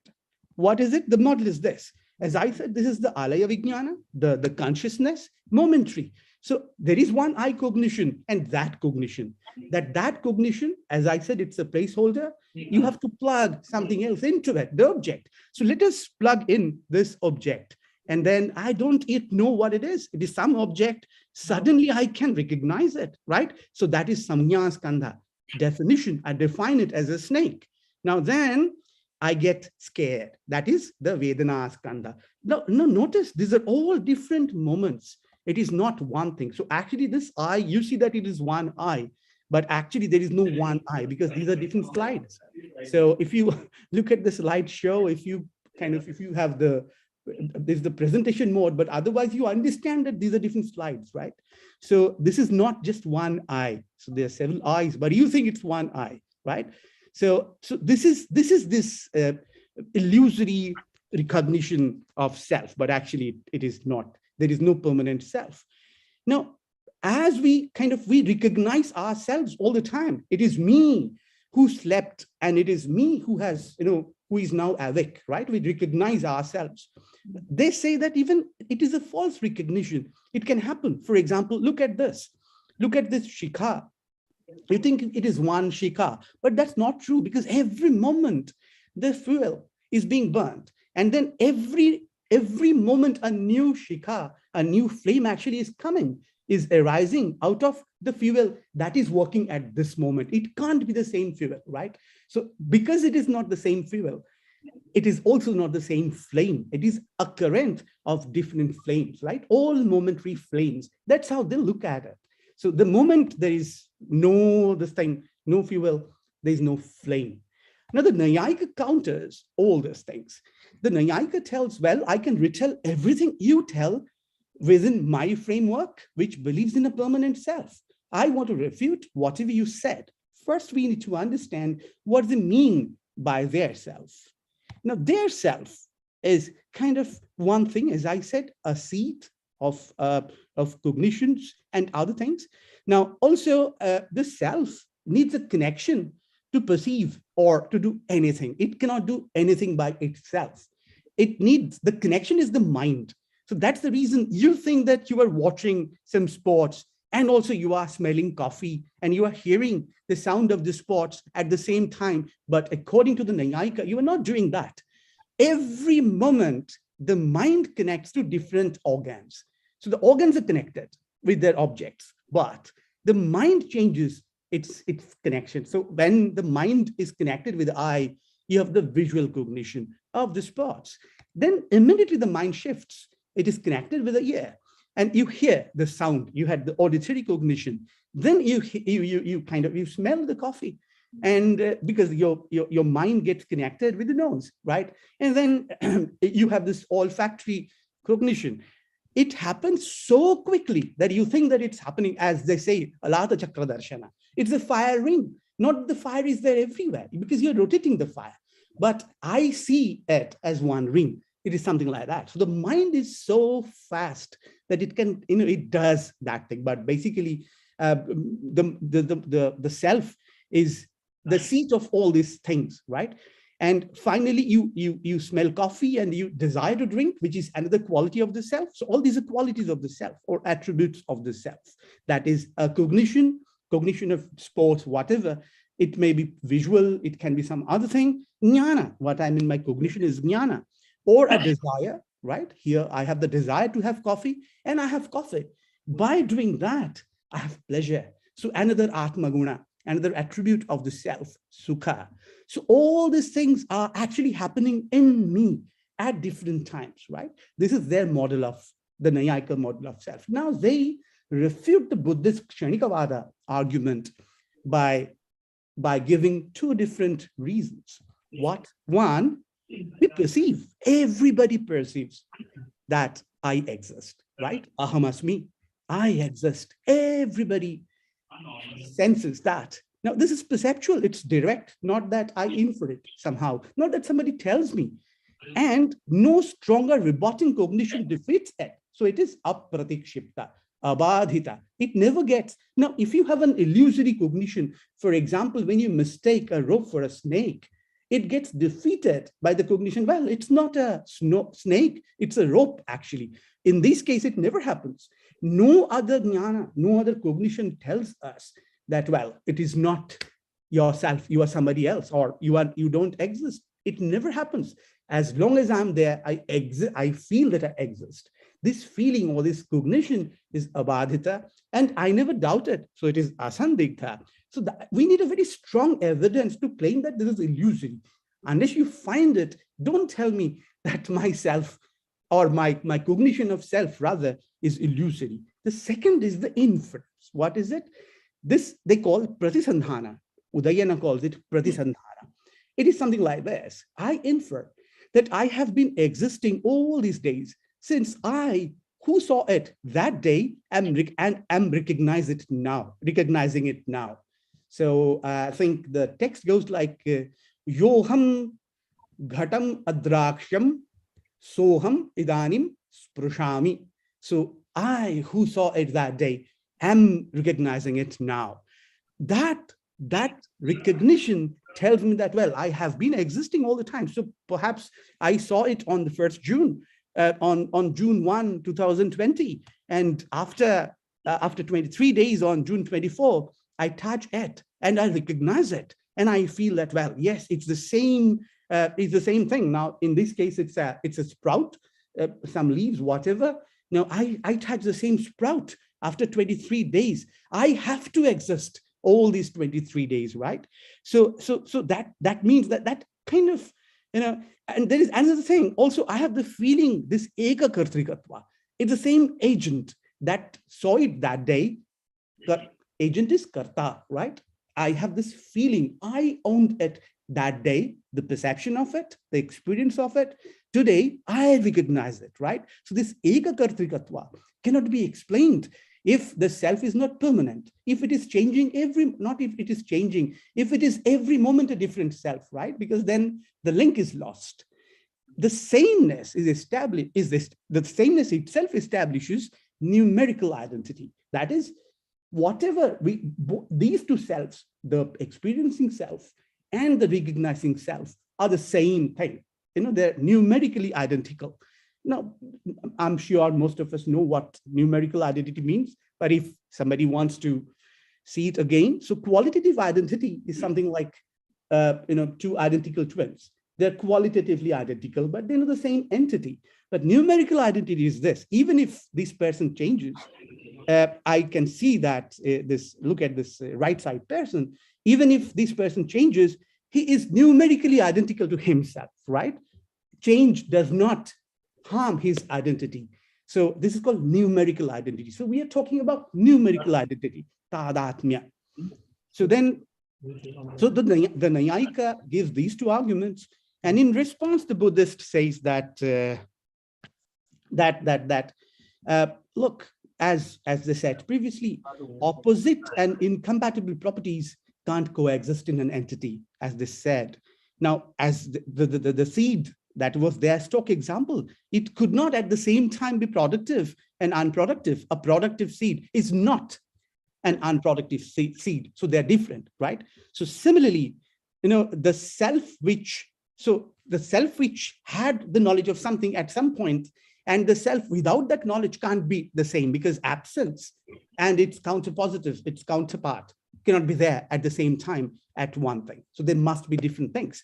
But the Nyayika answers that some opposing properties, they have this atyantika virodha. They will never coexist, they will never exist in a thing at any point of time. So if something is eternal, by no means, at no point, it is non-eternal. It is mortal. Always it is eternal, and vice versa. If something is mortal, it is never eternal. But not that all opposing properties are the same. Some opposing properties can exist in a thing. So they, as they call it, saha anavasthana virodha. But it is temporal. So at one moment it is there, at some other moment it's not there. Here, in this case, productivity and unproductivity, samarthya and asamarthya, are such opposing properties. They can't coexist in a thing at the same time, but they can be there in one thing at different times. So they don't have that atyantika virodha. So the self has such kind of incompatible properties. It's not the same time. At different times, it can house different attributes and different things. So sometime the seed was unproductive, now it is productive. Now their opposition does not harm the identity of the seed. This is the Nyayika's point, counterpoint rather. And yeah, fine, I covered this. Now, the Buddha says, look, you are saying that you recognize yourself, but recognition can be false. Here you have a false recognition, as I said, this flame, shikha. The Nyayika answers, well, let me add this rejoinder. You didn't notice that I said, not that every recognition. Yeah, you recognize that it's the same flame, but it's not the same. Think of a raining cloud. It is raining every moment, right?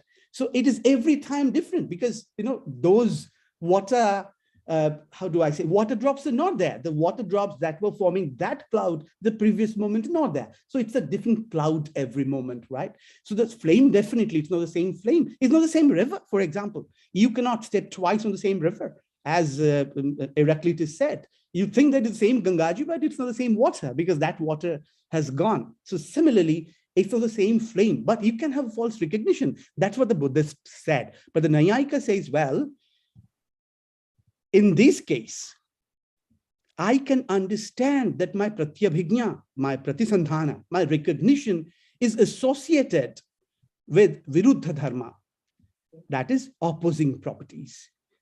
I understand, I can argue that it can't be the same because they have viruddha dharma. What is it? Because every moment the old fuel is gone. It's a new fuel. So therefore it's a new flame. I know that. So the newness and the oldness, or this whatever jatatva, ajatatva, whichever way you call it, atitatva and vartamanatva. So presentness and pastness, they can't be there in the same flame. Therefore, it's momentary. I understand, but not that my self-cognition, my sense of self is not like that.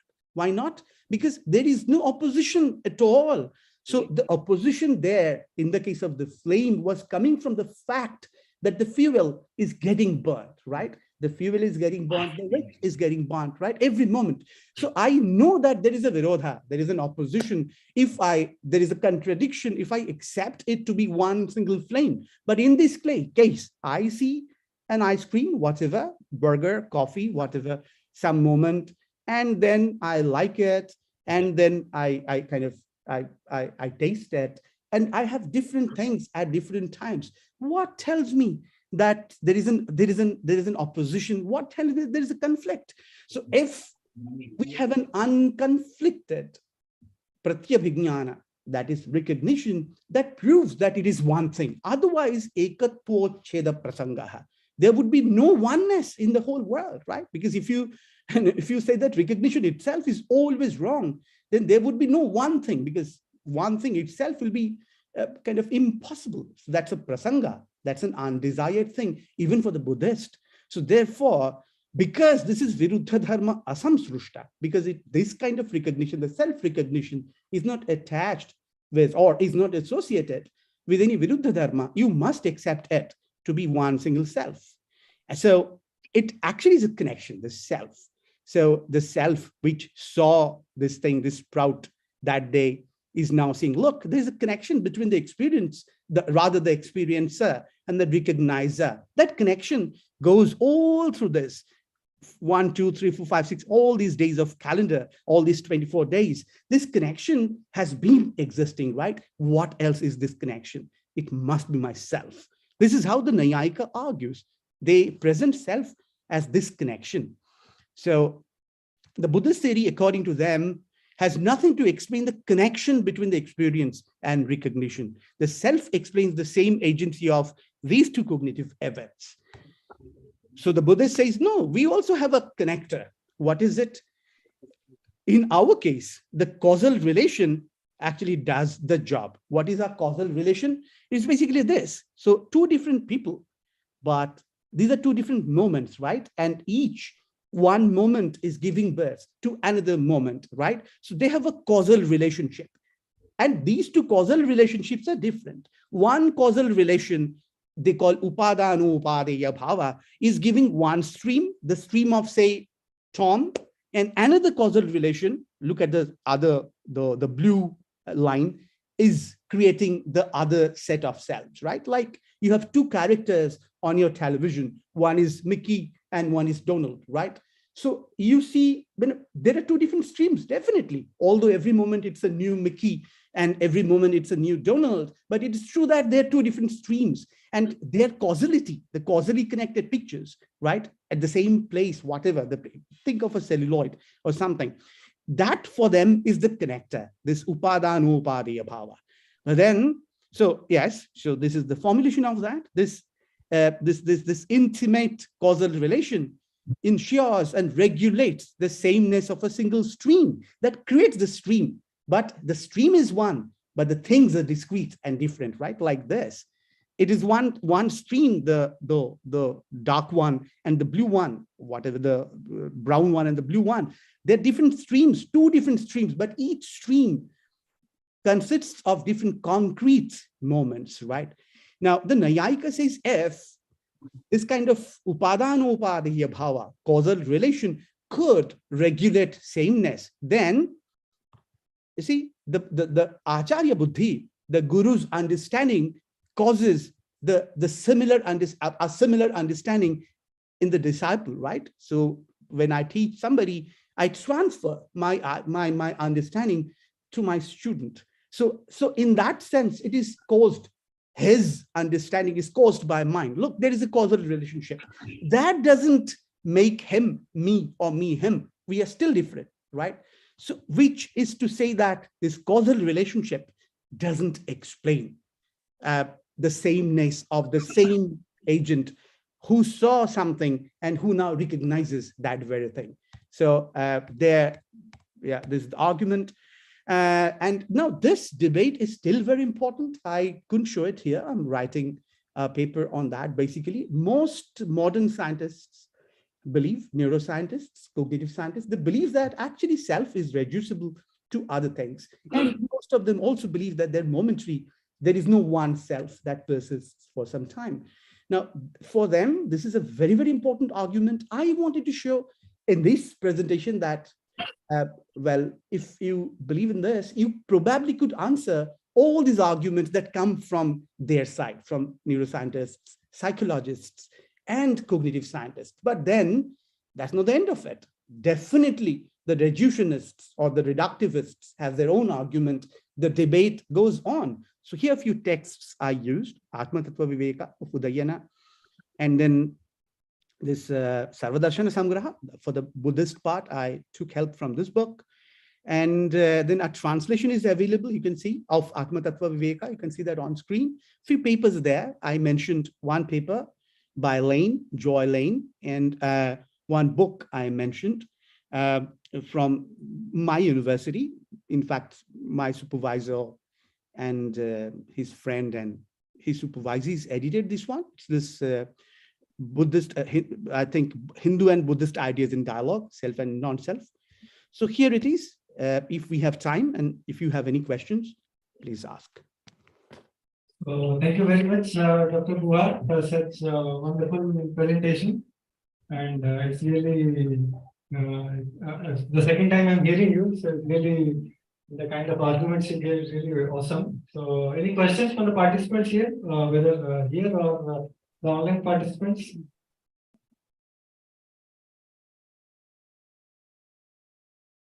Okay, before you can enable the chat. Is that open? There's one question. So, yeah, question, please. As a Buddhist, can somebody help me out?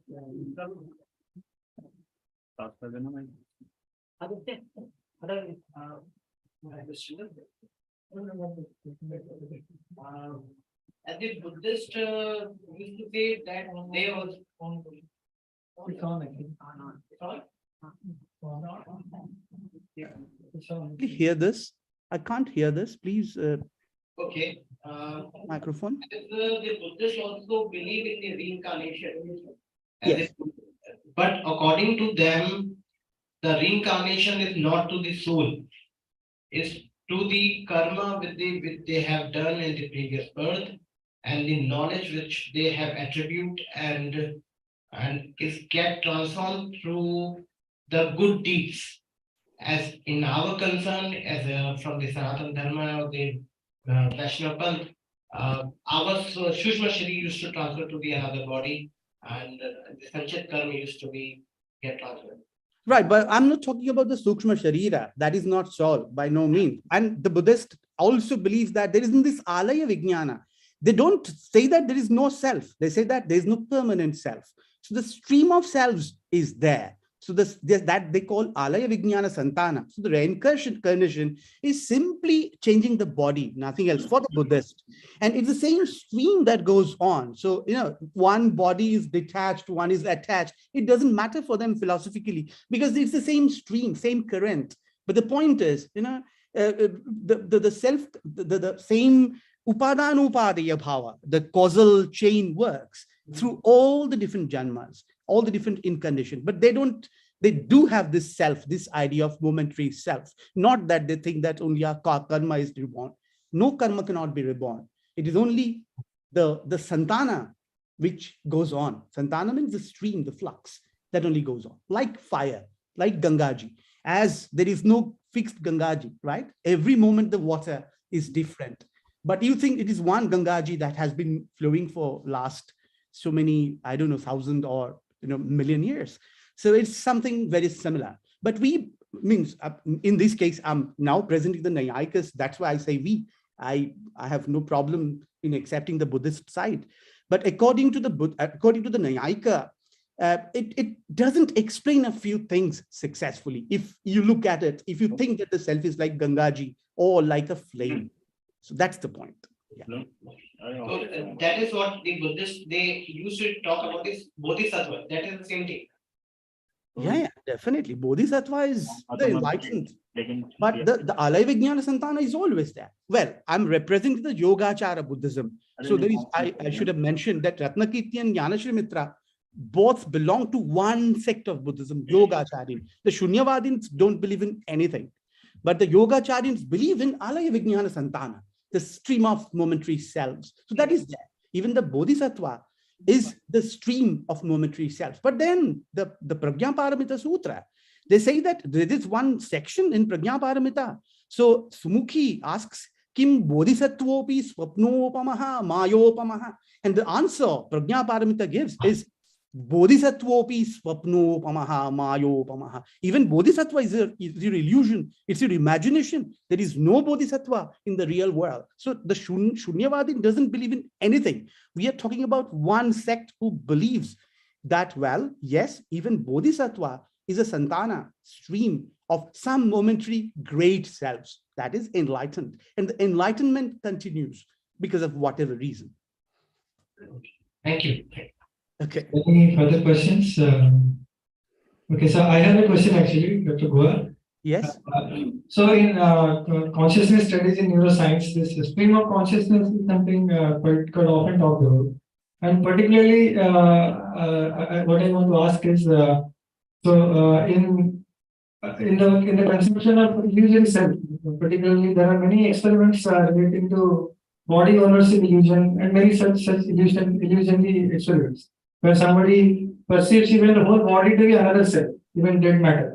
So, in that case, I mean, the continuity of the existence, it seems like it's hopping between different realms.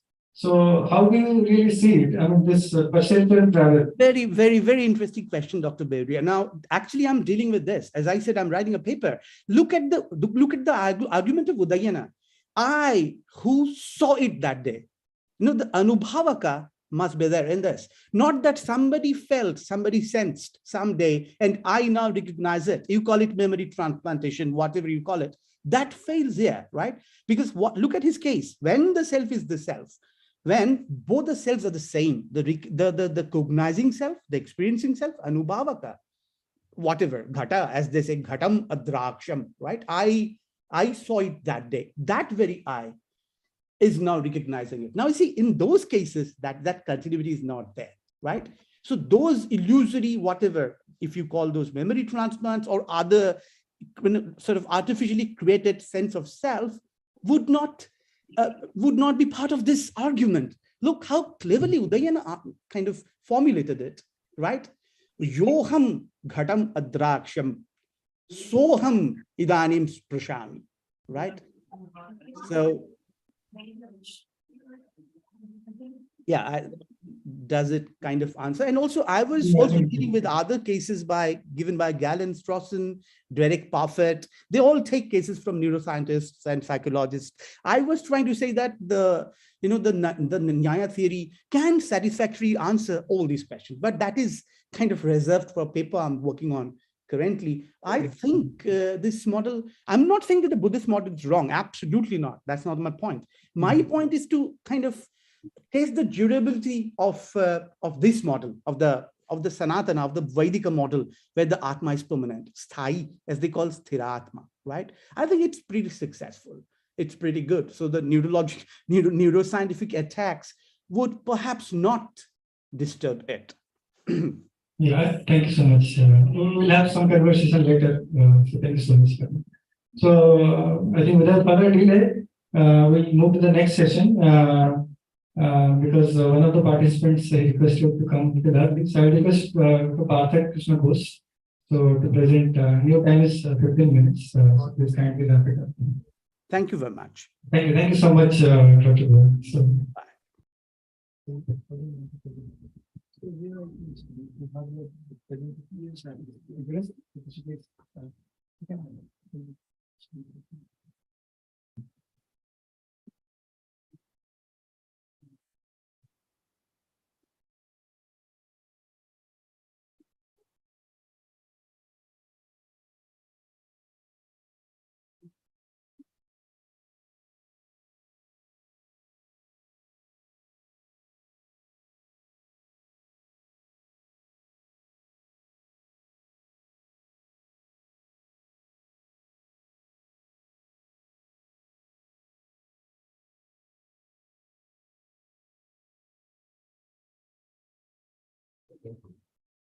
Pranam to you all. And I am from the holy land of Lord Sri Chaitanya Mahaprabhu from West Bengal. And my special thanks to the organizers to share my concept of space. It is not astronomical space. It is a life element space, what is described in Samkhya philosophy. So, 5 Pancha Mahabhuta, that is Kshiti, Aap, Tej, Marut, and Vyom, the last one, it is not accepted by modern science, by Indian materialism, Charvaka, and Western materialism as well.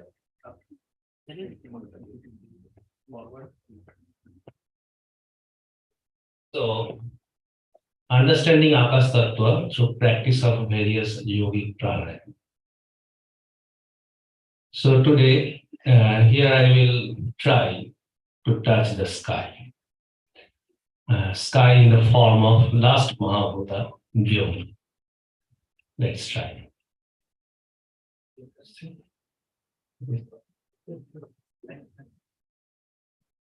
Next. Oh, yes. For this one. Thank you. So it is, this is preliminary in Sankhya Panchamahabhuta, Bhuta, that is solid, that means earth and water, air, fire and space. Among these four, earth, water and air, three forms, physical states of matter. And fire, it contains two identities, one electromagnetic form of light and heat. Both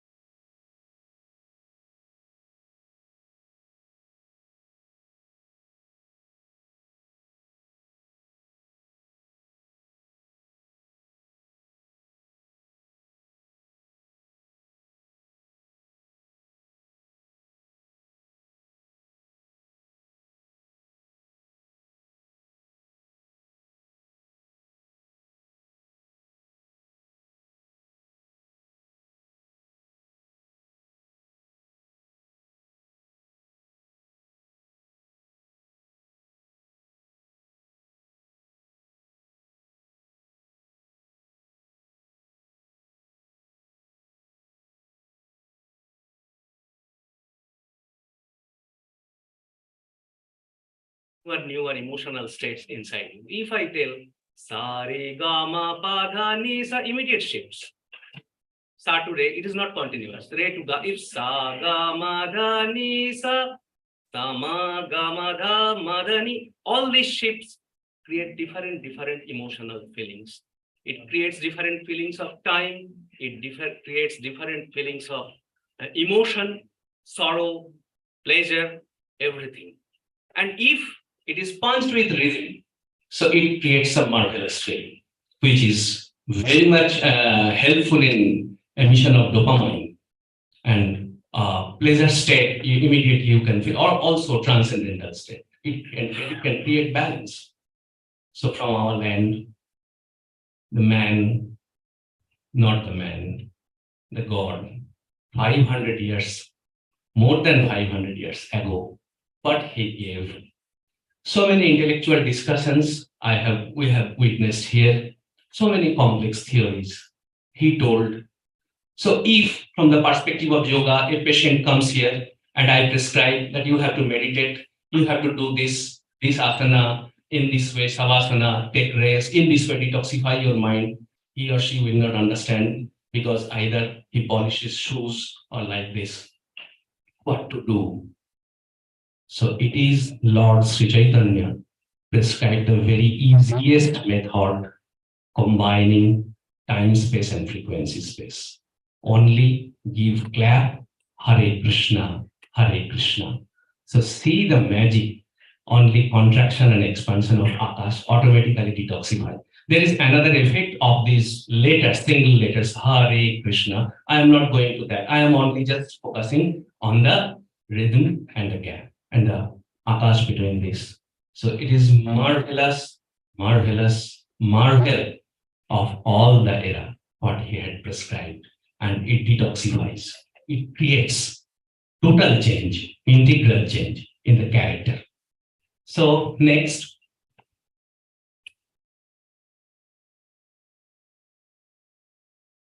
in Yogasana also, so if you are well practiced in any single asana, you are there action of Akash.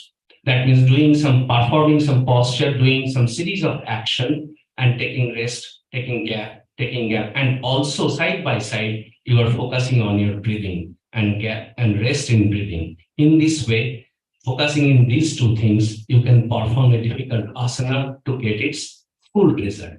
It is also interaction between two Akash, one of breathing and another of action. And then next, Akash of thought and breathing.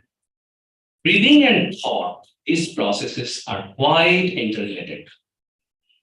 Our mind is not silent, it is always talking. We are, in one word, we are mad internally. A madman is talking outside, its noises are coming out, and we are mad inside. And outside we are pretending to be mentally healthy. But no, our mind is talking throughout. And there is also gaps between these talkings. And that Akash we have to expand. For this, we have to project our thought within some few words. For mantras are given.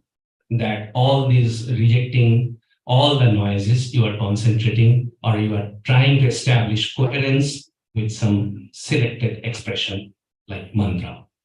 So here, as much as the number of thoughts are playing in your brain, and your breathing is going to be that much vivasas. So you have to reduce the number of breathing. Any branch of jnana, knowledge, you are going to practice. The sole thing is first you have to be calm and quiet.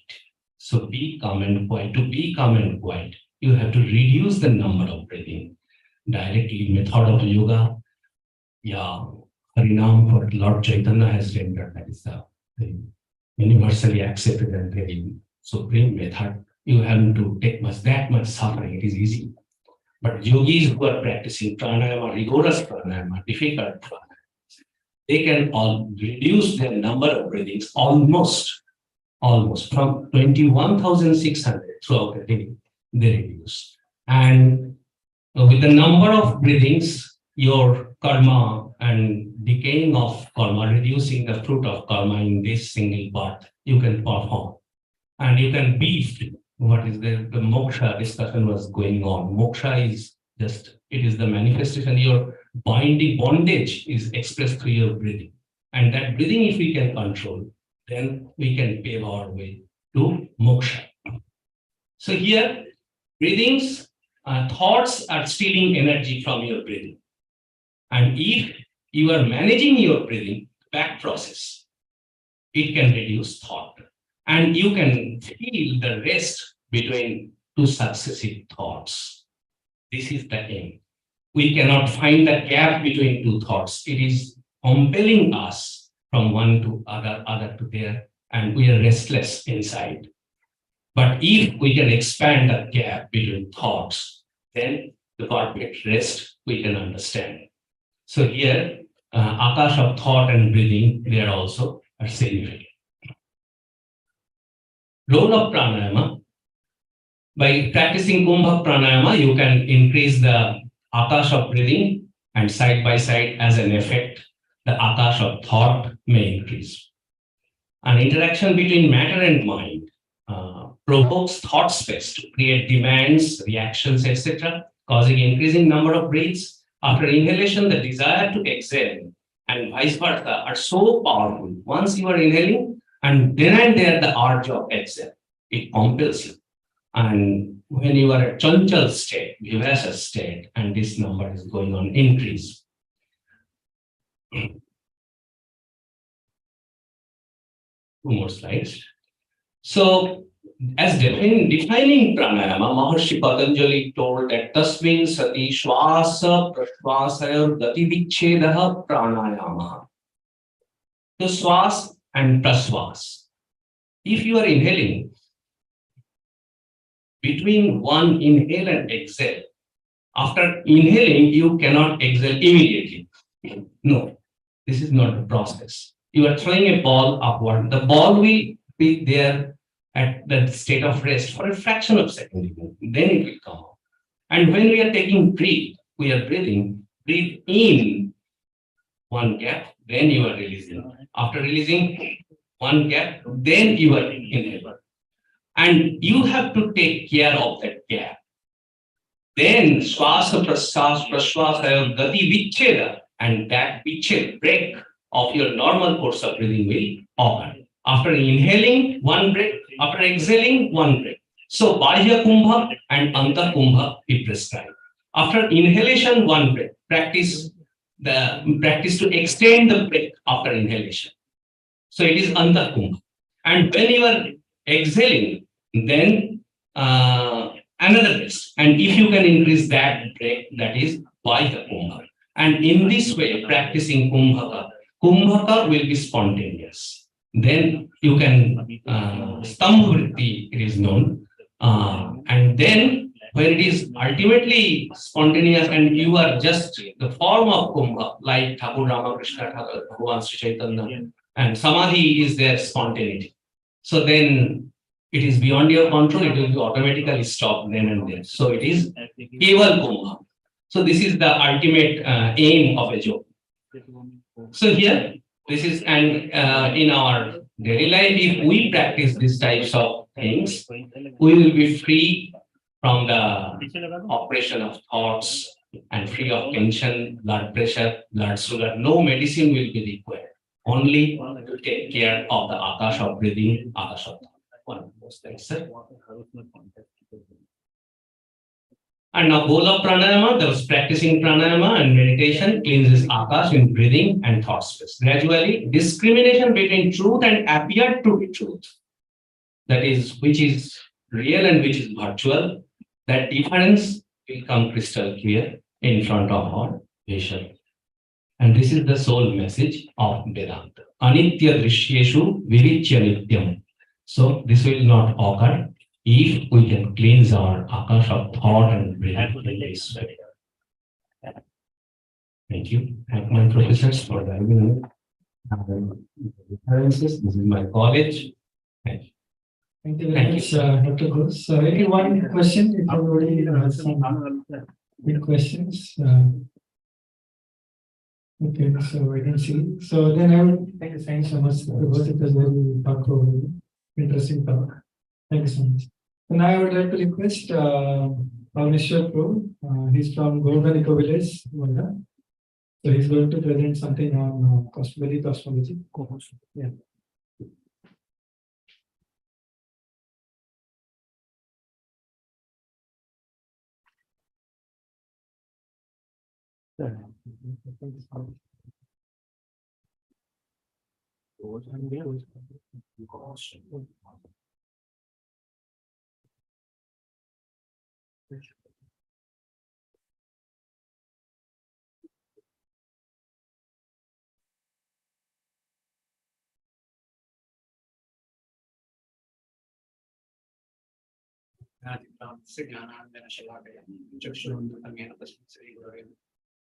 Hare Krishna.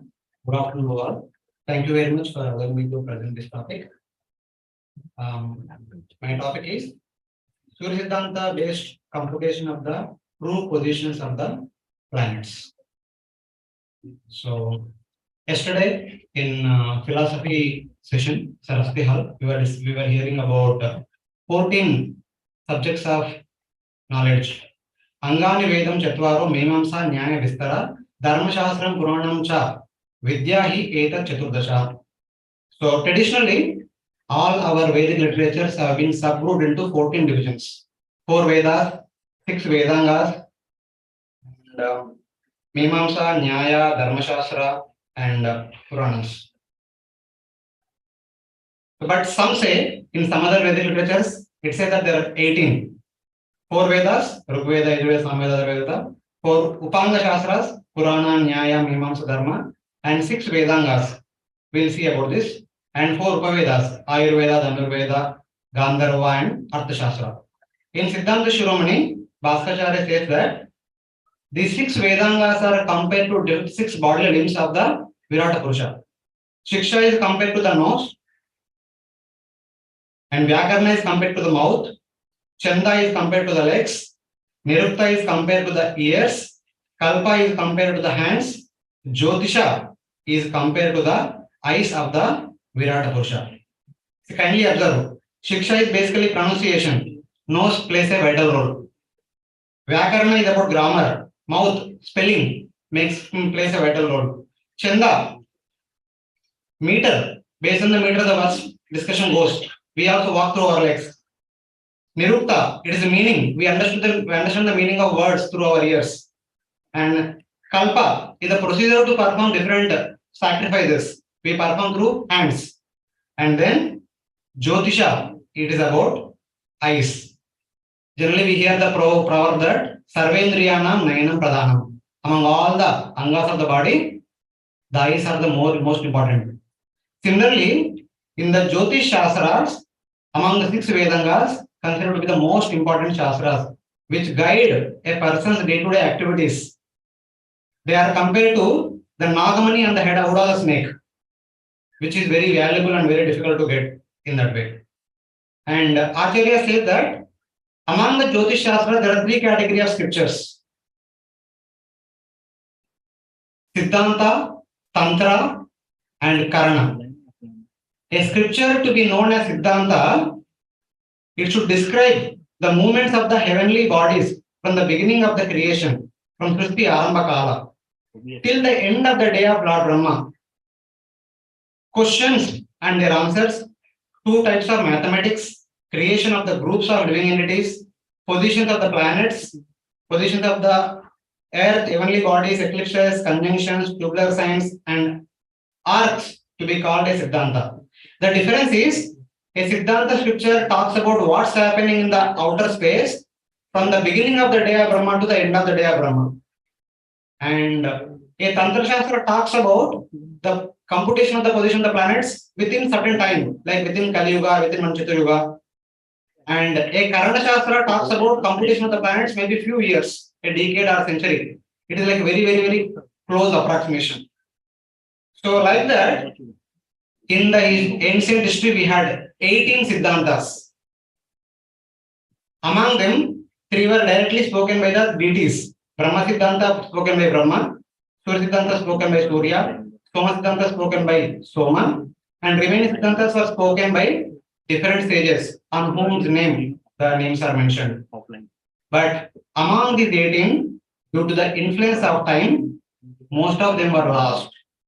By the time Varahamira compiled his book known as Panchasiddhanta, 505 CE, we are only left with 5 Siddhantas: Brahma Siddhanta, Surya Siddhanta, Paulisha, Romaka, and Vasishtha Siddhantas. Remaining 13 were gone in the effect of time. So out of these 5, we are trying to discuss from Surya Siddhanta, what is the Surya Siddhanta is trying to offer us. And many other acharyas like the famous astronomer Aryabhatta, he wrote his Aryabhatiya based on Brahma Siddhanta. And Bhaskara too wrote his Siddhanta Shiromani based on Surya Siddhanta. Like that, all the acharyas' works which we come across, they are all based on these original Siddhantas.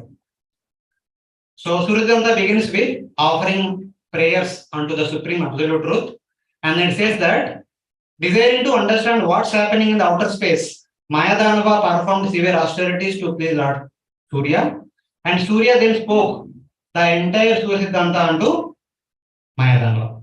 Initially, he talks about the time divisions. So he divides imperceivable time, starting with Truti, which is about 10 to the power minus 5 seconds or something like that. And then perceivable time, starting with Prana, which is approximately about 4 seconds. So like that, it goes up to 1 year. 1 year is about 365.2587565 days, according to Surya Siddhanta. And then it further goes. Our 1 year is 1 day for the Devatas. And according to Devata time period, 12,000 Devata years is one Chaturyuga, consisting of Satyayuga, Treta Yuga, Dwapara Yuga, and Kali Yuga. And the Devatas live for 1 Manvantara Kala. We live for 100 years, Devatas live for 1 Manvantara Kala. That is equal to 71 such Chaturyugas, which is in terms of Devata years, in terms of human years. And then 1 Manvantara after another Manvantara, there is a Sandhi Kal where the entire community of Devatas will change. Just like after every 5 years, we have change in our parliament based on elections. So Devatas do change during the Sandhi Kala, which is equal to 1 Satyayuga time period. And like that, in a day of Brahma, there are 1,000 Chaturyugas. The same will be the night of Lord Brahma. Like that, Lord Brahma lives for 100 years. He had 360 days in every year. In every day, there is 12 hours day, 12 hours night, which is equal to 1,000 Chaturyugas time. As of now, Brahma already completed 50 years. Currently, his 51st year is going on. Out of 100 years lifespan of Brahma, 50 years already completed. This is 51st year, first month, first day, which is divided into 14 Manvantaras, out of which 6 Manvantaras already completed. This is according to Surya Siddhanta and all the Siddhantas, all the Vedic literatures. Currently, the 7th Manvantara is going on, which extends for 71 Divya Yugas, out of which 27 already passed, 28 is running now. In the 28th, after the completion of the Satya Yuga, Sun God spoke Surya Siddhanta to Mayadanava. This was the exact time which is given in the book. This is the time I am speaking this Surya Siddhanta unto you. And afterwards, after the completion of Treta Yuga, Dwapara Yuga, in the current Kali Yuga, we have already passed 5,123 years. Till now, we have already passed 6 Manvantaras, 7 Manu Sandhis, and 27 Chaturyugas in the 7th Manu period, and 1 Satya Yuga. By then, Surya Siddhanta was spoken. These were the number of years from the beginning of the day of Brahma.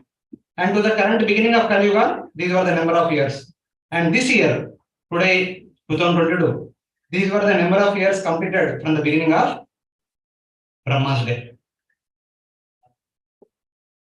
And now on my question, how did you get this number 5123?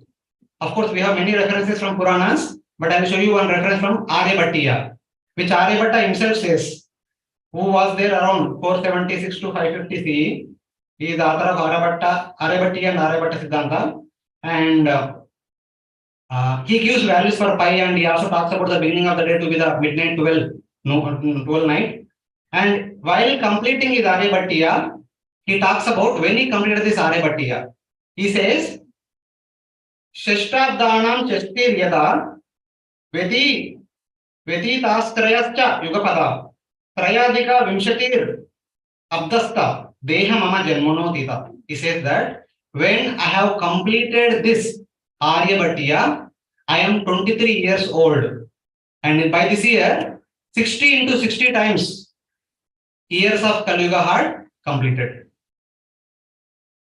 So that corresponds to 29th March of Shaka era 398 or 1499 AD, when he was 23 years old. So we can reduce the beginning of Kali Yuga from this. 3600 years minus 23 minus 476 plus 2022. So by rearranging these numbers, we get to 3102 minus 1 plus 2022. And this is CE and this is BC. 3102 BC and 2022 CE. So we get 5123 years of Kali Yuga. And it is said that astronomers say that Kali Yuga began on February 18th, 3102 BC, which is Mesha Sankranti. Sun was entering onto Mesha. So then Suryadanta said that though the Brahmas they began long back, but Brahma himself took some time to create all the living species. The humans, devatas, sages, plants, aquatics, reptiles, everything, even the planets. The planets, the Navagrahas started moving after a time period of 474 into 100 Devata years. So that much time period need to be subtracted from the total number of years we have calculated till current day, so that we can get exact number of years for which the planets are put into motion. The Sun, Moon, Mars, Mercury, Venus, Jupiter, Saturn, Rahu, Ketu are moving in the outer space. So these are the number of years in our human years. So of course these are all same calculations. It says that this has begun, the planets are put into motion during the middle of the fourth Treta Yuga, the fourth cycle of the Treta Yuga. That time it was the beginning of Sunday and it was midnight in Lanka. The starting point of the planetary motion is Sunday beginning and midnight in Lanka. So then the question comes, what is Lanka? Then Suryadanta gives the definition of Lanka. The line that passes through the place of the Rakshasas, that is Lanka, Rakshasalaya, and the Devatas on the Sumeru mountain, on which there are cities like Rohitaka, Avanti, and Sannihita lake, is the prime meridian. According to our scriptures, the prime meridian is a line that passing through all these important cities. And sometimes Lanka is also considered to be the intersection point of the prime meridian as well as the equator of the earth. Zero longitude, zero latitude point. But according to our modern science, the zero longitude latitude point is taken as Null Island, which is in Atlantic Ocean, 600 kilometers away from the West Africa in the Gulf of Guinea. So here, if you draw all the line to these cities, which are given this Ujjain, Rohtak, and Kurukshetra, we get a line passing through like this. You see all these places, you see the value of longitude is about 75.8 degrees east, 75.8 degrees east, 76 very closely. More or less, it gives approximation. And Lanka, Sri Lanka, what we know today, it is at 7.87 degrees north, 80.77 degrees east. It is not 75.8. So, according to Surya Siddhanta, Sri Lanka is not Lanka. Lanka is supposed to be located at 0 north and 75.8 or 76 east. That should be the point of Lanka. So, with that background information, now let us discuss how the planets are moving. Suryadanta explained that the 27 nakshatras, along with the 12 zodiac signs, they are continuously revolving, being impelled by the inconceivable force of Supreme Lord, and they are taking the Navagrahas along with them. Though they are taking the Navagrahas along with them, the Navagrahas always lag behind. They can't keep up with the speed of the nakshatras. The daily, we see sun is rising in the east and setting in the west and going around, and the motion is continuously going on. That motion is called as daily westward motion because the planets are moving from east to west according to our daily nomenclature.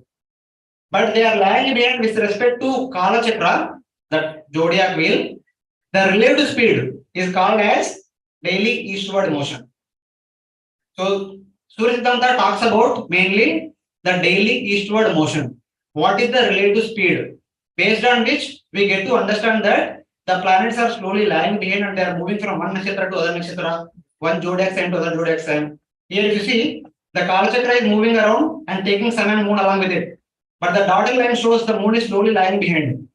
For one round of Kala Chakra, the sun lags behind by 1 degree, the moon lags behind by approximately 13 degrees. And this goes on continuously. Kala Chakra is consisting of 12 zodiac signs and 27 nakshatras put together. So as the sun and moon are moving around, we see the half the portion of the earth globe is bright and other half is the dark. That's how the day and night happens as per the Surya Siddhanta. So then Surya Siddhanta gives these numbers. These are the numbers. This many number of times the planets complete their mean eastward revolutions. The backward motion in one Manvantara, sorry, in one Chaturyuga, they complete this many revolutions. And then these are the numbers of their normal daily motion. That means in one Manvantara, sun, if you take this many days are there. So this many times the sun and other planets are rising and setting. And by the way, this many times they are going in the counterclockwise direction. And if we divide this by this, we get the number of days required for each and every individual planet to cover the zodiac once. This is the value of 1 year. Sun, Mars, Mercury will take exactly 1 year. 365.258756 days. And Moon takes 27.32 days. Mars takes 1.8 years. Jupiter takes 11.86 years. Saturn takes approximately 30 years. And Rahu and Ketu take 18.6 years. And per day they are lagging behind by this much. These are like values we can deduce from that. And then the Puranas also give the information about this, but they give a very approximate and general information. They say that Moon completes one revolution in a month approximately. Our Sun completes its revolution in 1 year. It does not give exactly how many number of days are there in 1 year. It says 1 year. And Venus, Mercury, Mars Mercury said that sometimes they go ahead of Sun, sometimes behind Sun. Later on we see in one simulation how it is. And Mars generally takes 15 days, 145 days to cover one zodiac sign, if not traveling in retrograde motion. Thus it comes to 1.5 years. But in the previous slide we saw Rahu takes 1.8 years. So when it is going through retrograde, it will take more time. So like that. The other planets also, the information is given. So these are all same information. So now, here we can see, on a normal day-to-day observation, all the planets, here we have Sun, Mercury, Venus, red one is the Mars, Jupiter, and the Saturn. Here we have Moon, this is Rahu, and this is Ketu, and this diamond symbol is about the heavens. So normally they all move from east to west. But while moving, they are lagging behind with respect to the starting point of the Kala Chakra. In due course of time, they fall behind. That how much they fall behind, we observe. In a month, the moon is making one complete round. At the starting point, moon was there, sun was there, that was Amavasya. After 30 days, again moon comes in front of sun, that is another Amavasya. In another 30 days, again moon comes in front of sun, that is another Amavasya. So by the way, you see other planets are also moving slowly according to whatever ratio they were presented. So this is how the relative motion of the planets with respect to Kala Chakra has been presented in the Surya Siddhanta. So we'll go ahead. So then, Surya said that in addition to this general mean motion, there are 3 more motions known as Shigra, Manda, and Pada. So what are they? So basically, Shigra, Manda motions are explained with the help of epicycles. So when the planet is moving in the 4th or 1st quadrant, the Shigra or Manda pulls the planet so that its speed will increase. When the planet is moving in the 2nd or 3rd quadrant, they actually restrain the motion of the planet so that it moves slowly. This is how the motion becomes variable. It is not always fixed or constant. Because of which, their actual position changes from where we are expecting them to be. So in order to explain this concept of Shigra motion, Manda motion, Surya Siddhanta gives what would be the radius of these small circles, these epicycles, in the name of Paradhi, Shigra Paradhi values and Manda Paradhi values. And these values vary from quadrant to quadrant. So we have the mean motion of the orbit. Here is Shikhra, Manda circle and Shikhra circle, one upon the other. So overall motion of the planet will change. The mean motion is here. Because of Manda, it planet goes here. Because of Shikhra, it ultimately goes here. So this will be the actual position of the planet. And even if the Shikhra Manda circle also, the radius keeps varying. At one point of time it is more, at other point it is less. This motion, this change in Manda radius is what we hear as eccentricity of the orbit. The orbits of our planets are eccentric in nature. They are not perfectly circular. They are elliptical. That is because of the Manda motion of the planets. So now with the help of all this Manda Shikhra motion, at any given point of time, we can find out what is the true position of the planets. From the beginning of Brahma's day till today and till the end of the Brahma's day. Wherever any point of time, if you identify, according to that, we can find out the position of all these planets. The formula is very simple. We know the mean position, we know the Shikhra position. We can calculate the XY coordinates of the mean position, XY coordinates of the Shikhra position or Manda position, and we can find out what would be the difference of angle. That is called Shikhra phala for Shikhra circle and Manda phala for Manda circle. A simple basic algebra. So now, Jijnasa says that we need to apply 4 corrections to all these planets' mean position. First one is half Shikhra phala correction, then upon that half Manda phala correction. Then based on these 2 corrections, we have to calculate full Manda phala, apply it, and then based on this, we have to do full Shikhra phala.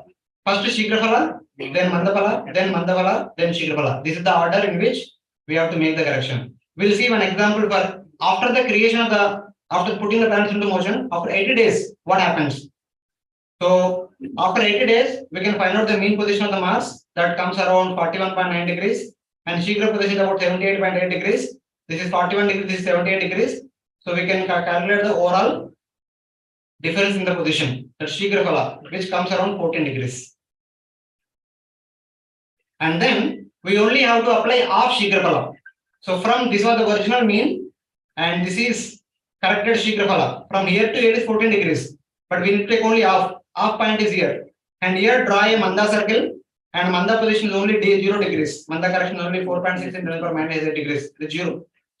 Then final position comes here. This is the final correction. So that will be around -7 degrees with respect to this point. It's coming down. So like that, and taking these 2 values, use them to use for doing third correction. So apply a Manda circle to the mean and then do the correction. And whatever correction we get, -6.7 degrees, use it and apply it to Shikhra correction. Keep the Shikhra circle upon the Manda position of the epicycle. So this is Shikhra circle, and Shikhra is about 78 degrees. Here it is. And overall correction, the final corrected value will be 15 degrees with respect to the mean. This is how we need to do these 4 corrections. And 7.1 -3.8 -6.7 15.3. So this is the original position, and original position. The final corrected position will be 50 degrees. So thus we get the actual positions. So these are the values for all the planets, and this is the position of the planets. This is the procedure with which we have to calculate the true position of the planets. So now with those calculations, we'll see how the orbits vary. This red dotted line was the mean orbit of the Mars. Now this line, the thick line where the Mars planet is going, this is the shift of the orbit of Mars to the right hand side due to Manda epicycle. And it also becomes elliptical. This radius becomes more and this radius becomes less. The circular orbit becomes elliptical. And then if we apply Shikhra upon this Manda circle, then the entire shape of the orbit completely changes. If you only take Shikhra, so this is how the orbit changes. So that's why we always hear that this year, after every 2 years, Mars is coming close to Earth. That is when our scientists are sending satellites to the Mars, mission Mangal, etc. Because looking at when it is nearby Earth, during that time they try to do all this. So this is how we can see the corrections, how they are. So the Manda orbit of the Mars, Shikhra orbit of the Mars, and combined Manda Shikhra orbit of the Mars, it becomes like this. Similarly, for other planets, This is for the Jupiter. Jupiter we have constant loops, and for Saturn we have 30 such. And then this is for Venus, and this is for Mercury, and this is for Sun. Sun only has Manda, that's why it only has Manda. And this is for Moon. The Moon's orbit also goes come. That's why we always hear about something called super moon. Whenever the full moon day, when the moon is coming close to us, we see the big moon. That is called super moon. That is because of this Manda motion. So now the final one example we see, and then we'll close our observation. So Chaitanya Mahaprabhu's appearance day, for which we have calculated the number of days elapsed from the beginning of the creation, and then we can deduce the position of all the planets on that particular day. This was the birth chart which was prepared by Sri Neelambar Chakravarti, who is the grandfather of Chaitanya Mahaprabhu, and which was represented by Bhaktivinoda Thakur and evaluated. And he says the position of the planets, where the planets are located, etc. So it happened to be on 1486 AD, Shaka era 1407, and 18th February, full moon day of month of Phalguna. So till 1486 AD, how many years are elapsed in the current Kali Yuga? We need to calculate. And we have to add it to the number of years elapsed to the beginning of Kali Yuga. Total number of years we get. Multiply with the number of days in a year. So we get total number of years to the beginning of this 1486 AD. And then multiply it with 1.019. This is a conversion factor which converts the solar days into lunar days. So we get total number of tithis.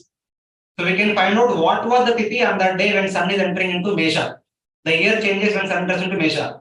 The tithi was 13.3. 13.3 means it is bright lunar tithi of Chaitra Mas. 1 to 13 is Shukla Paksha, 1 to 15 is Shukla Paksha, 16 to 30 is Krishna Paksha in the month of Chaitra, which is the beginning of the lunar year. So 13.3 is the 14th day, Chaturdashi. So that is, it's in that way. So 14th bright lunar tithi, Chaitra Shukla Chaturdashi. And from the Chaitra Shukla Chaturdashi, we need to count to how many number of lunar tithis have elapsed to the birthday of Chaitanya Mahaprabhu. Because lunar days don't change, solar days keep changing. We have 365 days, 366 days, variation is there. Lunar tithis are fixed. So we need to calculate what are the total number of years. So total number of tithis elapsed in that year. They were around 331.67. Convert them into solar days, add that to the total number of days to the beginning of the solar year. We get total number of solar days to Chaitanya Mahaprabhu's appearance day. So Lord Chaitanya appeared 6th PM, around 6 PM in the evening. That was the time sun is setting, moon is rising. There was a lunar eclipse during his appearance time. And if you convert the number, if you find out which was the day, it comes to Saturday. The day DD is Saturn. So these are the position of all the planets on a particular day.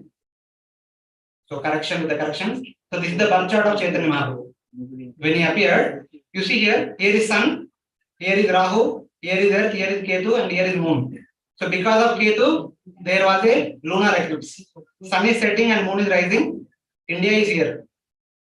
So when this position, setting position, this is the rising position. Here moon is rising, sun is setting. Because of Ketu, there was a lunar eclipse. During that time, this is evening 6 PM approximately. Same thing. So based on the values we reduced, these are the positions of the planets with respect to the Rashi and Nakshatra. And which Srila Bhaktivinoda Thakur, which he gives according to, he is also one of the astrologers. He gave the birth chart of Chaitanya Mahaprabhu. That is this. Both are exactly matching. The Rashi number and Nakshatra number, both are exactly matching. And then one final example. Recently we had Gita Jayanti on 3rd of December. So of course from Mahabharata, Ramayana we have various things. So Pandavas, after Kurukshetra battle, Pandavas ruled for 36 years. And Lord Krishna lived for 125 years. So with that information is given various places in Mahabharata and Ramayana, not Ramayana, Mahabharata and Bhagavatam. So going backward about 36 to 37 years, we can find out that when was Bhagavad Gita was spoken. Acharya say, especially Madhvacharya, in his commentary to Mahabharata, he says that there were 3 eclipses happened during the battle of Mahabharata.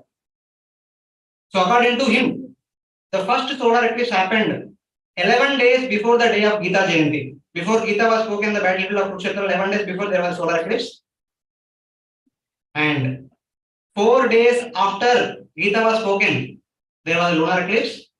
And then there was second solar eclipse after 18 days after Gita was spoken.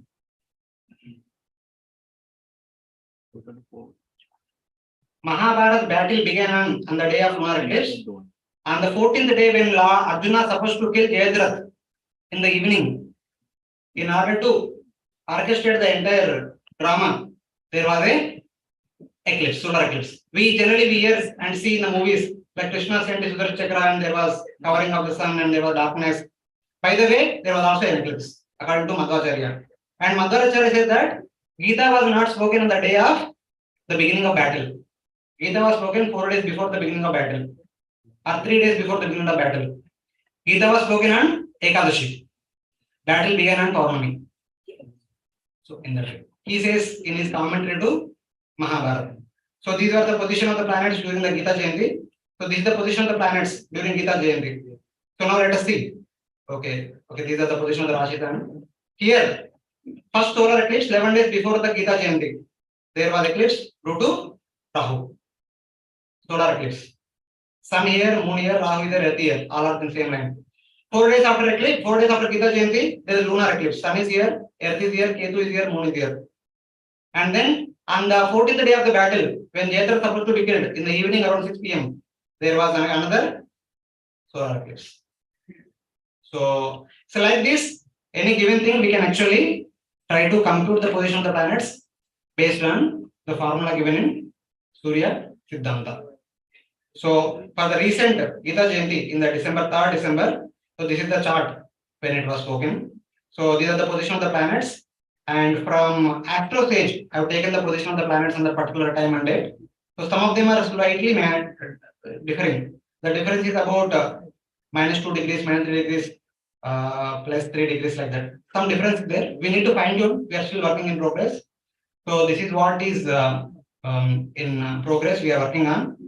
So this is a small presentation I wanted to present on this occasion. Thank you very much for giving me the opportunity. So thank you very much for such an elaborate discussion. So any questions on this topic? Yes, please. Hare Krishna. Sir, Prabhuji, is Rahu and Ketu is physically present or it is only hypothetical? See, what we hear from modern science is all based on our observation. Yes. According to Shastra, Rahu is a black planet, Ketu is a dark brown planet. They are not visible to us. So our naked eye, Rahu and Ketu do not visible. Normally, Rahu and Ketu are said to be the pata of moon. So that's why they call them as nodes, head and tail node, head node and tail node, like that they call. But scriptures do talk about them, their existence. They are the sons of, we all hear about Prahlad. Prahlad had a sister, Timika. She had 101 sons. The eldest was Rahu, the remaining 100 were Ketus. So Rahu, since Rahu and Ketu drank nectar during the Samudra Manthan episode, they also became Amar. So Lord Brahma made them the leaders for these 2 planets. They are still living in these 2 planets and doing all the things and troubling us. They do exist, but we can't see with our naked eye. Achha, Dhumketu means Ketu. They are different. Dhumketu, they are comets. But tail, it is look like tail, na? That's no, because their body is cut into pieces. Rahu has human head and a snake body. Ketu has human body and snake head. That's why they are called as a snake. In the way. They represent like a snake. In a way. Thank you very much. Okay, so thank you very much. I think we will proceed for the next talk. So there are a couple of more participants. I don't see them in the Zoom meeting. So if they are there, they're hearing me. Roshan Kumar Ravi.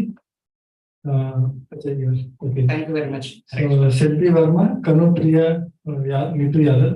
So now the next talk is by Prem Goran from Govardhan Covides. So after that, Mr. Roshan Kumar Ravi, please be ready. And the last talk will be by Nitu Yadav. Yeah, co-host, you can share the screen. Hare Krishna, I had a question for Pavanishwar Prabhu. I have written in the chat.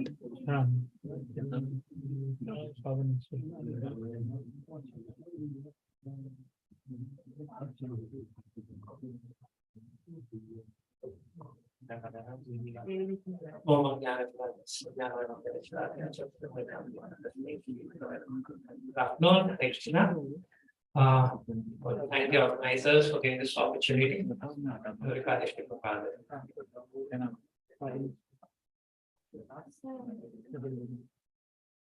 So my topic is reducing the latitude or the horizontal coordinate system as well in the Bhagavad Puran. So this is what I'll be following.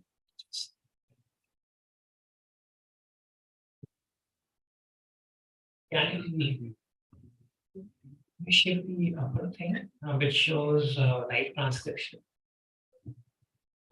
This blocks the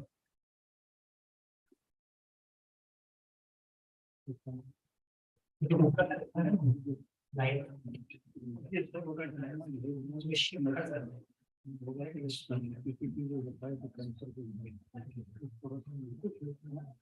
So we'll be discussing about the methodology and theological perspective.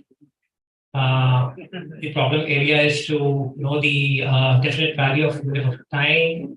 The research is based on Shabd and Pratyaksh Pramanas, inference for the different values of Ghatika used and its applications, and then determine the reference latitude by using two different methodologies. And both the methods actually do not meet the value for variation and further research areas.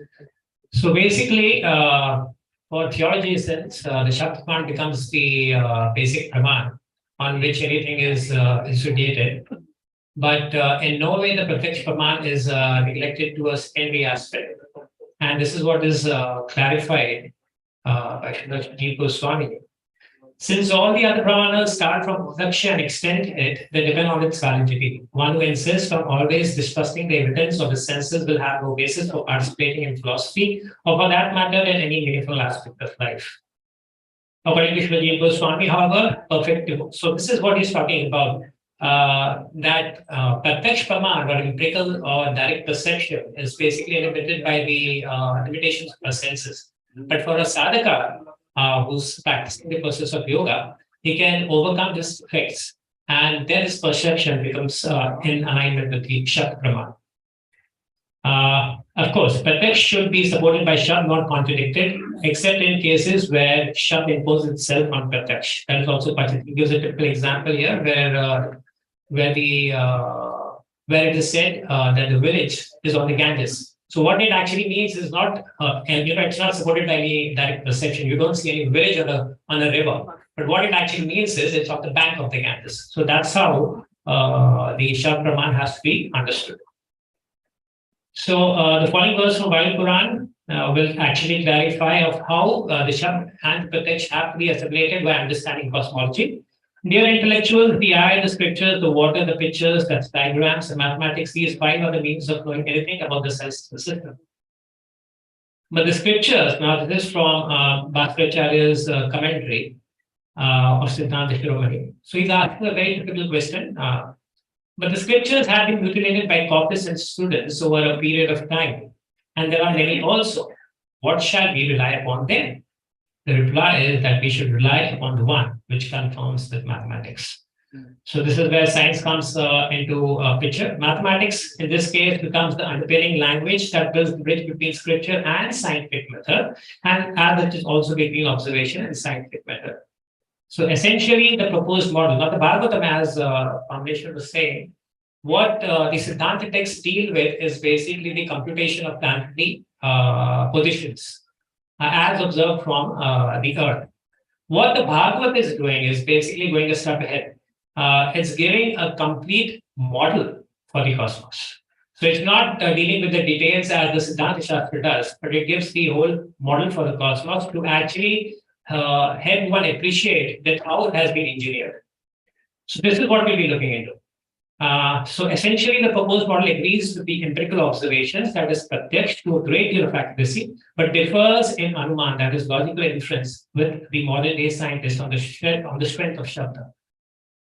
So, of course, I'm taking the Bhagavad Puran because according to Gaudiya Vedanta text, that's the topmost in all the Brahmanas.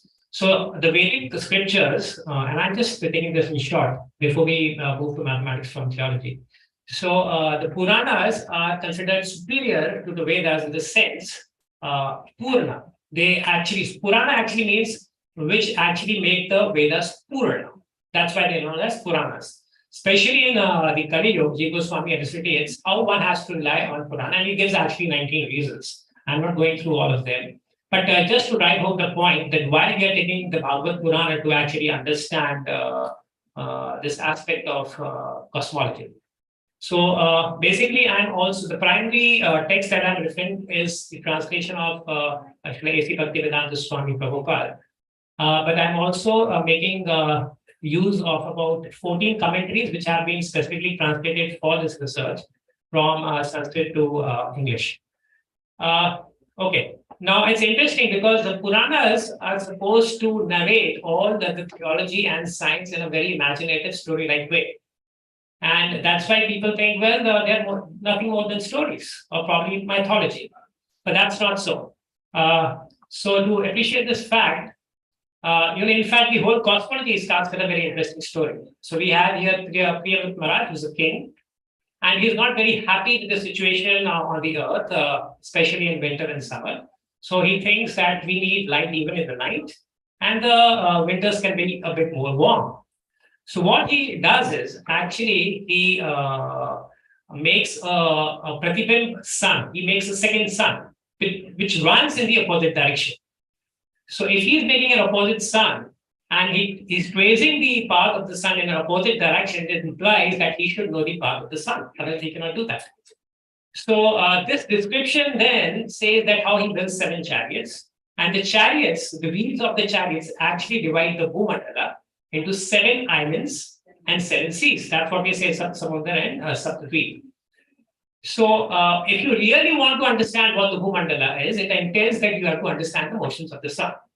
Now, to understand the motions of the sun, what we really need to know is what type of coordinate system is being defined here. So Shukdev Goswami very intelligently, without you actually having to break your head, seamlessly runs through an horizontal coordinate system, an ecliptic coordinate system, and equatorial coordinate system, and uses the Bhumandala as the celestial reference plane, as one would use the galactic plane in today's modern science.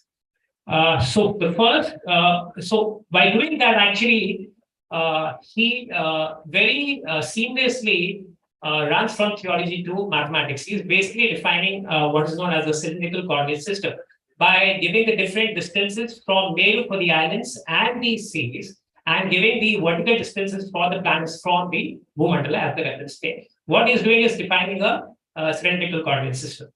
Now, the second thing is what horizontal reference plane or latitude he's using. So we'll actually try to deduce this by 2 ways.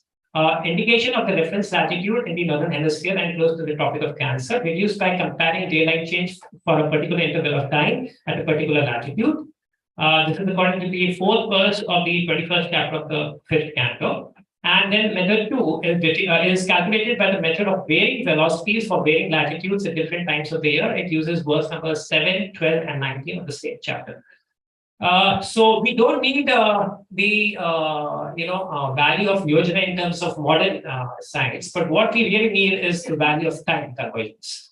So now Srila Prabhupada uses 2 values for Ghatika, that is 24 minutes and 30 minutes. Generally, the Ghatika is known as 24 minutes across the Vedic scriptures, but it's only Prabhupada who's using these 2 figures, 30 minutes and 24 minutes. Very interesting.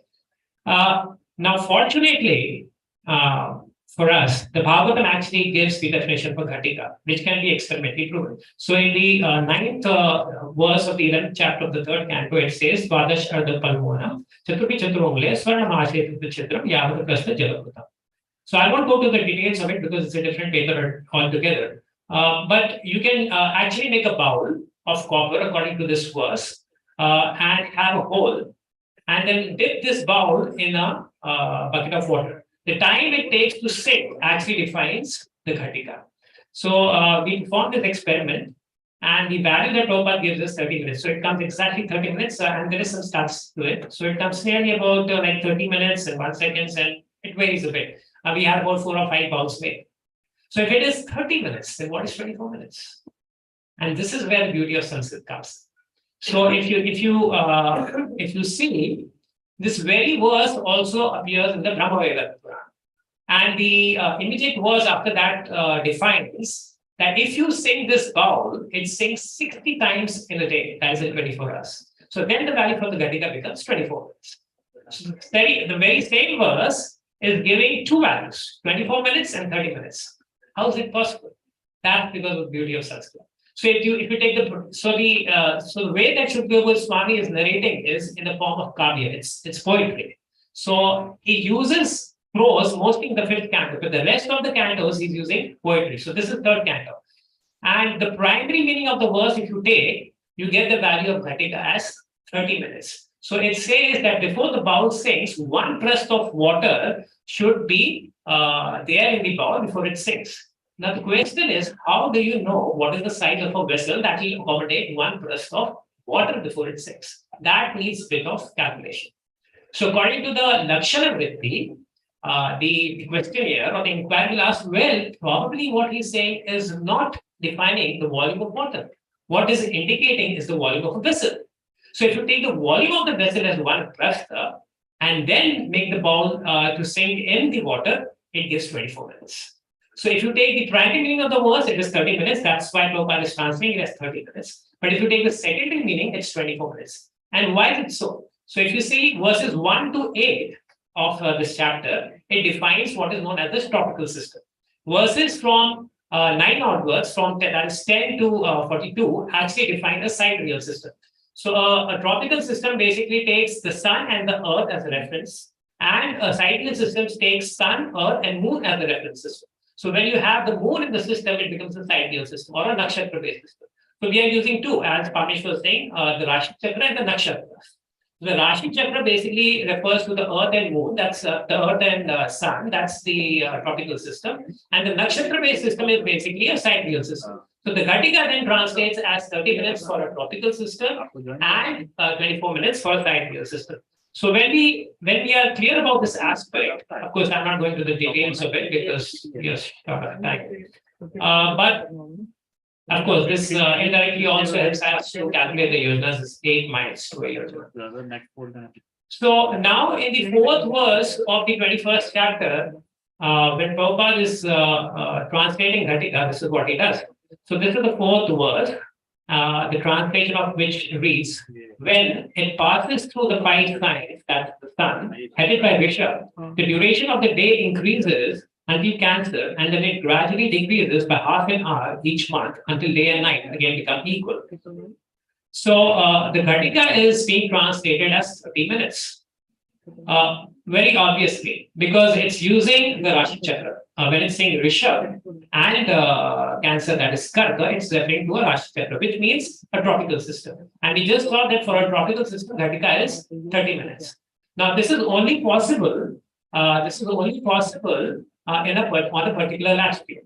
So, what is that latitude? And that is what we can calculate. Now, this is a bit tricky because the traditional system uses sunrise and sunset in 2 different ways. It uses the civil sunrise and also what is known as the astronomical sunrise. Now, a civil sunrise basically means when the sun globe has risen half, and astronomical sunrise is when you can just see the upper limb of the sun. So that is the difference. So this is an approximate chart for the daylight, change across the time of the year. And these different lines actually denote the different latitude at which they have been calculated. So now we'll be making these calculations. I just show the tabulation of how it has been done. So A is the astronomical unit and C is the civil unit. So for 22 degrees north, that's nearly Bilaspur. I'm just taking one of them on the latitude. We have 89 minutes for an astronomical unit, and the civil units is 81 minutes. So we continue this, and then we can see that for about 24.5 degrees north, we get half an hour for an civil unit. So which implies that if you're taking civil units for this, we get 24 degrees north as the reference latitude at which these measurements are being referred to. Okay, so this is the conclusion from the first method. The reference latitude would be close to the Tropic of Cancer, that is between 24 degrees, 24.5 degrees north. Now, Sadamut Prabhu, that's Dr. Richard Thompson, also actually did these calculations, but here, his understanding was, and this is where the difference is, that Prabhupada's usage of Ghatika as 30 minutes is an approximation for 24 minutes. So that is where he actually just misses the point. And of course, he takes it as a change rather than, a rate of change rather than the exact change. Because the Bhagavad commentators say that it has to be taken as a cumulative change. Because definitely every month the change is different. It's not the same. So there is where the difference lies. The second thing is, of course, we have to understand, because the Bhagavad is basically based for the people of Kali Yuga. And the Yuga cycles only are there on the earthly sphere. They do not exist in any other spheres. So when Shukdev Goswami is narrating this to Parikshit Maharaj, it has to be relatable to the earthly people. So people may argue, well, the Bhagavatam is only giving a perspective of the Devatas, not really relatable to the humans. That's not right. Because the Bhagavatam is a multi-layered conversation. It gives both. It gives, in fact, Adivedic, Adhyatmic, and Adibodhic narrations. And the Adibodhic narrations are actually numericals that can be related by the humans. And it's specifically for the humans. That's why the whole conversation took place. Yeah, Manda Sumant Manpatir, Manda Bhagya Upradata. He says, okay, now since Lord Krishna has disappeared, where has Ram taken shelter of? And it's in the Bhagavad. So basically, the Bhagavad is meant for the people. So when it's being meant for the earthly people, and Parikshit Maharaj just has 7 days to live, so Shukdev Goswami is not going to waste his time to narrate something which cannot be verified by the senses. So here the Bhagavad is giving a multi-layered explanation, which can be verified empirically and also beyond the senses. So we take the second method for deducing the same thing, and it is calculated by the method of varying velocities for varying latitudes at different times of the years. So we have 3 velocities of the sun given in verse number 7, 12, and 19. Now, interestingly, in the 10th verse, so it's the 6 verses later. So in the 4th verse, Prabhupada is translating as 30 minutes for a Ghatika. And in the 10th verse, he actually translates Ghatika as 24 minutes. You can't blame an author of being crazy if he does that in 6 verses. So there is a definite purpose. Because the immediate verse after 10, that's the 11th and 12th verse, refers to the nakshatra basis. That is why he's translating Ghatika as 24 minutes. So if you take these velocities, now it's very interesting because you say for a rotating Earth, the maximum velocity is at the equator, and the least, that's 0, is at the poles. Now, the Bhagavad is actually using a geocentric reference system. Of course, this is just for the rotating Earth. The local celestial sphere goes on reducing in that case when you move from the equator to the poles. Now, in the case of a geocentric system, now how do we come to know that the Bhagavad is actually referring to a geocentric system? In the Siddhanta Shastras, to calculate all these motions of the planets, they use a gnomon. And a gnomon means you fix the stick or the cone in the earth, and then you trace the motions of the planets by the shadows, or of the sun by the shadows. So what it implies is that the earth is stationary and the heavens are rotating. That's what it refers to, a geocentric model.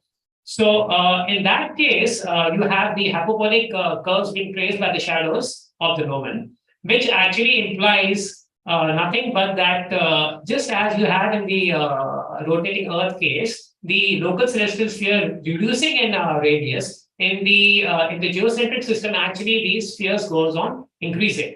When you are able to appreciate that fact, then you can actually make the calculations by what is known as triads. So here we have the three different velocities. Just before this, it gives the distance of the chariot. Please try to understand the Bhagavatam is actually trying to narrate complicated technical matters in a very simplistic way using analogies. So when it says that the sun is riding on the chariot, it has mathematical implications.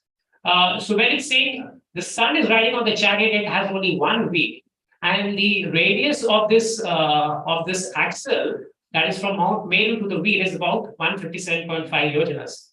So the sun is located on this chariot, and the velocity for any vehicle will be decided by the velocity of its wheel, right? So the passenger can be located anywhere, but the velocity of the passenger is dependent on the velocity of the vehicle. So similarly, the velocity of the chariot is calculated by defining the radius of the axle. This is what actually Shruti Goswami is doing. So it gives three different speeds. That's in the verse number 12, 19, and 7 that I have listed here. And the velocities are different. The velocities are different, obviously, because he's giving the slowest motion of the sun, that is during Uttarayan, the fastest motion of the sun, that is during Dakshinayana, and the equinoctial speed, that is during equinox. So he gives three different speeds. Now, with these three different speeds, the speeds have to be measured at a definite latitude. Now, we know the radius of the axle as 157. So if you use trigonometry, you will come to know that the apparent radius of the axle, that is mentioned out here, the apparent radius is 162 lakh yojanas, 171 lakh yojanas, and 151 lakh yojanas. So if you take trigonometry into consideration, you would get, if you take the last, that's the latitude theta at which measurements have been in the last row, you will come to know that if you divide 157 by 171, the inverse cos will give you 24 degrees north latitude. So by two different methods, we can deduce that what Shruti Goswami is doing is using a horizontal coordinate system to define the velocities of the sun.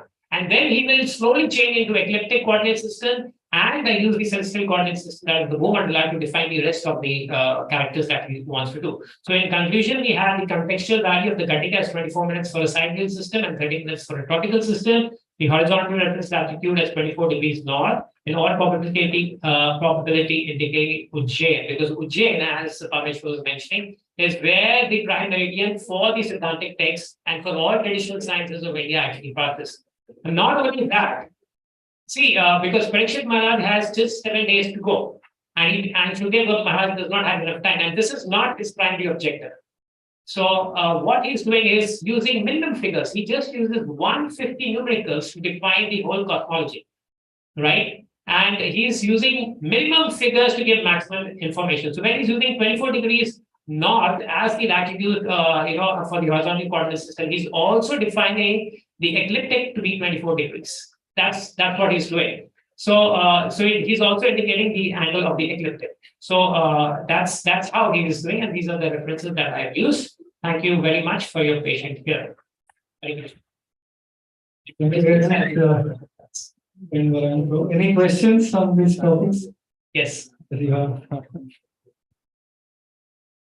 So the verse you showed where ball. Yeah. So I also thought of constructing some way years back. How you calculated, probably you explained, I think, in the later slide also. How you calculated the size of the ball? Okay, so basically it says it should accommodate 1 prastha of water. That's the volume. 1 prastha. Prastha. Okay. Yavat prastha jalaprutam. So it says 1 prastha of volume. The tricky part there is to know what prastha is. Yeah. Yes. So actually, since you have asked the question, I just elaborate on that. So just like we have miles and nautical miles, so miles when you're using on land has a different value. When you're using on water, it changes. Similarly, in the Ayurvedic Shastra, if you are measuring solids, prastha has different connotations. When you're measuring liquid, it has different connotations. Just like in English, the metric system, you have ounce and fluid ounce, right? So similarly, when you're using prastha for liquids, it becomes twice that is what is for solid. And prastha is related to pala. So Pala is actually 32, 1 press is 32 pulse for a liquid. So once you know the volume, it has to be understood that it's describing a bowl. So once you know the volume, you can easily calculate according to what the setting hemisphere is mentioned like that. Thank you. And also, so one press of water. So does it make any difference if you take water from the RO or you take water Good from question. Thank you. So that also has been clarified by, I think it's Vanshidhar or probably Veer Raghavacharya. I'm not very sure. I'm not able to recollect who's the commentator who clarifies the conditions of water. So he says, once you take water from Sangam during Vasanta, which has been kept in sun. So actually, what he's saying is actually defining the nature of water, what it should be, and the temperature of water. So if the temperature changes, definitely the tanks. Yeah. Yes, thank you. Prabhuji, Namaskar.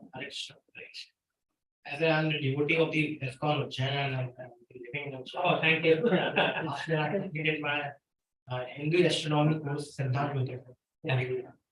With Kalini Sanskrit Vishwavidyalaya Ujjain. And I just want to invite you over there because for that I'm taking the mic in my hand. There is a one temple in the Narayana Dham, 40 kilometers from the I know that. from the Angapad Sandhiti Ashram, where there is there's only temple other than the Porbandar where the Damaji was living in the Porbandar. There's one temple is there and the another temple in Ujjain. There is a temple of the friendship. There's a Thakurji is along with the Sudamaji, not with the Radhaji or Rukmani. Right. It's just 1 kilometer from there. There's a Swarnagiri temple.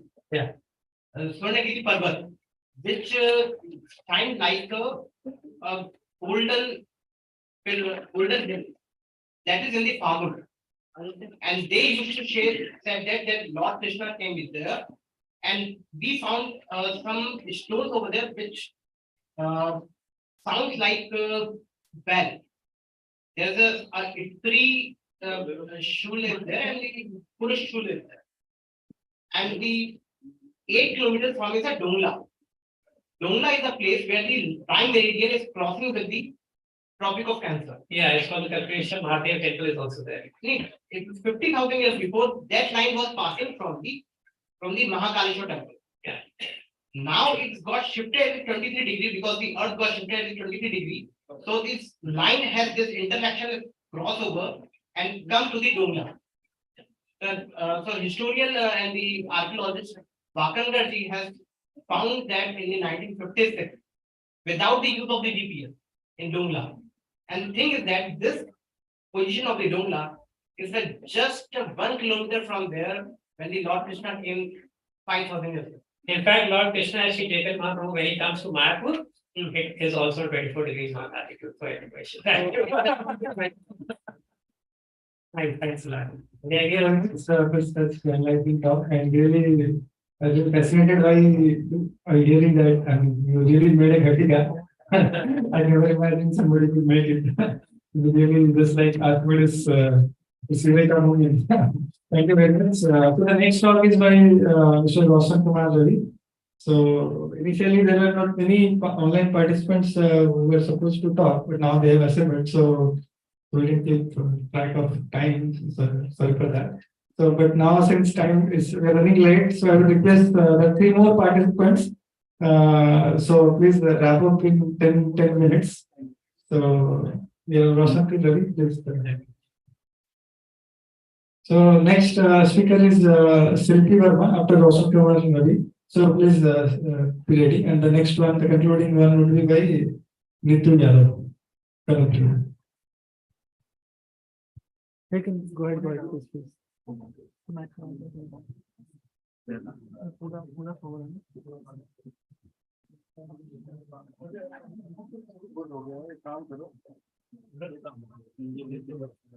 Zoom full screen कर दीजिए और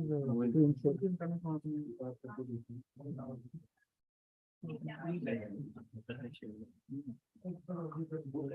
हटा दो, sharing दोबारा sharing the screen share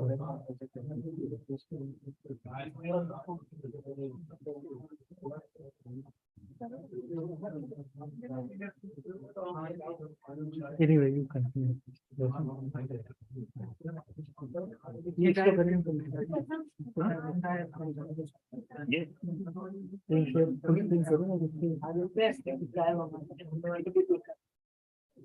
Make it first. Control. Perfect. Please, please. No. It will come. It will come. So the next presentation, the should also come already.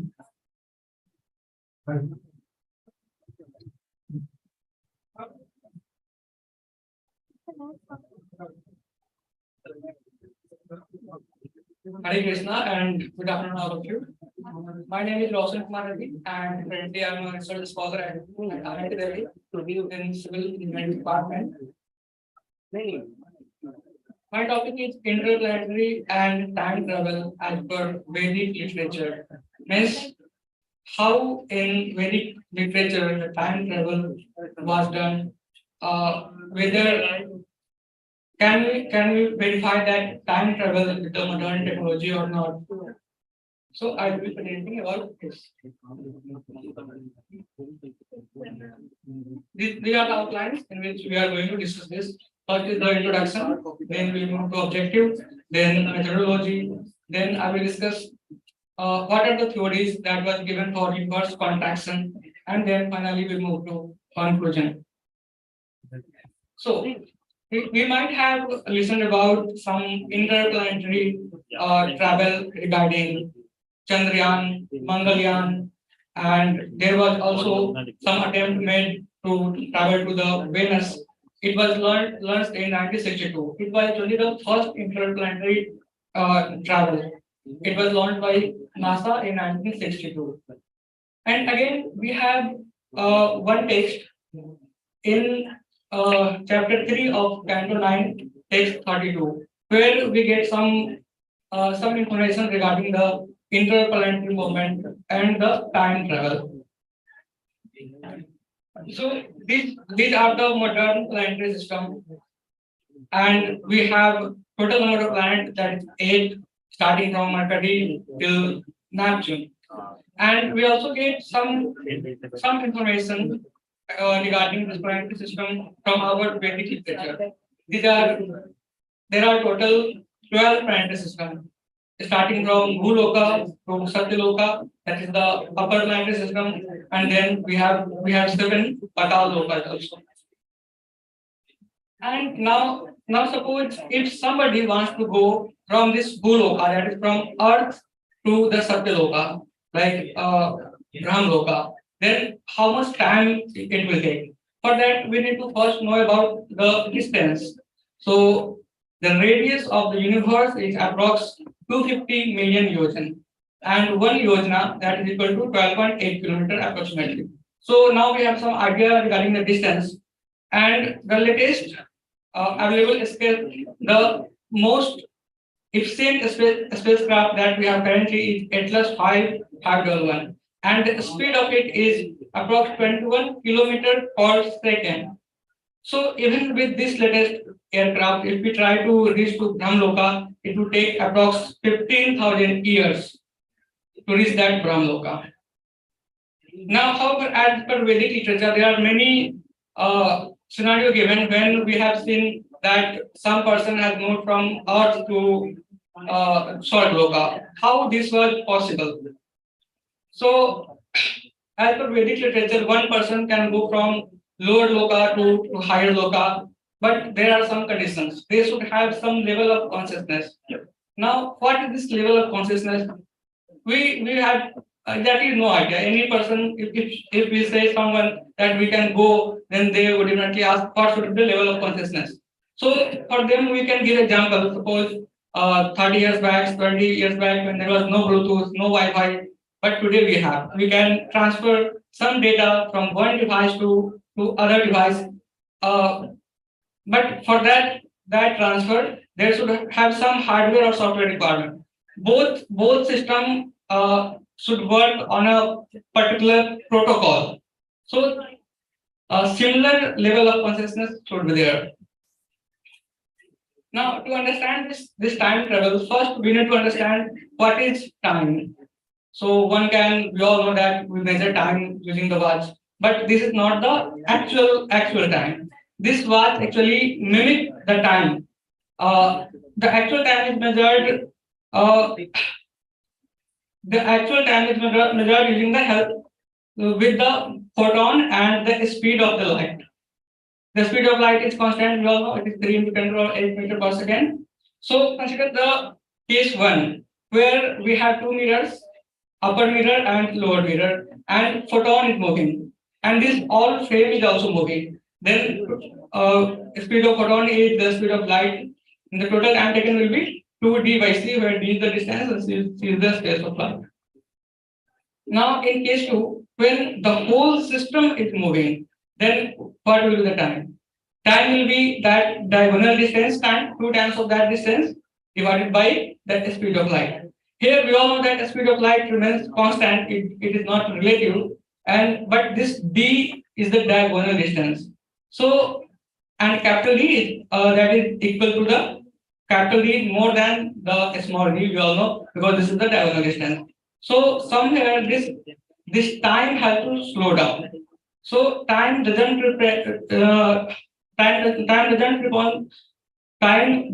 remain same in all frame of reference. It depends on the speed of that system. So whenever there is some concept of time somewhere, then we should immediately ask that what time you are talking about. Suppose in some test 30 minutes is mentioned. So immediately we have to ask where is that 30 minutes, whether on Earth or some other locale, or maybe lower locale, like this. So the main objective of this study is to explain the interplanetary and time travel from the eyes of ancient scriptures. We have taken mainly 2 slokas from the text, and we try to verify it with our modern technology that we have, or modern studies. The first slok I have taken is the text 8.17, where it is said that by human calculation, 1,000 ages taken together form the duration of Brahma's 1 day. Means somewhere Brahma's 1 day is equal to 1,000 ages. 1 ages means it is a combination of one cycle of yugas. That is all 4 yugas. And the second slok I have selected is from Canto 9, Chapter 3, Text 32. This was the story of Kukudumi and Revati, when it is said that they have visited from Earth to Brahmloka. Now, how they have visited, we do not know. What vehicle he used, we have no idea. But they have moved there. And when they reached to Brahmloka, Brahmaji was busy doing some work or watching some performance. And then that Revati had to wait there for some time. And when Brahmaji returned there, then he informed that during the time you have waited, 27 cycles of 4 yuga have lapsed on Earth. This is the last line I have used for the calculation. Means I have calculated how much time that Kukudumi has to wait in the Brahmaloka using the time dilation concept. So this is the one cycle of yuga: Satya Yuga, Treta Yuga, Dwapara Yuga, and Kali Yuga. The total time, if you add all together, it is equal to 43,20,000 human years on the Earth. Means it is just the one cycle. Now the time duration Revati waited in the Brahmaloka. This time, if you calculate, it comes across 19.44 minutes. Means Revati has waited there 19.44 minutes. So this looks realistic. They have visited somewhere, waited for 19.44 minutes. This 19.44 minutes is for the Brahmloka, not for Earth. This 19.44 minutes of Brahmloka is equivalent to 27 cycles of 4 ages on the earth. Now I use the time dilation concept to calculate the speed of Brahmaloka. So there is one famous equation for time dilation. This T naught. T naught is the time lapse on the earth, and T is the time of the moving frame, that is the Brahmaloka, and V is the speed of moving frame, that Brahmaloka is the moving frame here, and I have taken earth as a stationary object. Then putting all the data, Revati has to wait for this much time. We got the value of the speed of Brahmaloka is 20 times 9 into velocity of c. So from there, what we conclude that even Brahmaloka, speed of Brahmaloka is not the speed of light. It is slightly lesser than the speed of light. How much lesser? It is 1.097 into 10 to the power minus 12 slower than the speed of light. So this very minor difference in the speed shows that even objects in the Brahmaloka ages. But this aging is very slow, which confirms that even there is a lifespan of Lord Brahma. Means Lord Brahma has a lifespan of approximately 100 years at the Brahmaloka. 100 years at the Brahmaloka, it is equivalent to 315.36 into 10 to the power 12 years on the earth. Now, in 2003, there was a theory proposed that is called the Big Bounce. This Big Bounce means this was about the universe formation and destruction. So, what this theory concluded that that our universe will continue on. There is a one phase contraction and expansion. So, it will go through the cycles of contraction and expansion and follow that. Means it is never destructed. It will not die. But our, as per text 1.87 of Bhagavad Gita, it says that all living entities manifest in the daytime of the Brahma and become unmanifested from the night. So we can correlate the above and conclude that the expansion and contraction phenomena of universe may be related to the Lord Brahma day and night, because age of Earth as per modern theory is 4.4 billion years, and the one day of Brahma is 1,000 cycles of Chatur Yuga. When we convert this to years, it comes approximately at 4.3 billion years. So the theory proposed by Jennifer Bregman that universe will last forever in the form of contraction and expansion, it is not in line with our Vedic scriptures. So some people may take the Vedic literature and study this also. Now conclusion. What I have calculated that means it is found that the speed of Satyaloka, that is Brahmaloka, with respect to the earth is nearly equal to the speed of light, a little bit lesser than the speed of the light. So there is a one sloka where Lord Krishna says to Arjuna that you may be elevated to Brahmaloka, and it is desirable. Why? Because lifespan in Brahmaloka is long. By this statement, probably Lord Krishna means to say that there your life will be very long, but not infinite, because the speed is not equal to the light. So to have a longer life, the speed must be near to the speed of light. This again proves that the speed of Brahmaloka is nearly equal to the speed of the light. And there are many other things where scientists can accelerate their research work if they study our Vedas and Bhagavad Gita. So these are the references. Thank you. So thank you very much, Roshan. So the next presentation is by Selvi Verma. So is Selvi there? She is presenting online. Hello, is Selvi there? Yes, I am present. Okay, so let's proceed ahead. So the last talk of the session is Neetu Yadav and Kanu Priya. Please make them co-host. Kanu Priya and Neetu.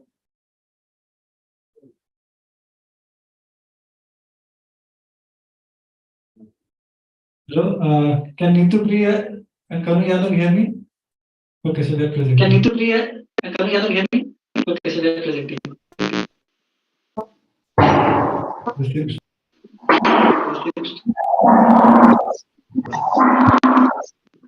Blast.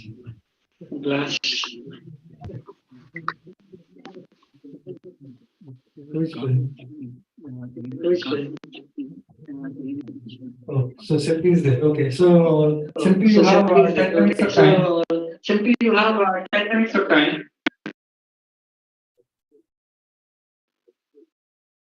So please go ahead. Why there is echo?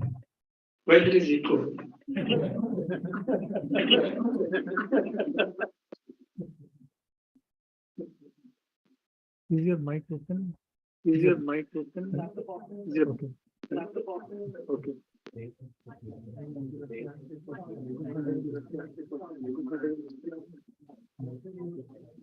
If you can't hear you, please unmute yourself.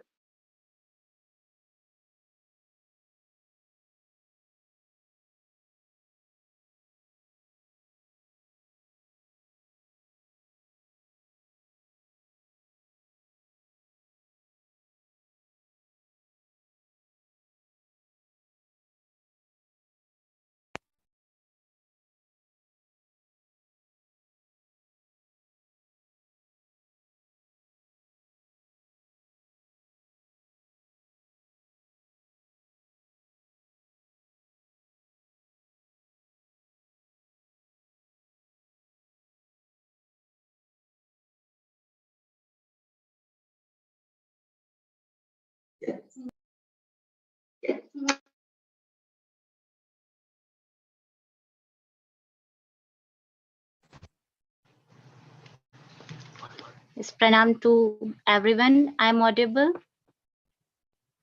Yes. Thank you.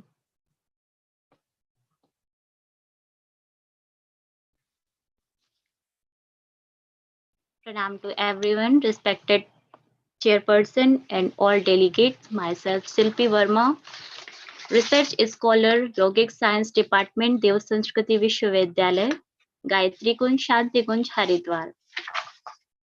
So my research topic is Pranakarshan Pranayam and its role in enhancing vitality, a review of underlying scientific principle. So what is the need of this research study?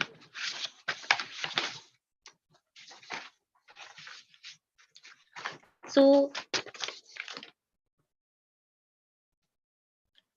the modern concept of identifying sound health as a physical, mental, and social well-being fails to appreciate the root cause of most of the elements, for example, lack of vitality or immunity, and hence sound health is still unreachable.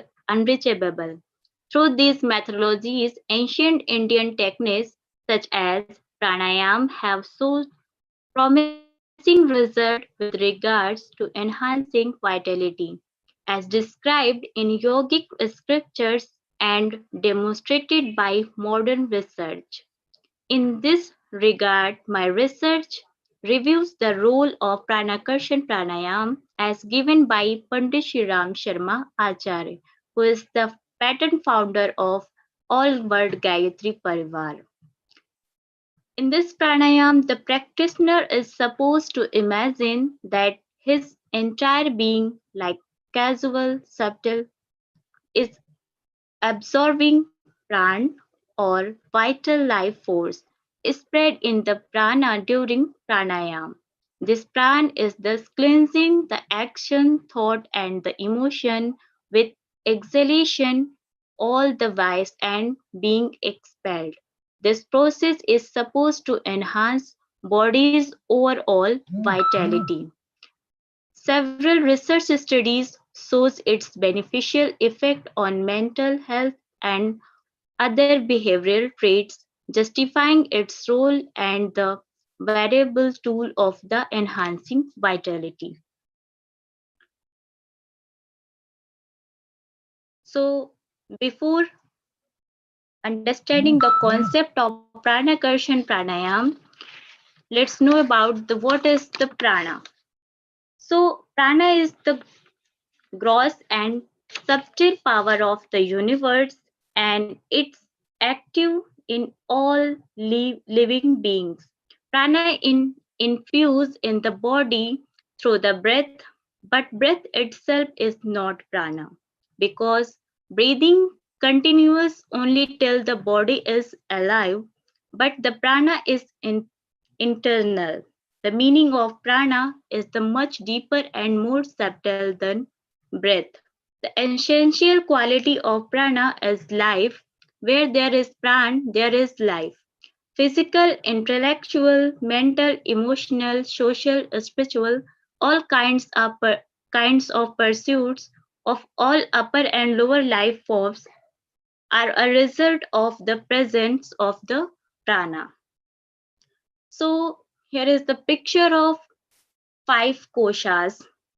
So the pranamay kosha is the mediator of annamay and manomay kosha. So for the balancing of pranamay kosha, one is the famous and most suitable technique, that is the pranayam. So what is the concept of pranayam?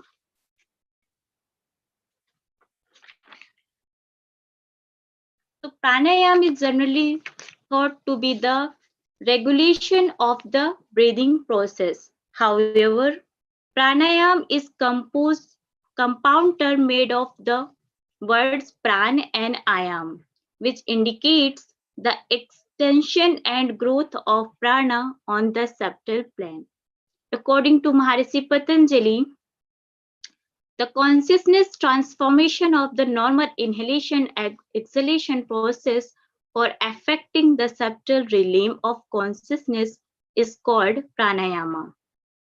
In broad term, pranayama is an exercise for the refinement and growth of the heart and brain, the two major organs in the human body that are responsible for the person's physical, mental well-being. The tangible benefit of pranayam are bodily strength, thinking power, and firm mental resolve within this. Not only are the lungs exercised, but pranayam augments one's lifespan and potency. So this is the concept of pranayama.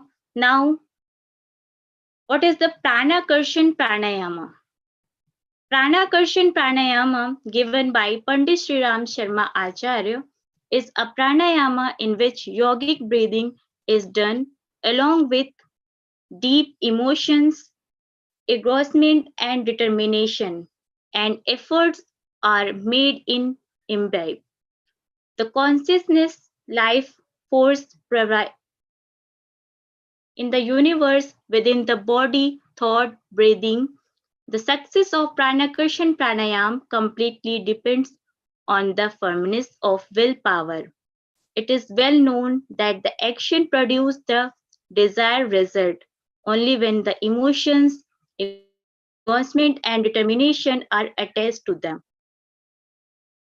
So, what is the process of the pranakarshan pranayam? So here is some steps of the pranakarshan pranayam. First is the pure feelings. Next one is the purak bhavana. Third one is the antah kumbhak bhavana. Fourth one is the rechak bhavana. Fifth one is the bahya kumbhak bhavana. So what is the pure feelings? That is, after completing your morning routine, sit in a comfortable posture facing in the east. Both the hands should be on the knee. Keep the spine straight and close the eyes. Meditate that the Pran Tattva, filled with the divine redness and power, in moving in the entire sky, just like the dense cloud of cluster of the clouds seen in the light of the sun. The white clouds of the prana are waving all around, us. There is the concentration of white cloud in the form of prana, the center place where the pranayam is being done. When we invoke prana with our willpower, the prana shakti appear all around us, and we find ourselves sitting in the thick cloud of the prana shakti, relaxed, calm-minded, thoughtless, and happy.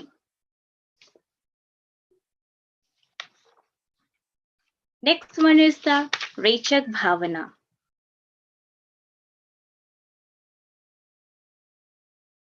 Purak Bhavana. Start inhaling slowly through both the nostril and feel that we are inhaling the rising clouds of prana through our breath.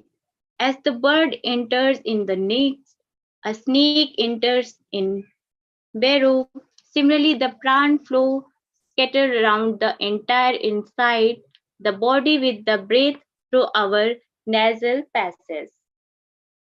Next one is the Antah Kumbhak Bhavana. When we inhale completely, hold it in the feel that our internal organs and part are absorbing the prana that has been drawn inside. As water is poured on the soil, it absorbs it. Similarly, our organs like dry soil. And by absorbing the prana, we are keeping it within us forever. At the same time, many elements like consciousness, intellectual sharpness, strength, courage, patience, etc. in the prana tattva are becoming stable in our organs. Last one is Rechak Bhavana. During Rechak Bhavana, after holding the breath for as long as it possible, it hold it, exhale slowly. Simultaneously feel that the negative energy after being drawn off our limbs Shilpa, you is have now one more minute, please. Please wrap up. Just 1 minute. to the exhaled air, all the destroyed that were in the body. Mind and brain have been dissolved in the exhalation breath and the coming out like a black smoke and many impurities. So basically our Pranakashan pranayam is based upon the inhalation, exhalation. Inhale positivity means the energy of the prana with cosmos, and exhale all negativity. So here is some research studies on the Pranakarshan pranayam.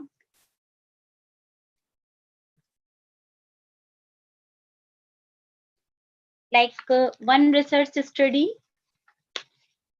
done by the Kamakhya Kumar administrated Yoga Nidra and Pranakarshan pranayam of 40 students for 40 days, and the change in the alpha, EEG and GSR level indicates positive outcome with regards to the enhancement of vitality of the students.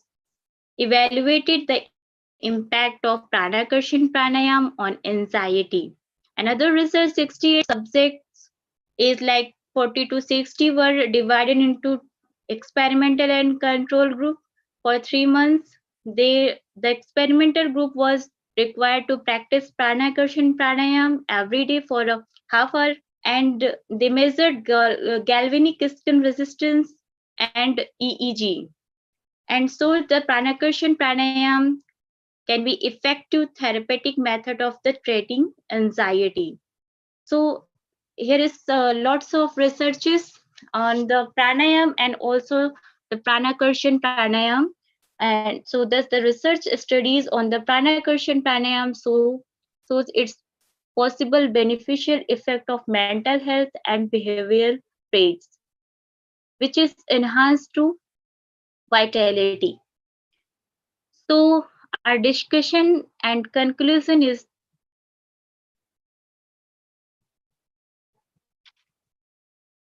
so the prana is the reason behind the progress of the human beings. The prana element serves as the foundation of the strengthening of the moral and resolve, which in turn leads to material success in every field.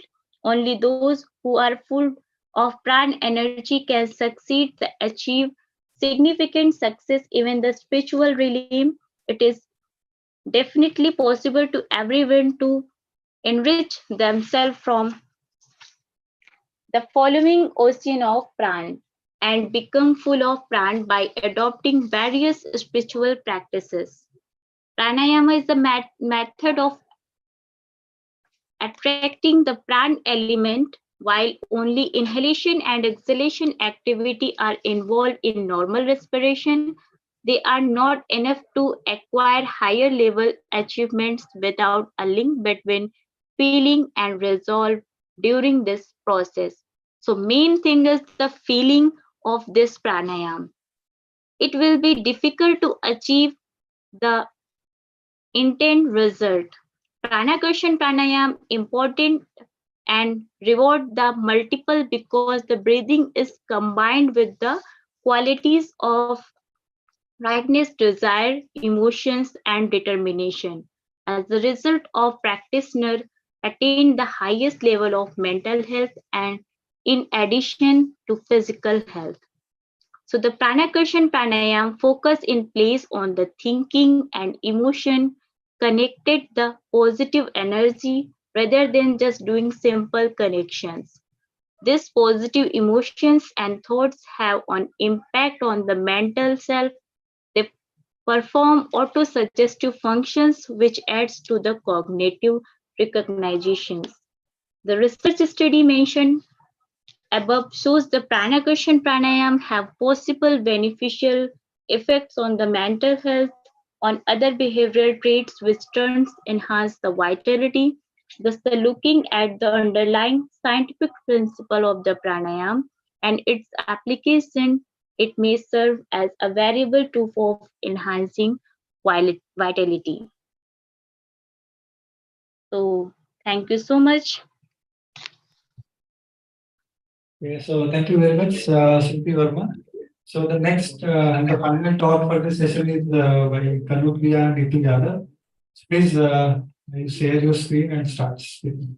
You have 10 minutes only. So that will be the concluding talk of this session.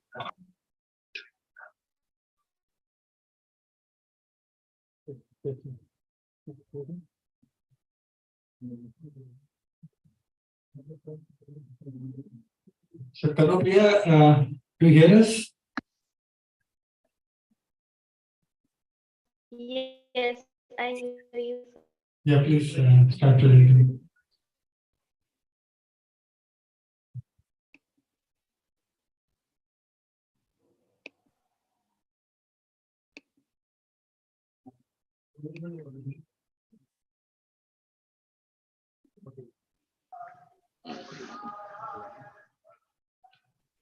Please try once more. You have only 10 minutes. We don't see your screen. Yes, sir. 1 minute.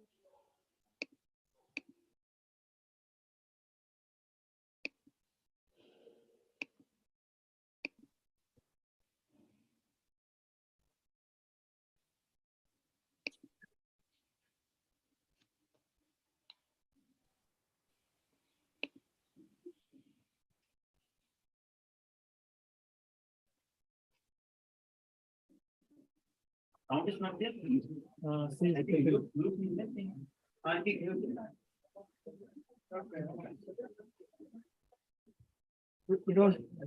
We don't hear you. Sir, do you see the screen? No, not with the screen. Okay. Let me see.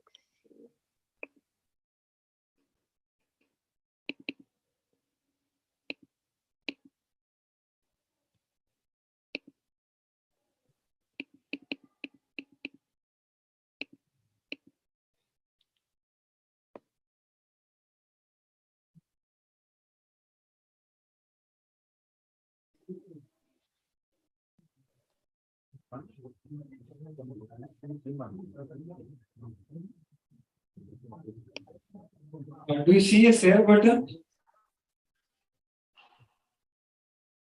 Yes, sir. I'm here, but I don't know. My screen is not. I'm trying to. I should have sent this PPT.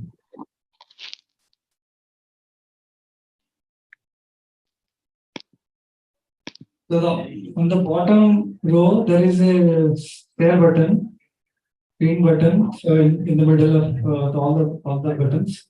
So just press that and you open your application to share.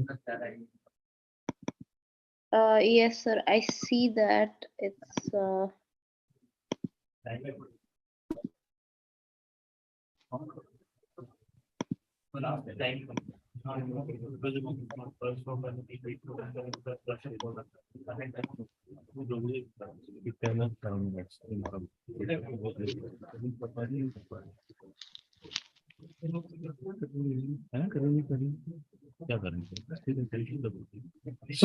you just without your sharing the screen, you just talk.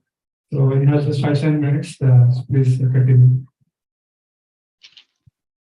Okay, sir. Sir, can you allow my fellow researcher to share the screen because I'm not able to do it somehow. I don't know. Who is Ritu Yadav? Yes, sir. Yeah, please. We have very short time.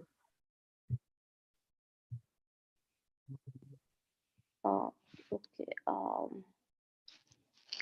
She's here. If you can just grant her permission. We already granted her. Kindly tell her to say that. Okay. Or if Kalupia can meantime start telling something. Yeah, you can start speaking. Meanwhile, friend Ritu would say. You are summary of her work. So, good evening. Good evening, good evening, to the chairperson and all the delegates present here. We have just 5 minutes. Please comply with that. Okay. So my presentation is going to be on 7 centers of consciousness, a physiological and psychological perspective. So first, we are going to talk about consciousness. What is consciousness in psychology and how that relates to what we see about consciousness in yogic tradition and yogic philosophy. So in psychology, consciousness is called as a state of awareness of the outside world, one's own thoughts and feelings. William James has also talked about the stream of consciousness and how one can explore it through introspection. Consciousness in psychology is thought to be a mere attribute of the ego, while in Eastern, okay, all right, we'll start. Next slide.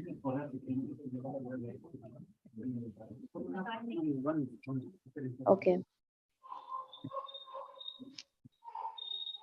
So William James talked about the stream of consciousness and how one can explore it through the method of objective introspection.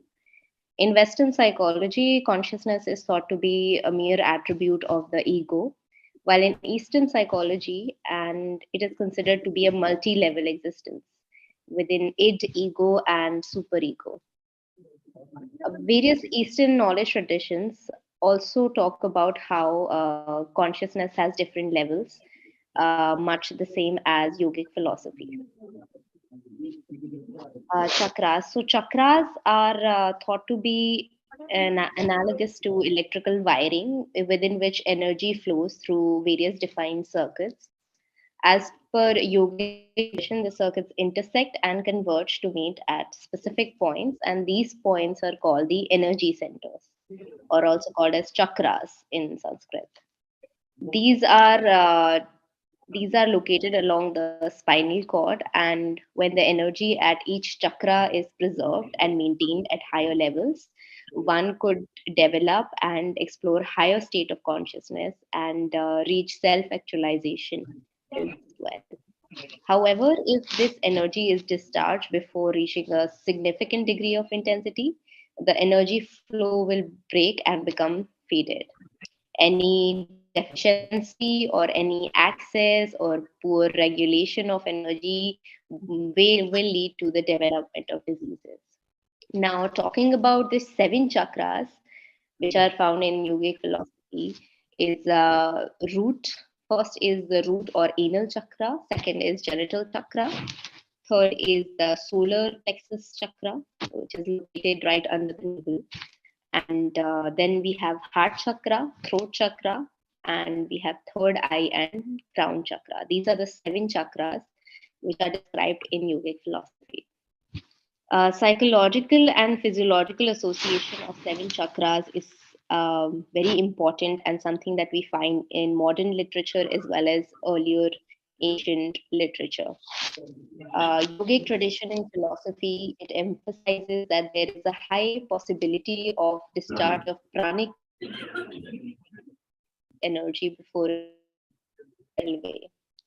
This perspective is comparable to Western psychotherapeutic notion of acting out when people find it difficult to contain their energy, and it creates a state of heightened energy, which is usually very unpleasant. And to release that excess of energy, the individual will look for dissipation of energy through various outlets available to them.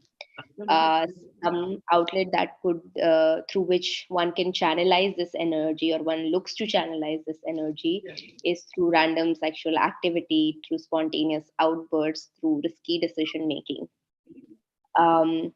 So in yoga though, yoga talks about how one can conserve this access of energy and raise it to a higher center of consciousness or dissipate it in a manner that will add on to the self growth of an individual and that will add on to self exploration.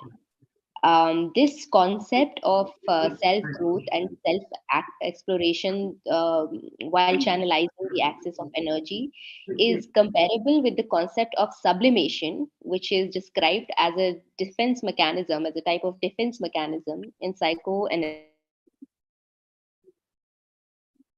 purpose.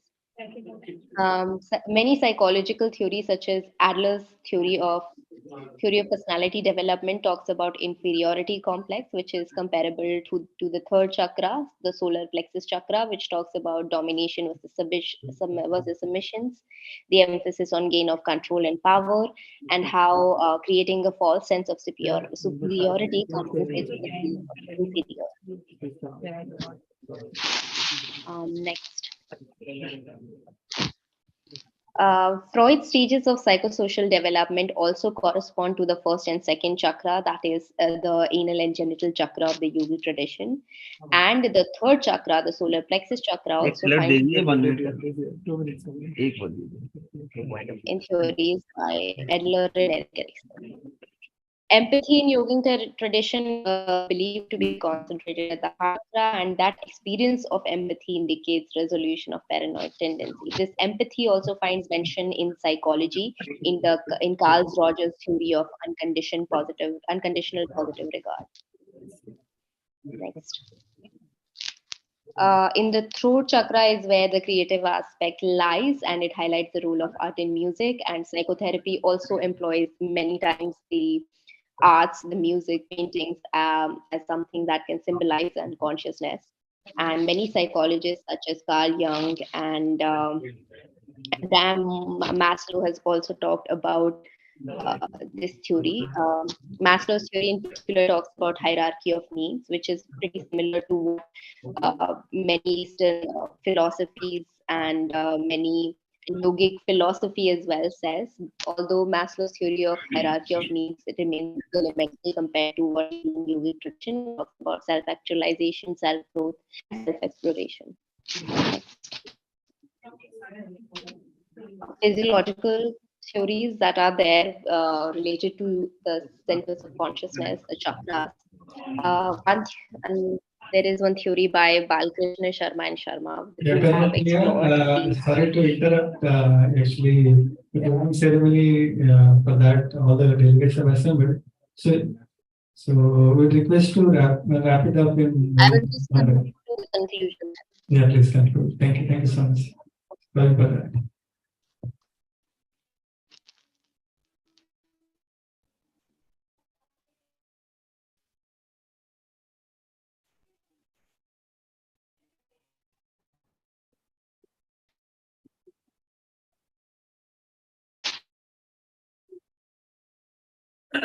Part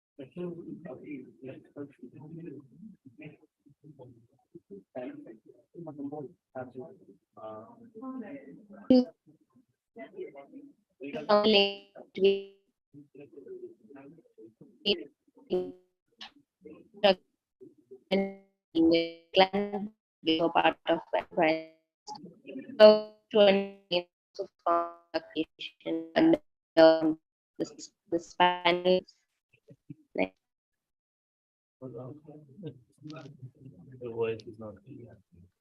Meditation has also been proven to have a positive effect on various hemodynamic parameters of the body, such as heart rate, systolic blood pressure, diastolic blood pressure.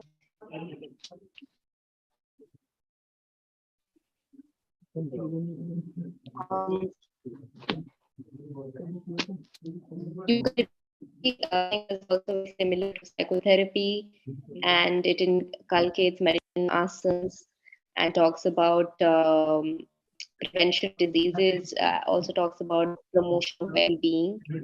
So to truly conclude this, I would like to say amalgamation of chakra philosophy and modern medical science. There's a very clear link between chakras and nerve centers, and a healthy and behavior can only be achieved by balance. Thank you. Yeah, Kanupriya, I'm sorry to say that please conclude because the closing ceremony just started. So please, we'll connect to once again. Sorry for that. What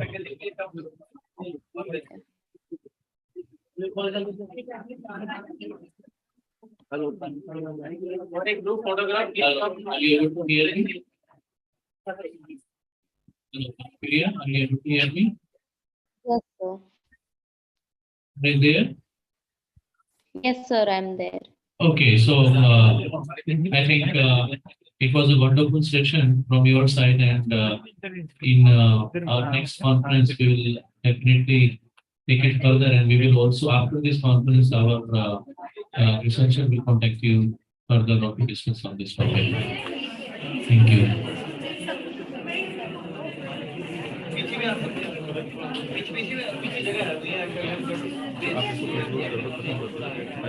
So with this, we conclude the last session, the Ganga session of day 2.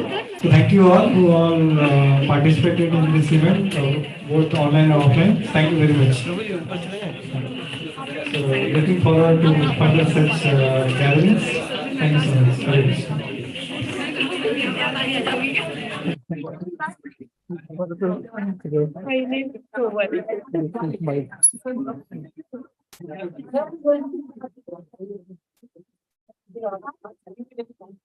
Hare Krishna.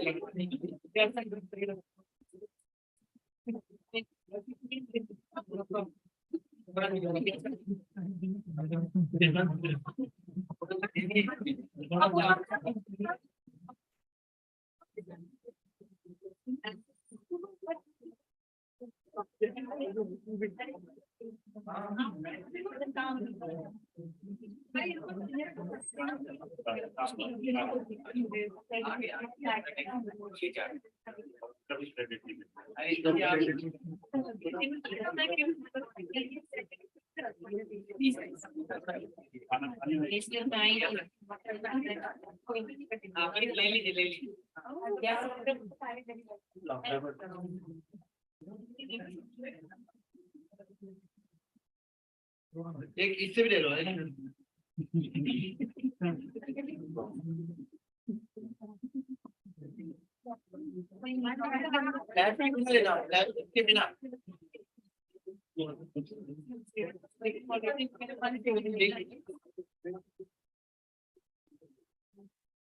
मेरी दुकान की Thank you.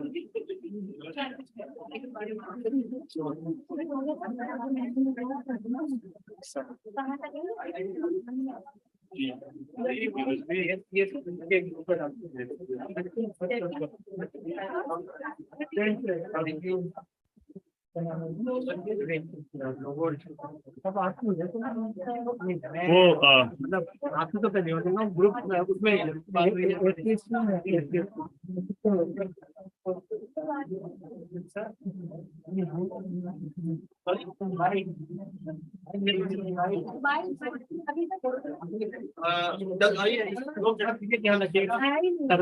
और यमुना की